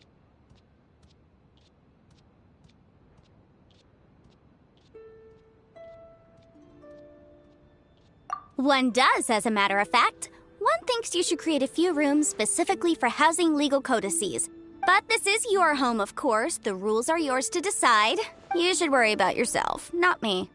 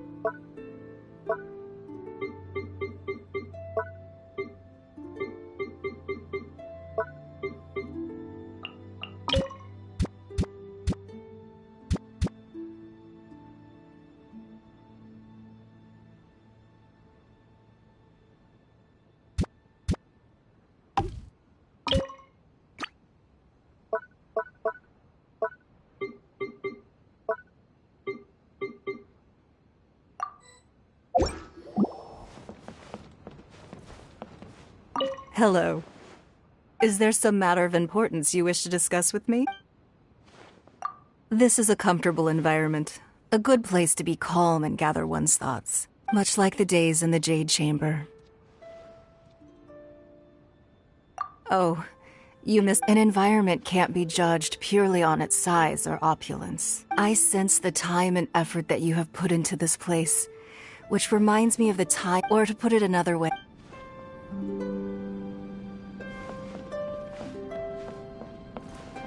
Hello! I was just coming up with a new dish.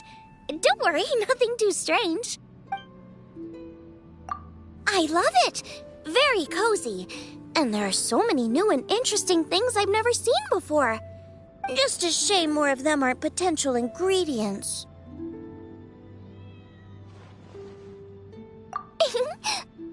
But really, don't worry about it. Combining existing ingredients in new ways, all the trick is to keep... But, what would really make it...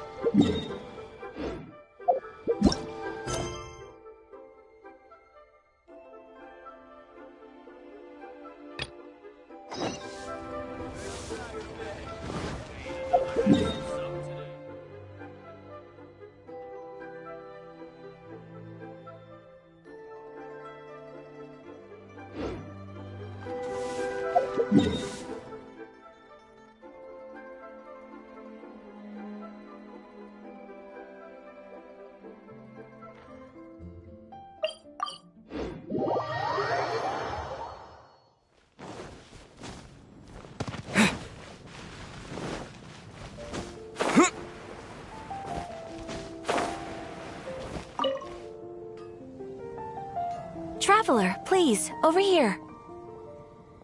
It has been a while since you joined the Adventurers Guild. Are your adventures going smoothly?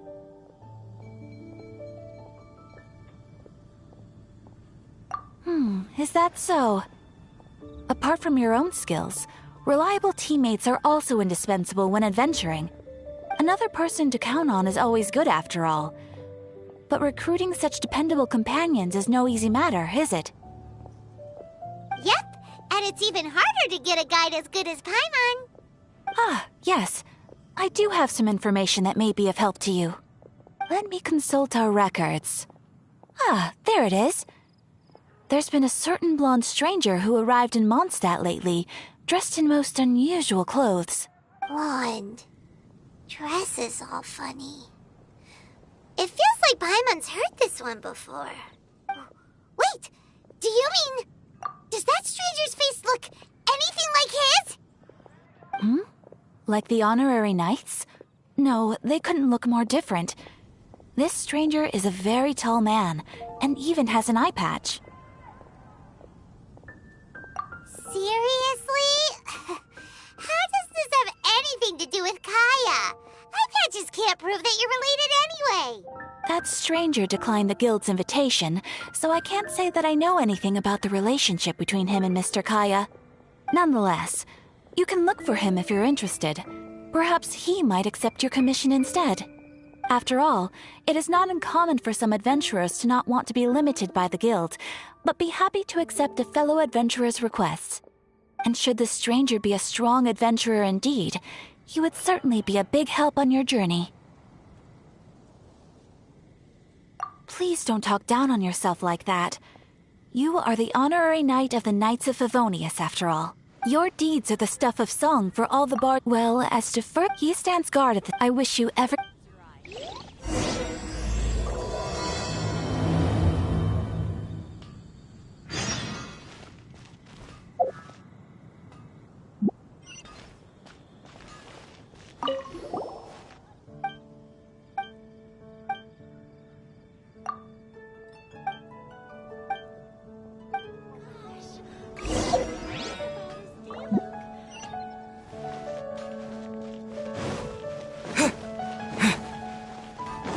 Mondstadt welcomes you.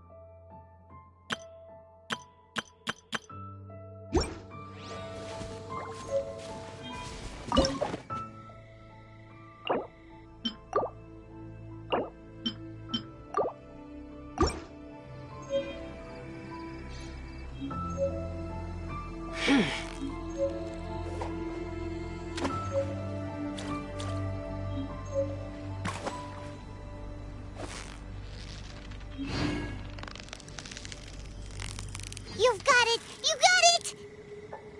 What is it? What is it? Is it another Paimon?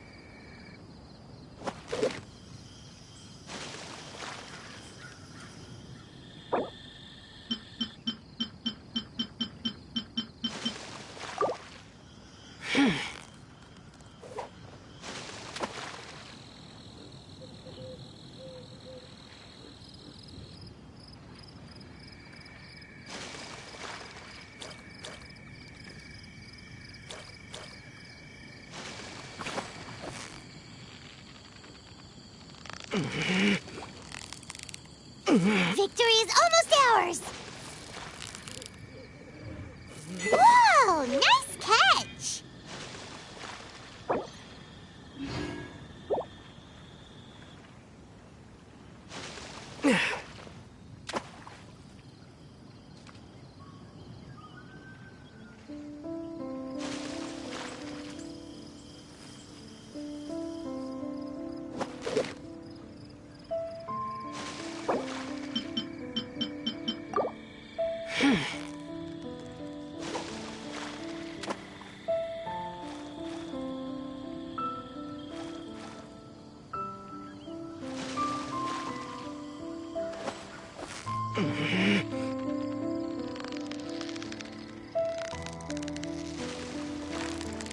So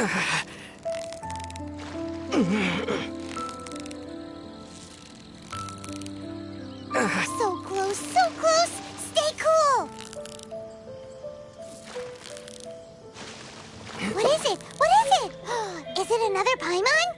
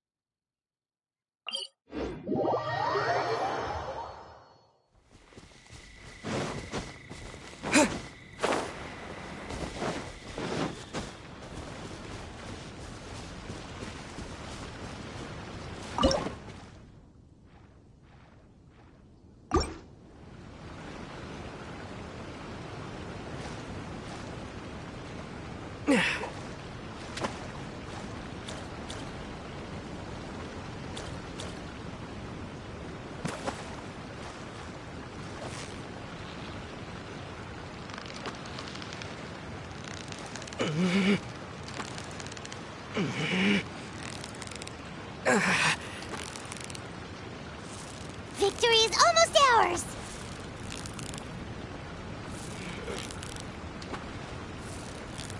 Ooh, look at that! Quick, let's go show it off!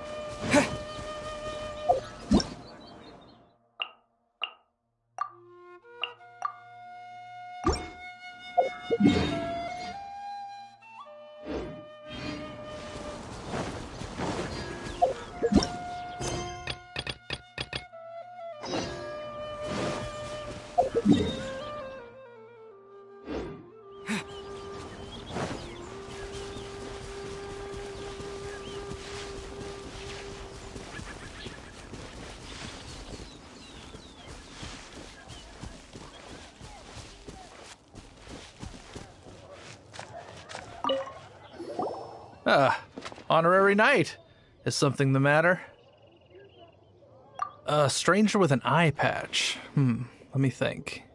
Oh yeah, I remember seeing someone like that. A blonde stranger dressed in unusual garb. He was wandering all over Mondstadt at first, which I found rather suspicious. So I decided to keep an eye on him for a while. I lost him pretty quickly. Still, I didn't think that this was such a huge matter that we needed our outrider to pursue him by air. As long as Master Jean is here, there's nothing to fear from some suspicious, unusual-looking person. That might be true, but if it were up to Jean, she'd take this way more serious. Anyway, you should go ask him.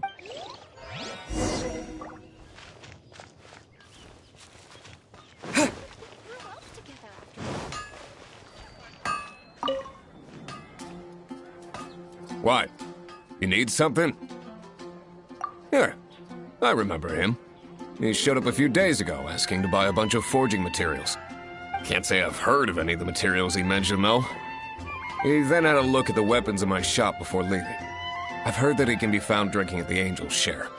If the Knights or the Guild want to get hold of him, that's the only place to be. The Angel's Share? Well, Master Diluc probably has his eye on that stranger too, then. Anyway, let's go to the...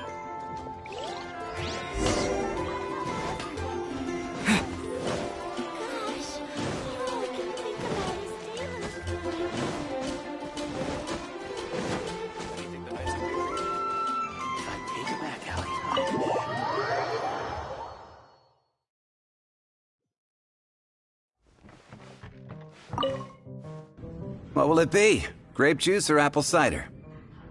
Hey, Charles! Have you seen a blonde stranger who wears an eye patch around here by any chance? That I have. He comes here every night. Just to drink, though. Doesn't order anything else. He even sometimes mixes his own drinks after he orders them. I don't know anything else about him, but from his selections and mixes, I'd say that he's quite the connoisseur. And what's Master Diluc's opinion? Why, I just gave it to you. Quite the connoisseur. Investigating everything as always. Guess that's Diluc for you. If you're looking for that gentleman, he ordered some new bottle of wine in advance yesterday. So he should be here today, too. There's too many raucous patrons on the first floor, so if you want to wait, best to go to the second.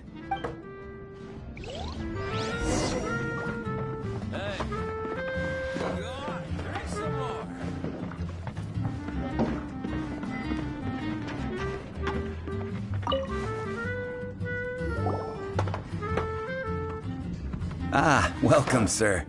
The wine that you previously ordered is here. He's really here? Let's go downstairs and have a look.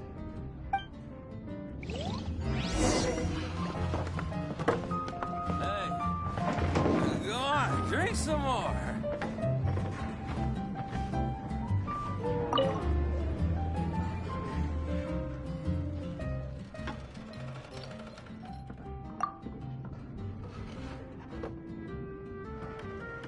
Wow, he's got no intention of paying us any mind, huh? A traveler, you say? Why are you traveling? Well, that's as good a reason as any. Sit down over there, then. So, guess we've broken the ice.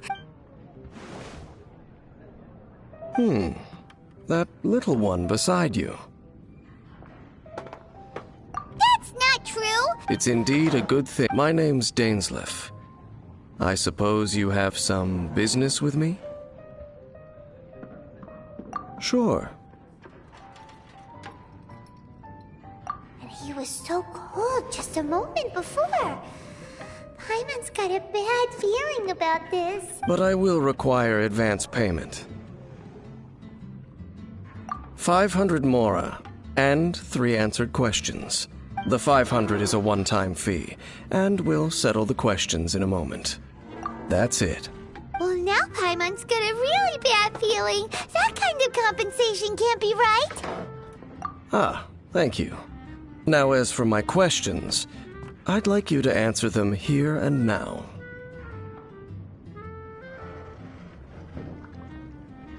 The answer to a question says nothing about right and wrong, only about differences in attitude.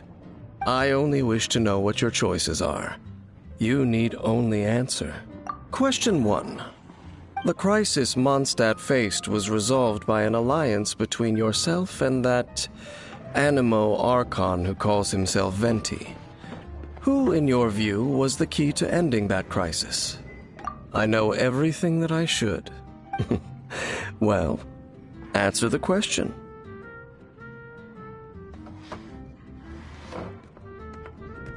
Is that your answer? Question number 2. Rex Lapis, who has defended Liyue Harbor for millennia on end, used his gnosis to lay down a contract to end all contracts, of which the stipulations are still unknown.